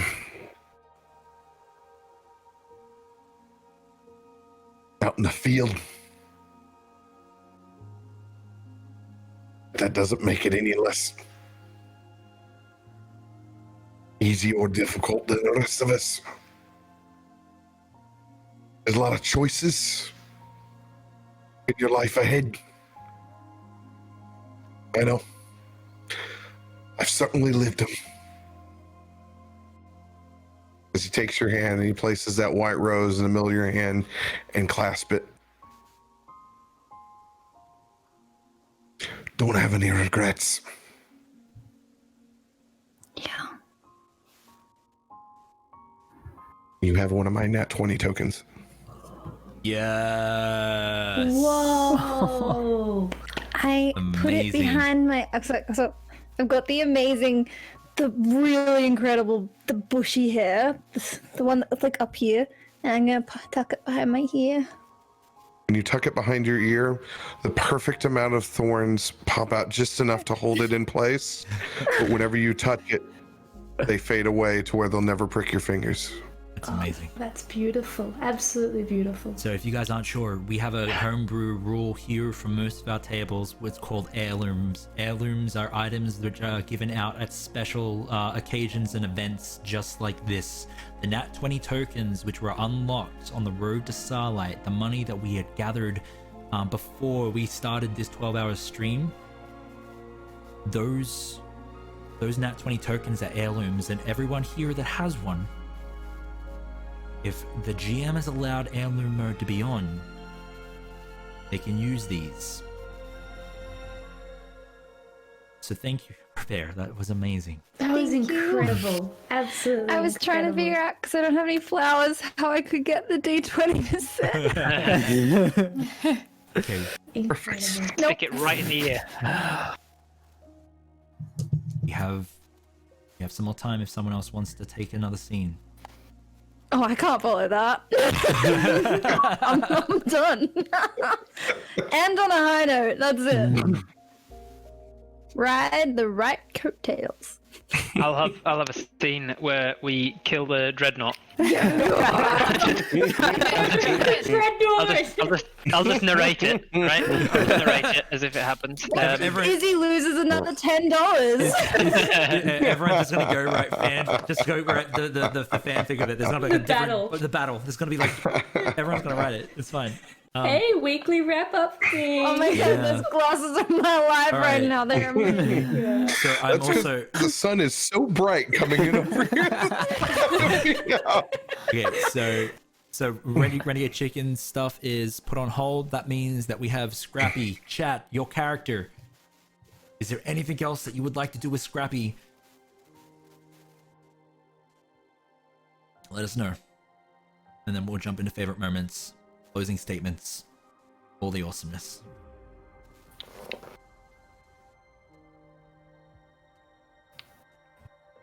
Make the wish. We have the Scrappy. Be confident, because confidence is key.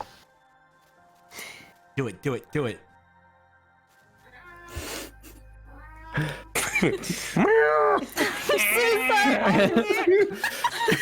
No, like, it's fantastic. Trust me. Now, I just want to make sure that I bring back some blighters. Blighters was quite good. Is that Oscar? Yeah. He's really chatty right now. This time of night, every night, walking around the house. Meow, meow.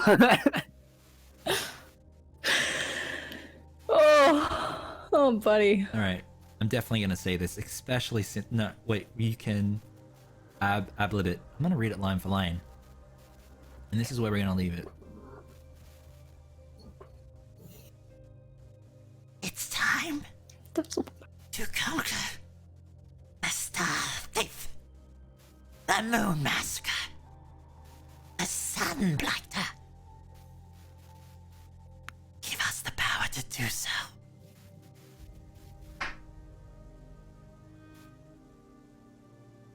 You already have the power. You've had it all along. I am merely helping you along the way.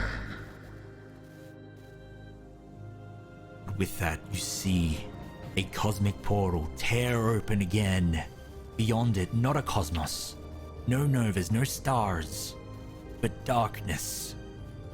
Your light blooms through, and silhouettes move up to the portal edge. And that is where we're going to leave the one shot. Amazing. Everyone roll initiative so we can't move on. We say you're finished when we say you're finished. Pretty well, although I rolled advantage. Guys! Hey, I'm gonna... 6. Oh, goodness. 12. It has Oh, buddy. I haven't played this much D&D in a long time. been an absolute pleasure. My heart is beating so damn fast. I rolled on I'm it. wearing my watch. I want to see what I would have gotten if I had rolled initiative. You've rolled it? You guys? No, I rolled whether to take the wish. Yeah. So it could have gone the other way. Oh yeah. Oh yeah. Okay. Oh yeah. 100%. Braden is my manifestations of regrets. Always has been.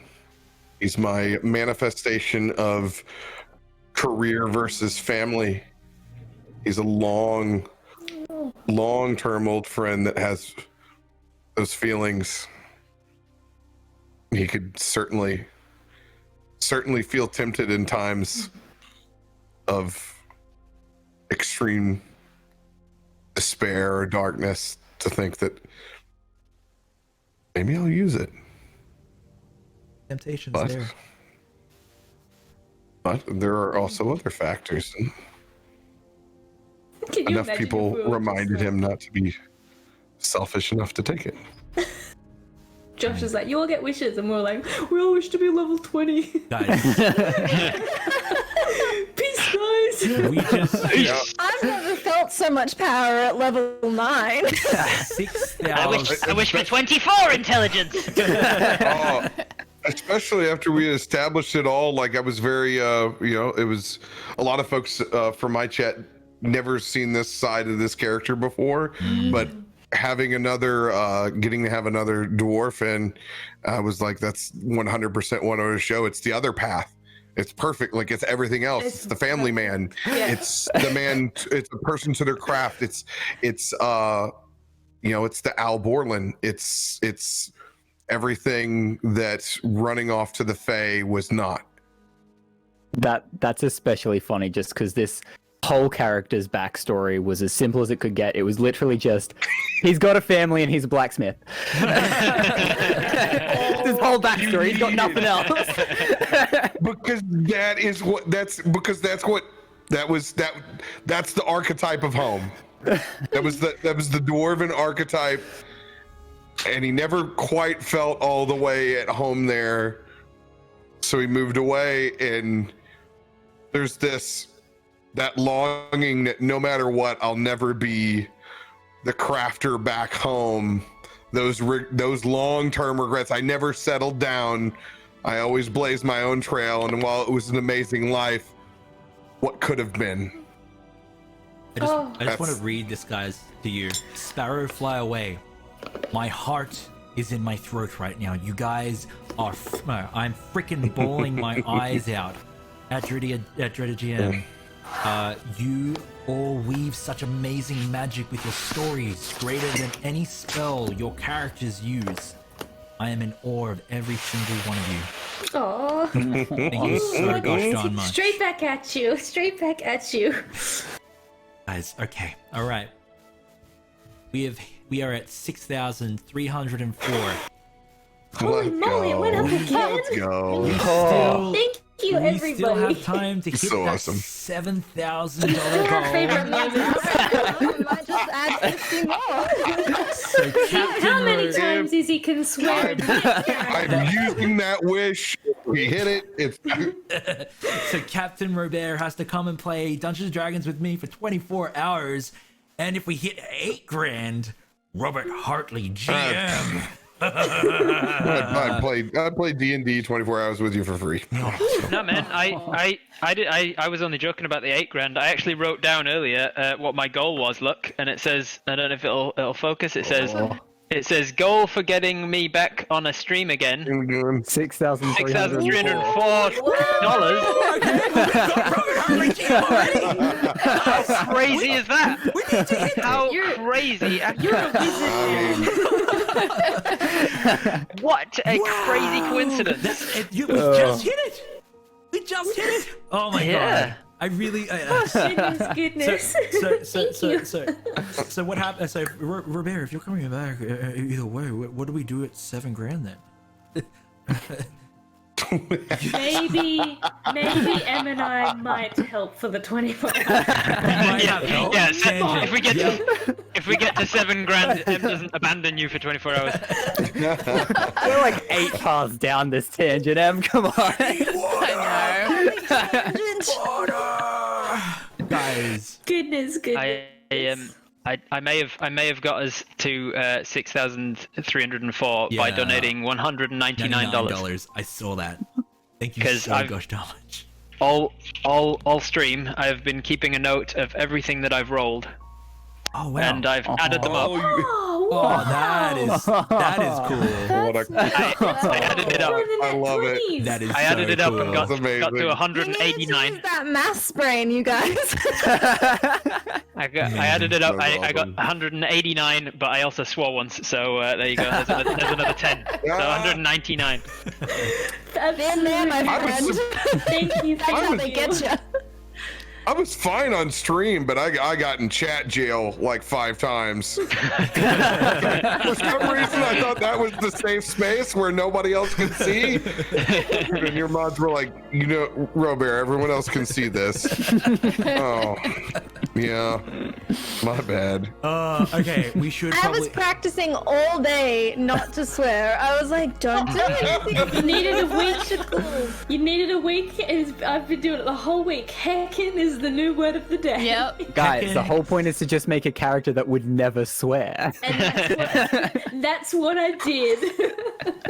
I saw, this was like hours and hours ago, but I saw just a description of my character, Portly Court Mage, and I was like, that's it, that's her. She's lived a very relaxed life, and I love it. All week I've been changing it to heckin', gosh darns, and Heckin' and dagnammit and flippin'.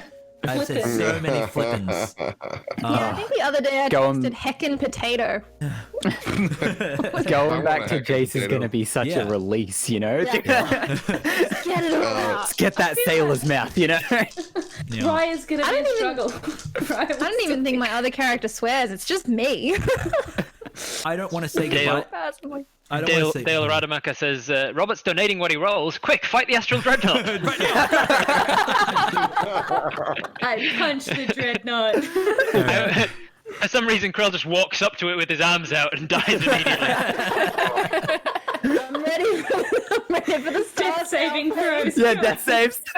No, death saves. No. Okay. Josh was. all right. I don't want to say goodbye to these. These dice all They're week beautiful. have led to this moment. These dice have been used at our Sunday Strahd game. They've been used at our Monday Ashbourne game. They've been used at our Tuesday Ostador game, and they've been used here. They've They been helped the us only survive. dice in the tray. There's only one set. Tears were shed, stories were told, friendships were forged. Gosh darn. Just gosh darn. Heckin' Potato. Heckin' potatoes. With that, we should jump into favorite moments. If you don't know what favorite moments is, here at DreadedGM, we like to go around and give favorite moments to each and every single player, and we will not be missing out on our dear friend Scrappy. Scrappy, how you doing? I'm doing okay, you know. I think I really nailed it by the end. There's only a few issues. Oh, well, you know, I'm doing okay. But Scrappy, we should probably get. Yeah, I know. Just go. Okay. So Robear, we're gonna start with you. Like a ventriloquist. Guys, if you have favorite moments, now usually you can at me and I'll read them, but join our Discord channel. We are a community that is all about fostering and building creative confidence, because we understand how hard it is to be creative. It is hard. I don't know what that one is. I'm gonna move all these pretty pictures in the way. I can't read this. Oh, I'm taking away all the awesomeness. Okay. It's very hard to be creative because we know that your worst critic is yourself. So, you know, come along and to quote Elle here, let us be your biggest fans. I always say that because I don't want to steal Ellie's thunder. It's such a good line, though. It's such a good line. It's such a good line. What the heck? Yeah. So come along, join the Discord. Well, we have stuff like creative community where we post things that you've drawn. No one there is going to critique you unless you jump into the critique section and you ask for a critiquing. We have a writing section. We have a meme-atorium where we meme everything that's happened. We also have a clip of the week, which is awesome. I'd love to see some clips from this. So the party's not over. Come hang out with us there. But go to that Discord channel, go to the main section, and put your favorite moments for each person in there so we can read them later and enjoy them. And without further ado, CaptainRobear, what was your favorite self moment? Or just Self moment? Something that you nailed. You were like, I was just like, oh crap, I got forgot that." myself. Yep, Yeah, right? that happens every time.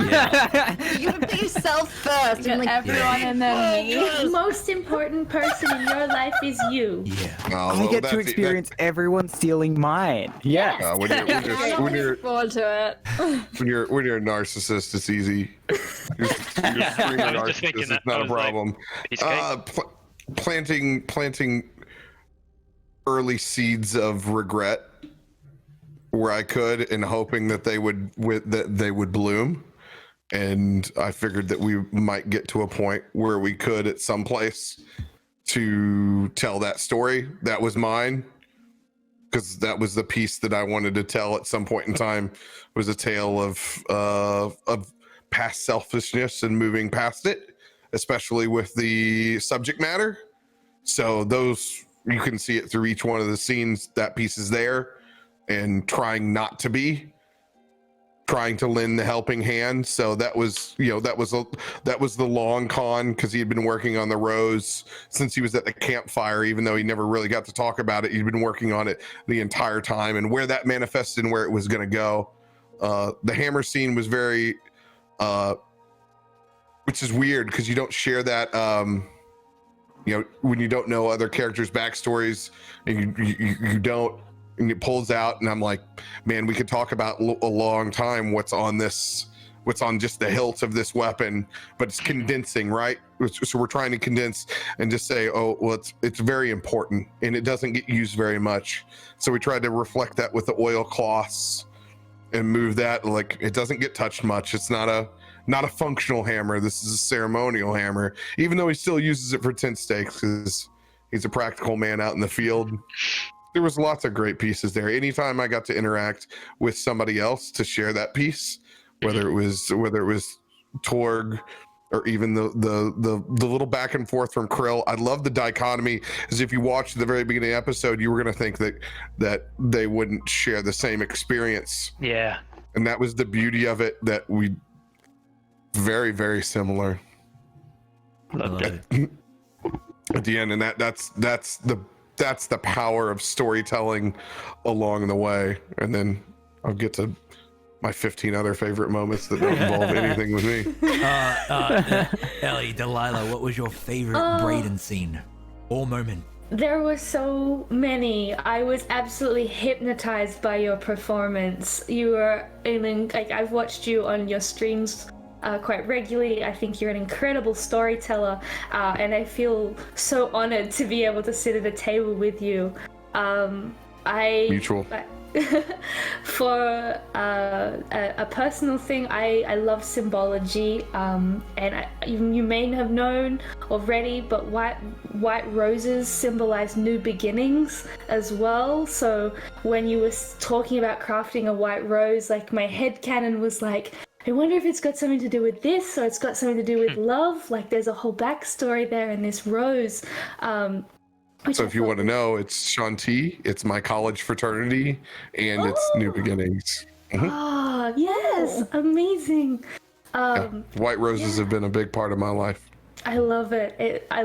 As a Yorkshireman, me too. It's the flower of Yorkshire. Oh, beautiful. Samuel Smith. Actually, I have a Samuel Smith tap handle. I'm one of a handful of people in the States that have one. Wow. Yeah, it's and we have them in our rose garden here. Absolutely. Back in the States, Roses in my small town. Just so beautiful. I love flowers. I think Josh and Izzy and Em and I keep going to call you Jace, Daniel. We'll all agree that I put flowers in every single character I play because I love symbology of them. But I mean, the story that you wove tonight was phenomenal, absolutely phenomenal. I wrote down, like, the sword hilt, specifically, I loved that. But I think, like, my favorite moment where you can see my eyes just gleam with just admiration and just wonder was when you grabbed out the warhammer and put it down onto the ground and knelt down and through the scene to Torig, and then did the combine turn undead. it was just wow. You know, it was like watching me. It was deep, cool. beautiful. It was really cool. I play clerics. That's my class. I always have, and that is the first time I've ever seen someone do that before, and I was just blown away. Absolutely. Thank you for being here tonight. I appreciate it. RobertHartleyGM. It was very selfless, wasn't it? I really enjoyed the selflessness of your performances. That everything was you really could see your skill in storytelling, in that it shone through your ability to act off of your scene partner, which I really enjoyed and could learn a lot from. I could pick any scene that you were in. Really, I really enjoyed watching your performances here and performing at the same table as you, virtual table. But if I pick one in particular, I was really impressed with the way that you cast Bless. Just a simple way of calling out to your god and asking them to look out for us. Good stuff. Phenomenal. Real pleasure. Mirimbe. It wasn't taken. Okay, so if you haven't caught favorite moments, well, I think you have. We play a mini game here. You try to get your favorite moment, which is unique, and so they're like precious gems, and you just wait, and you wait, and then someone earlier on the pecking order comes along, and he just goes, "Thank you. I'll take that." This is mine. Well, the thing is, CaptainRobear was given us like 1,000 gems, so it's easy to pick one that hasn't been taken. I didn't even, I was worried, but I didn't write anything down because I was really into the session, and I was like, yeah, I can do it. And that usually backfires, but I actually have something.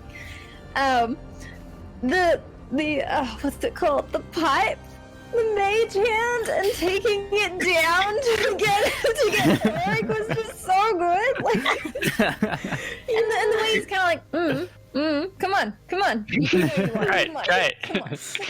It was fantastic. It was just, it reinforced the entire story piece of bad habits, right? Dude, and it just kept, I was like, God, this is good. I'm so happy you didn't take it, because he was like, oh yeah, it was like, what would a good dwarf do? It's constantly being this half dwarf, like, what should I do to be more dwarven? And like, what better way than the dwarven family man to be like, no, I'm good. I'm about to go to sleep. Like, everyone has that friend. Like, It was golden. Top tier if you'd play. taken it, it wouldn't have had near the impact. It would have just been a trope, and it was gone.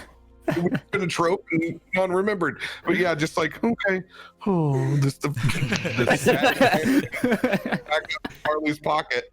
Oh man, fantastic. Pearl. Okay, so also have a unique one. Which was pretty much just through the intro to you and straight off the bat. Intro. Right into it. 0 to 100. That was like, we're in now.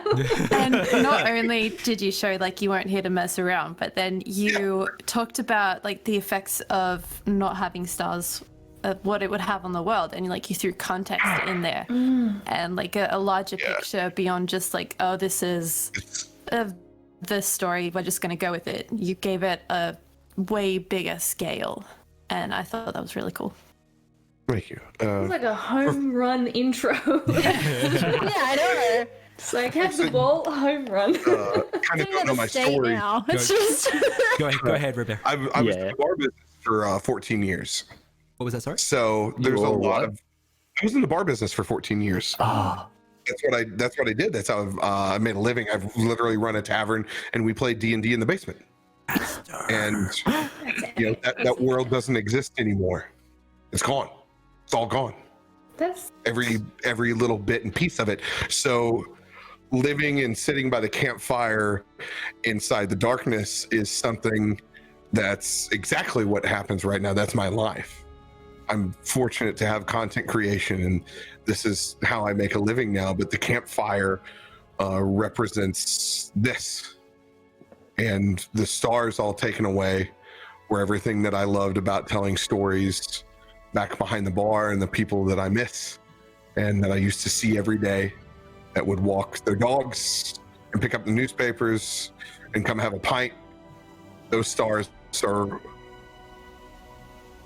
all in the Dreadnought for me. So it's very easy.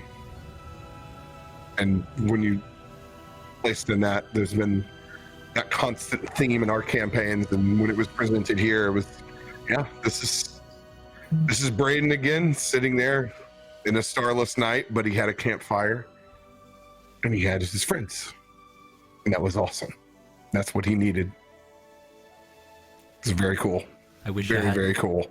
I wish I had a know you emote. There's no you. You're cool. I just want to give you a big hug. I know. A big Robear hug. That's what roleplay is. It is a big hug. Yeah. It's very cathartic. Very, very cathartic. Torig. So I'm actually shocked I have 2 left. I thought for sure I was going to lose all of mine, but I have 2 options. People say the last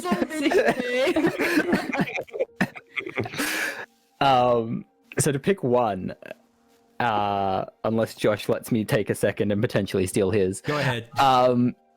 So pick. I'll do my main one first. That was that whole goddamn monologue to Ganlon. Just the regret and the idea of selfishness and the way that all was intertwined with everything he'd been saying beforehand and in the message he'd sent to Torg beforehand too. Like, in such a short one-shot, you managed to tell a whole story, a whole cycle that closed off at the end of like, yeah. Now, yeah, there's like a whole character arc in there, which is just honestly incredible. And the emotion that you managed to find in your voice for that whole thing, I was just in complete awe of that whole scene with Ganlon. I feel bad for Ellie having to follow it up. Yeah,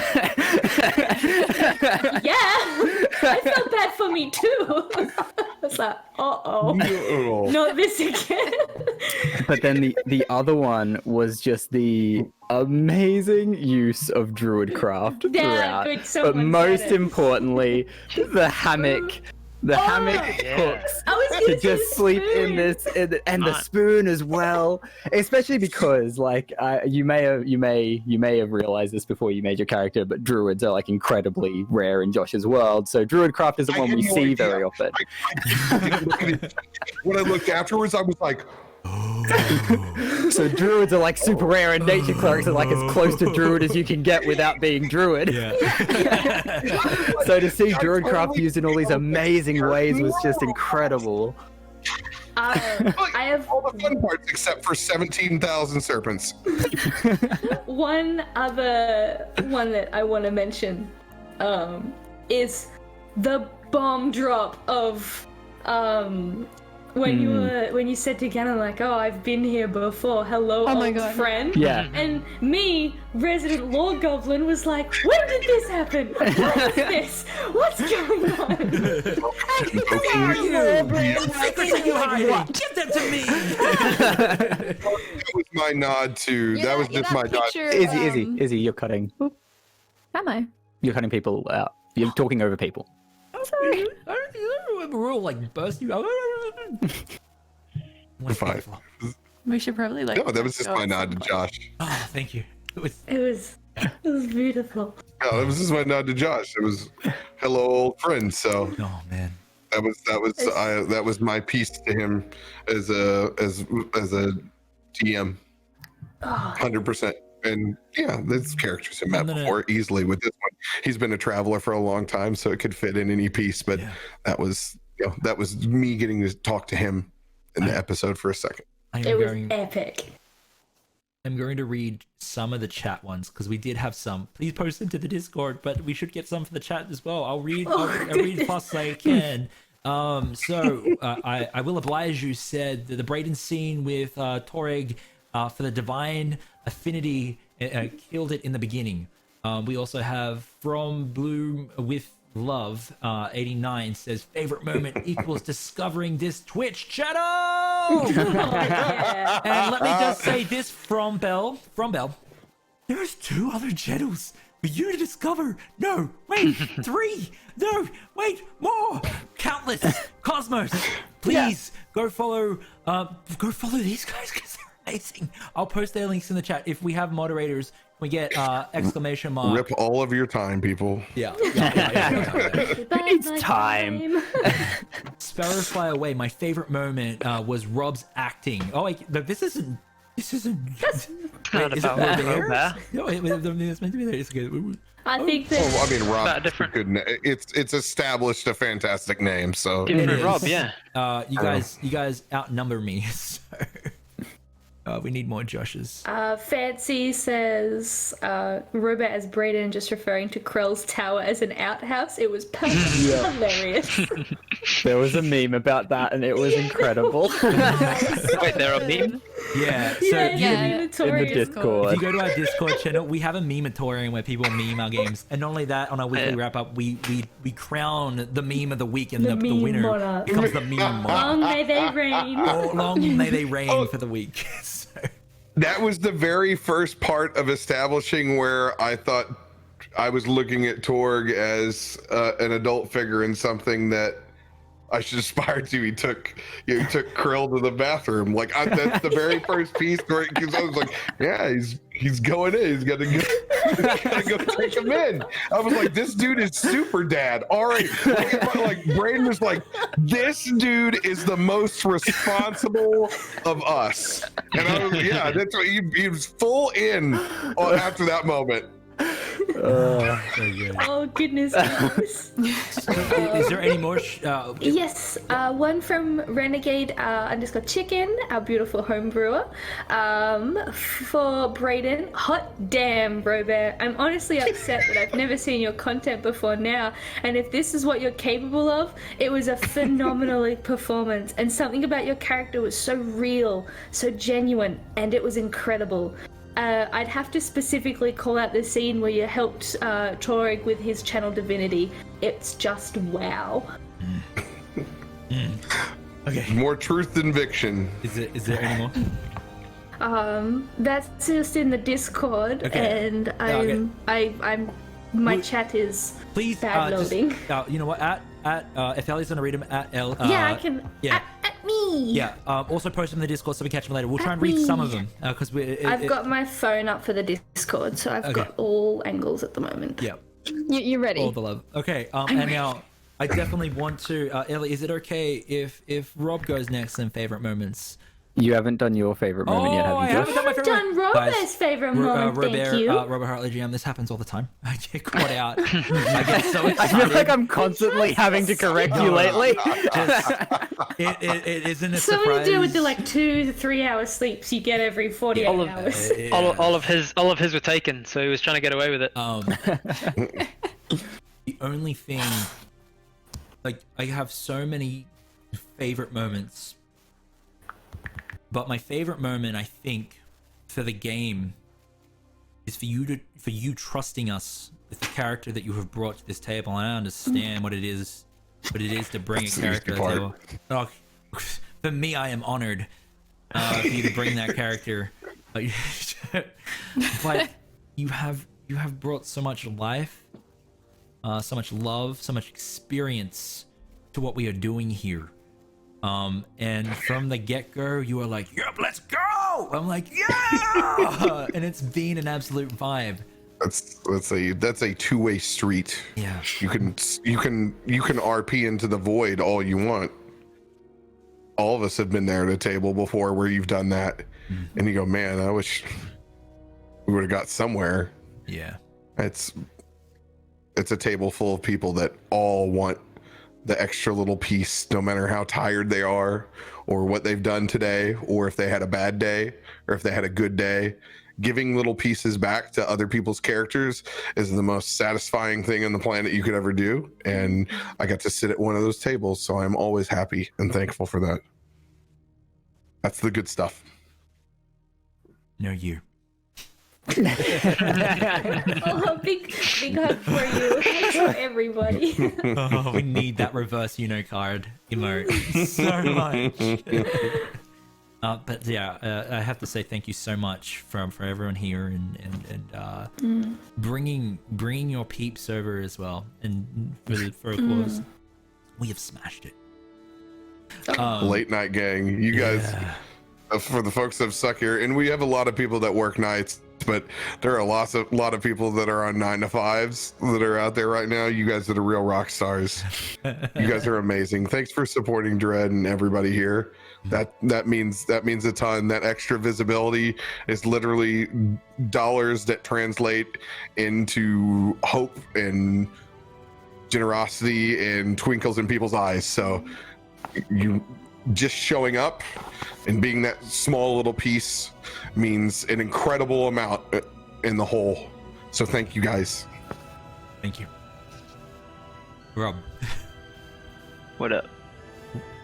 What was your favorite self moment? Oh, well, I love me, so all the moments with me in it. Hang on, he just stole everybody's moment. Oh god! Clean sweep. One. What would it be? I had a similar thing actually to what Captain said. Is that I enjoyed that I got a chance to with a one shot. It's good that it was long enough that I got a chance to set something up at the beginning and pay it off at the end. So I enjoyed I enjoyed the seeding of something that would then come to fruition, and I didn't know when I seeded it whether it would or not. But the fact that that wish came out of nowhere, and it made me go, "Oh wow, this is what Krill's been wanting." And this will give me. I cannot imagine another one shot where if you had been stuck being one dimensional. Yeah. Oh my! It was the payoff, but you didn't know, right? No, no idea. It needed to be something major for your character. I was I set up being subtle about it. I set up a bunch of stuff for like the backstory and what my guy was going for and what he's going through and stuff and why he is where he is and why he's wanting the stars back and all these reasons. And I was like, none of this is ever going to come out in the one shot. It's just going to help me make my decisions in character. But then I was granted a wish and I was like, oh wow, some of it actually might come to the fruition and come to the forefront in the one shot. So I don't know whether that counts as a moment or not, but it does. The overarching character arc being able to pay off at the end. I think you have to understand that position that you are in to be able to utilize that position, right? And to realize what was given to you in that moment in this one shot, in this story that we're telling. So it's a testament for your awareness of your character and storytelling and what you were trying to do. Definitely a favorite moment. Definitely a favorite self moment. Captain, what was your favorite RobertHartleyGM? Oh, okay. So it's easy. So we've been building this analytical, self-absorbed kobold, and we keep going and going, and we get the ultimate payoff. We get this masterpiece. We get this literal manifestation of the star. He's been trying to quantify everything that we've looked at and experienced into terms that the rest of us can understand and put into action, right? So we go from this ultimate manifestation of this character, building something that we can walk through. This literal architect of the universe. And then he becomes the mouse in the palm of Harambe. Yeah. That is what we all want to do with characters at some point. But sometimes 40 episodes don't get to do. He had no idea, but he got just the right parameter. The right parameter to show that. And then the addition of just physically acting through scenes is very difficult when you want to listen and participate. It is. Because I want to be self-absorbed like I'm watching and going through an RPG, but that doesn't necessarily translate good across the screen. Just me being like, yes, yes. Or what most of us do, which is just like, we're just stoic because it's going on here and not here. And Rob went out of his way to make sure that even if he wasn't interacting a scene, which is difficult when we have this many people in, that he could add to the scene without interrupting anyone else and doing it in displaying his character in that way, which was awesome. Thank you, man. I appreciate that. Dude, that is hard. That is super hard because it's selfless. Yeah. It's something that I got getting to enjoy. when I was doing like amateur dramatics as like a 15-year-old on stage. Family friends would be like, he's just always on in the background. Like I was playing a young kid in a stage production, and most of the play was about my mum and her new boyfriend, and I was just in the background for most scenes, and I was just like reading, and I was kicking my legs and stuff, just like lying on my belly kicking my legs up and reading. And a family friend apparently mentioned to my mum, like during the play, like, he's still acting, like he's in the background. So I guess it's always just been a thing that I've always just been on in that sense. It's a Rob class feature. Actually, you just it's a fantastic feature to have for this medium. And that's everybody, by the way, that was everybody's best feature. Like, we could just narrow it out. Like, we've all super enjoyed that. You gave value within this medium that didn't involve taking somebody else's space or oxygen, and that's awesome. Thank you, man. I appreciate that. Ellie. Oh goodness, you keep making me go after him. It does not diminish your voice, Ellie. It does not diminish your voice at all. Like we have D6s. Why don't you just roll to see who goes next? It would be fair, but where would be the fun in that? Goodness. The name game is what makes it fun. Oh, my character died. I am AAA Ron. What was it? Yeah, Yeah, it was like apostrophe exclamation point. Goodness, what to say? One, your performance was stellar tonight. You not only brought it, but like you brought movie moments, man. Like it was incredible.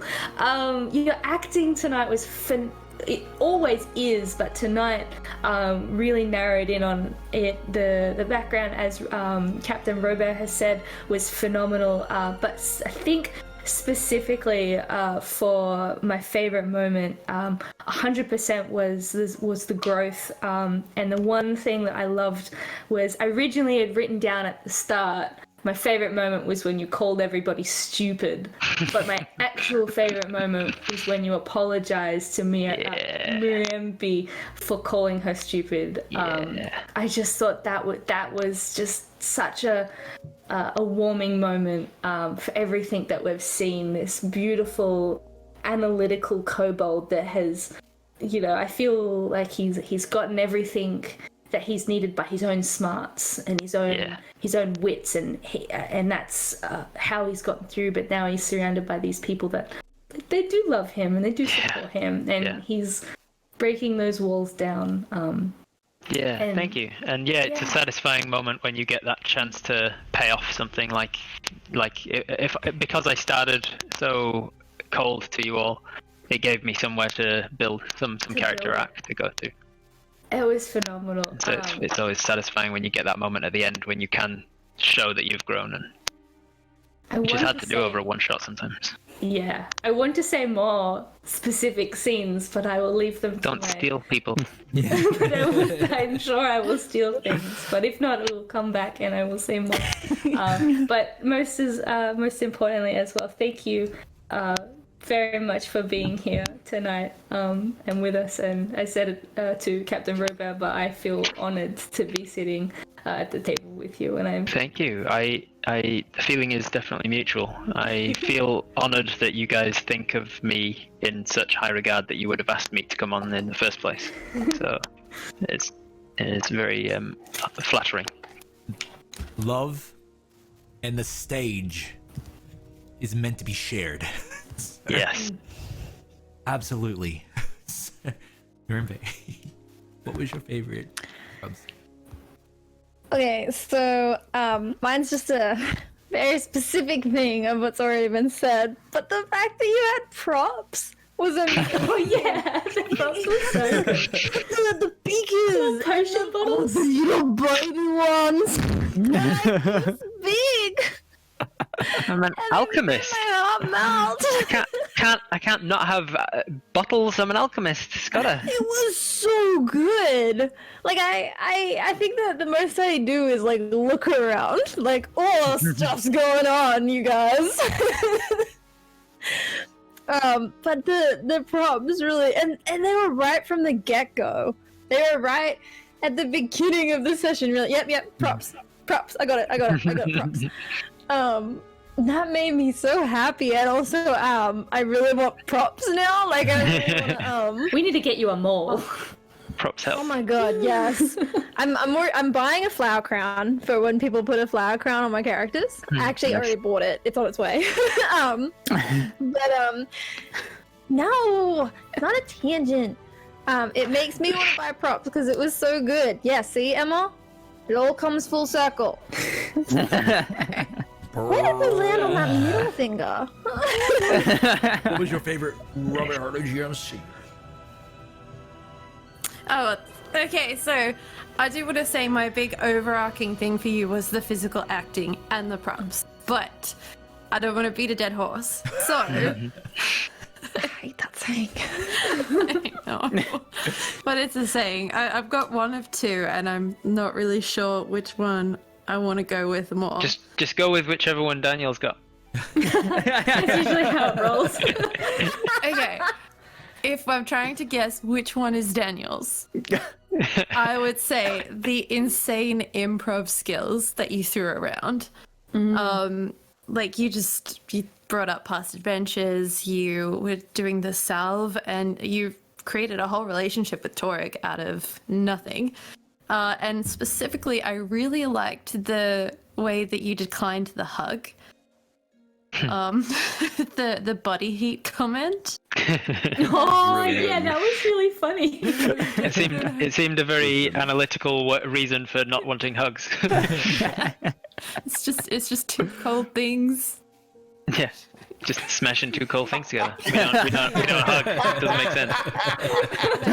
Improv dialogue was insane and so enjoyable. Thank you. Everything that Krell said was just fantastic. Thank you very much. Appreciate those comments. Torek, your favorite RobertHartleyGM scene?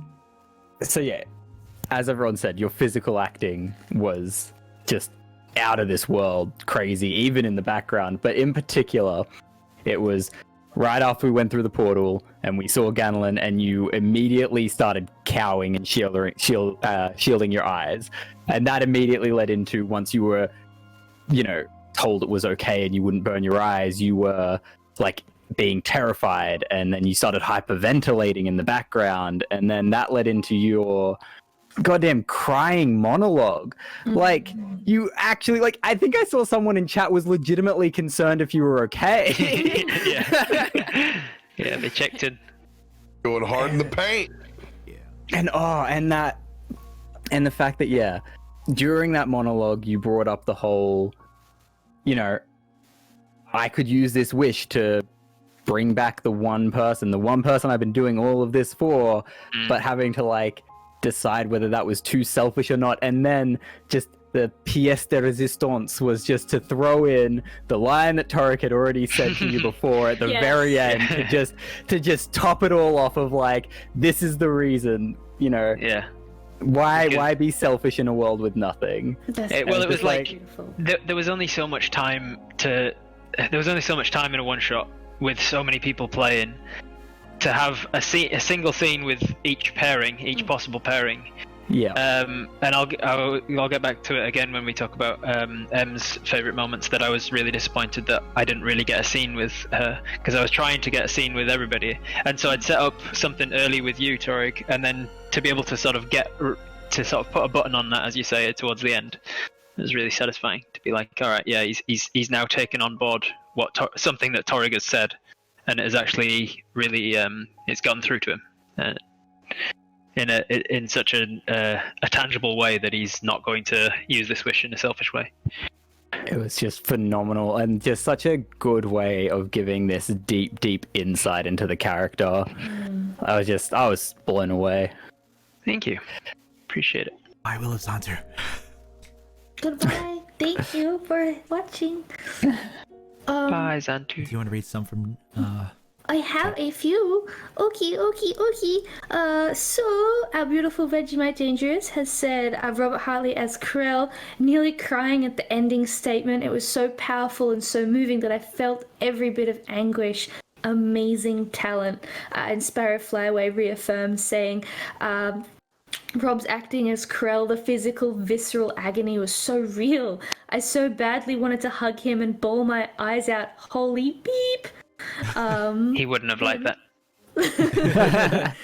And then in Twitch chat we have my favorite moment was Rob's acting. That physical, visceral agony was so real. And a few people are agreeing with that. Thank you, chat. There's a lot. I don't get to act much anymore. Since I went back to university to study maths, I gave up acting. And so this is a good outlet for it, to get back into acting again. I'm gonna do my favorite moments now.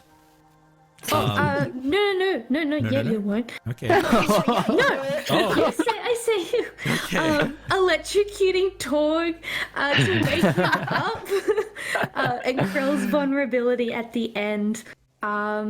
Fancy says for Rob that he has woven in the ability to voice change and make it work so well with his character. I had the actor feat, which only came into use that one time. The descriptions of that. Renegade. Now you have seen before, but getting to watch you play was another experience entirely. It was amazing to watch you get into character, even down to the physical aspects, and it was incredible to see just how much of an artificer's kit was flavored and set up beforehand. You should be proud. I have to specifically call out the voice changer. So unexpected and hilarious. A perfect application of an inventive ability for an inventive character and an inventive DM. Thank you very much, Renegade. You didn't even see the half of it. I had like 20 different spells that I could cast, and I had an idea for how I would cast them with artifacts and abilities and things. Never got to use most of them. So here, Rob's. I say I'm done when I'm done. Get told. Rob's acting, visceral agony. I wanted to hug him and just bawl my eyes out with them. I think you've read that one twice now. I think I've posted it a few times. Somebody who really liked my visceral acting. Yeah, it's really visceral. And I think, providing that my Twitch is loaded fine, it's everything. Thank you. Now Thank you Jack. may go, Dread. oh, okay. Who's the GM here? I don't know. So, I will say I this. mean, like, there's 3 of you. That's true. This is true. We said we wanted to do a collab together, and what an amazing collab we have done together. Yeah, boy. My gosh. We brought the ruckus. We brought the ruckus. The 3 of us on one. And I'm going to build on that point, because here's the thing, Rob. Everyone is talking about you're acting. But the big thing about the physical acting and the role-playing and the inventiveness is that you are one major big piece of why this was so successful, was that your ability to draw people in. And even when you have drawn them in, you guide them and you interact and you push it. And not only that, everyone here knows how to do that too. So we have this massive ecosystem of beautiful storytelling that is being woven. That allure of that acting, that emotion that you're invoking. And then you're also putting stuff in the background. If I had to have a favorite moment, would have to be the You do. Chrismatic Orb. A star that set us towards Ganlin, which brought in so many characters for that storytelling moment. Because you guys know as well as I, D&D will go where it wants to go. Tabletop thing will go, or improv storytelling will go where it wants to go, and it went there, and I'm so happy that it did, because we got there together, and that was because we trusted each other. Yeah, man. But that was a vital you. piece.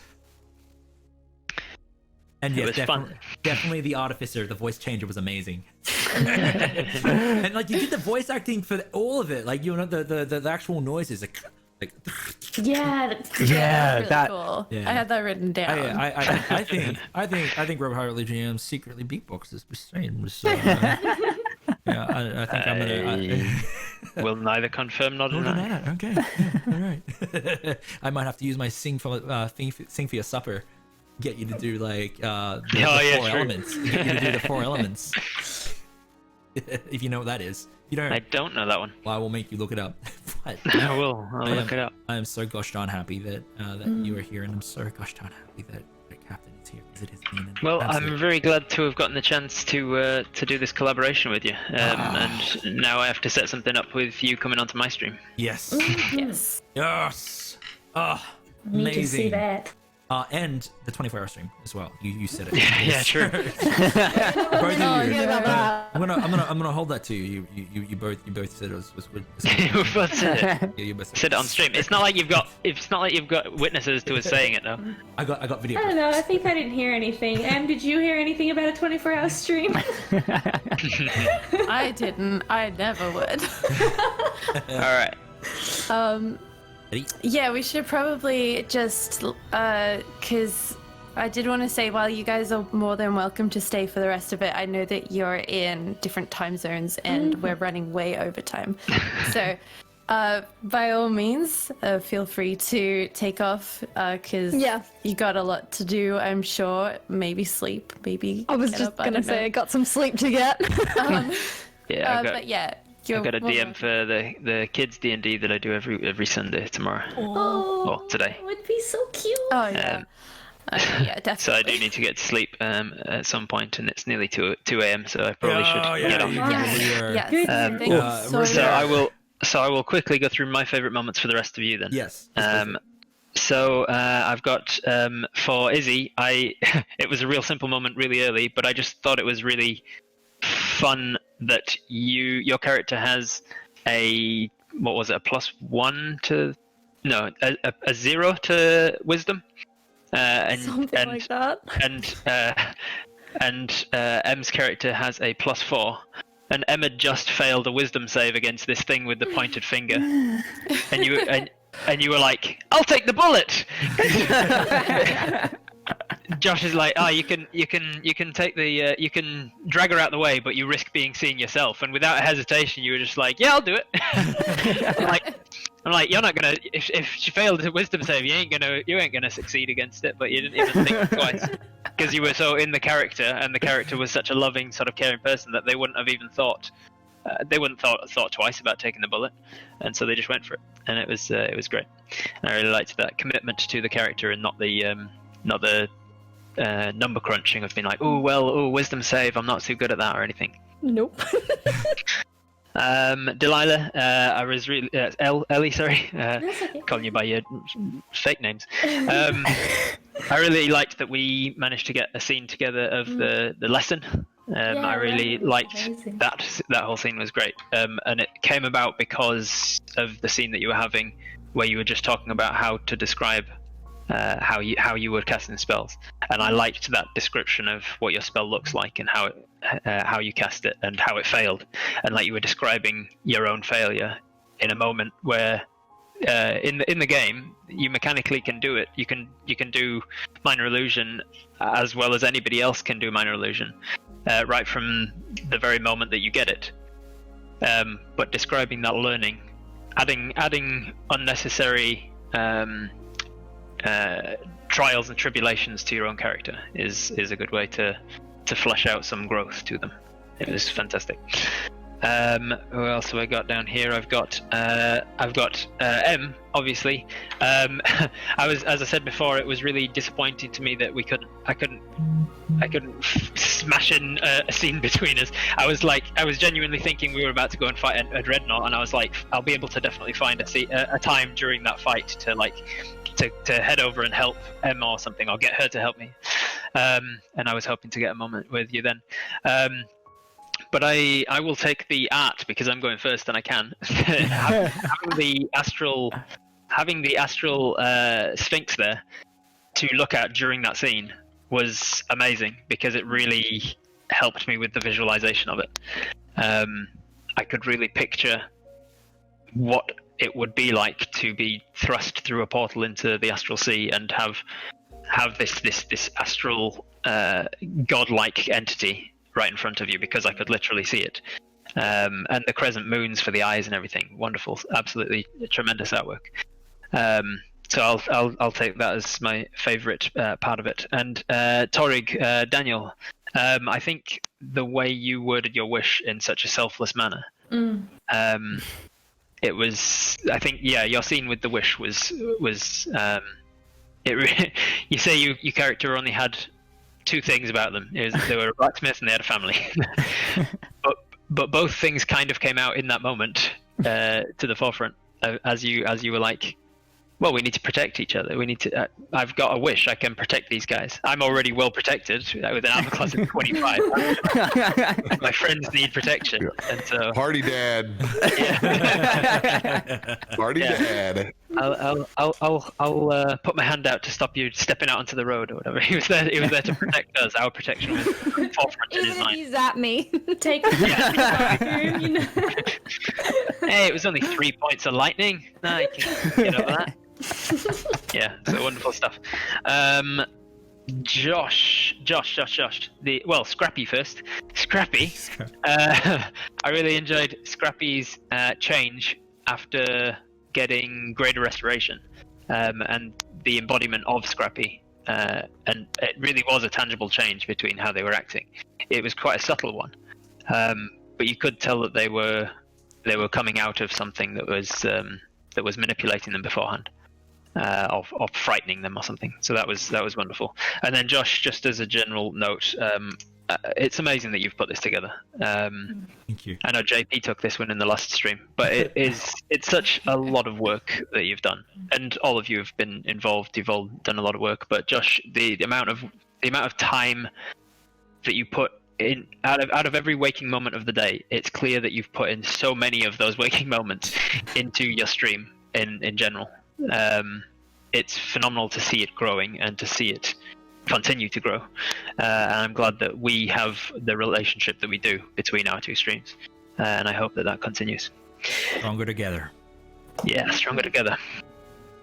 All right, so with that, and chat, my favorite moment for you was the fact that you got us to $6,300 during a 12-hour stream. We were like $1,000 or something going into it. Was it about $2,000? Yeah. And in the course of 12 hours, you've gone up $4,000. Nice. It's amazing generosity from all of you. Every single dollar. Particularly the people who just like dropped huge amounts. It's fantastic, and thank you very much for all of you. Amazing. And I will see, hopefully, a lot of you. I'll see you over on my stream at some point. Yes, head over to RobertHartleyGM and subscribe and donate and all of that stuff. I am there most. Listen to Rob reads when I do my morning routine at work now. I am there nice. most mornings. Saying, hey. I'm currently reading the Alice's Adventures in Wonderland by Lewis Carroll. It was. We had breakfast together the other morning. So if you want to hear me reading that and putting on silly voices and things, now that you know that I can do silly voices, then I'd love to see you over at my channel. Yeah, but is there anything else you wanna? This is a perfect time for you to plug all the things. That's pretty much it. Yeah, I mean, you can find me through my channel, and then once you're at my channel and you're hooked in, then you can find through my channel. You find everything else that I do. Go now! Seriously, there. One more shout out What am I shout out? What else do I shout out then? Oh, the Viva La Dirt League D&D stuff, eh? So I'm a dungeon master myself. You can see me dungeon mastering on the YouTubes. If you search for Viva La Dirt League D&D, you can find a whole channel where I am a dungeon master for a group of guys, a group of Kiwi guys. They have a very large following, who most of my chat came from originally, and then I stole them away. With your charm. With my charm, I charmed them away. And here's some magic. That was delayed. Amazing. Hey, look at that. That's me. Delayed fireball. Please go check out Rob. He's amazing. And thank Incredible. you for everything. Rob. Thank you so much for your time tonight. Your Thank rest. you. No worries. I'll talk Thank to you all for the time that you've given me and given me a platform to show off my crying on cue ability. Now, Robear, are you leaving us too, my friend? No. You're staying? Yeah. Okay. All right. So that means I'll fix the cameras. Rob, I will see you in the no, you're D&D because I will see you. I am D&Ding for the kids today, We'll see you so I soon. don't think there's a stream. Let me double See you in check some my amount of calendar. Yeah, no stream tomorrow. I'll be back on Monday, New Zealand time, Monday morning for the next couple of chapters of Robert Reads. Then I will see you Monday, but I'll probably reach out before then just to Yeah. check a couple things. Okay, bye. No worries. Bye. Mwah. Bye. Bye. Bye.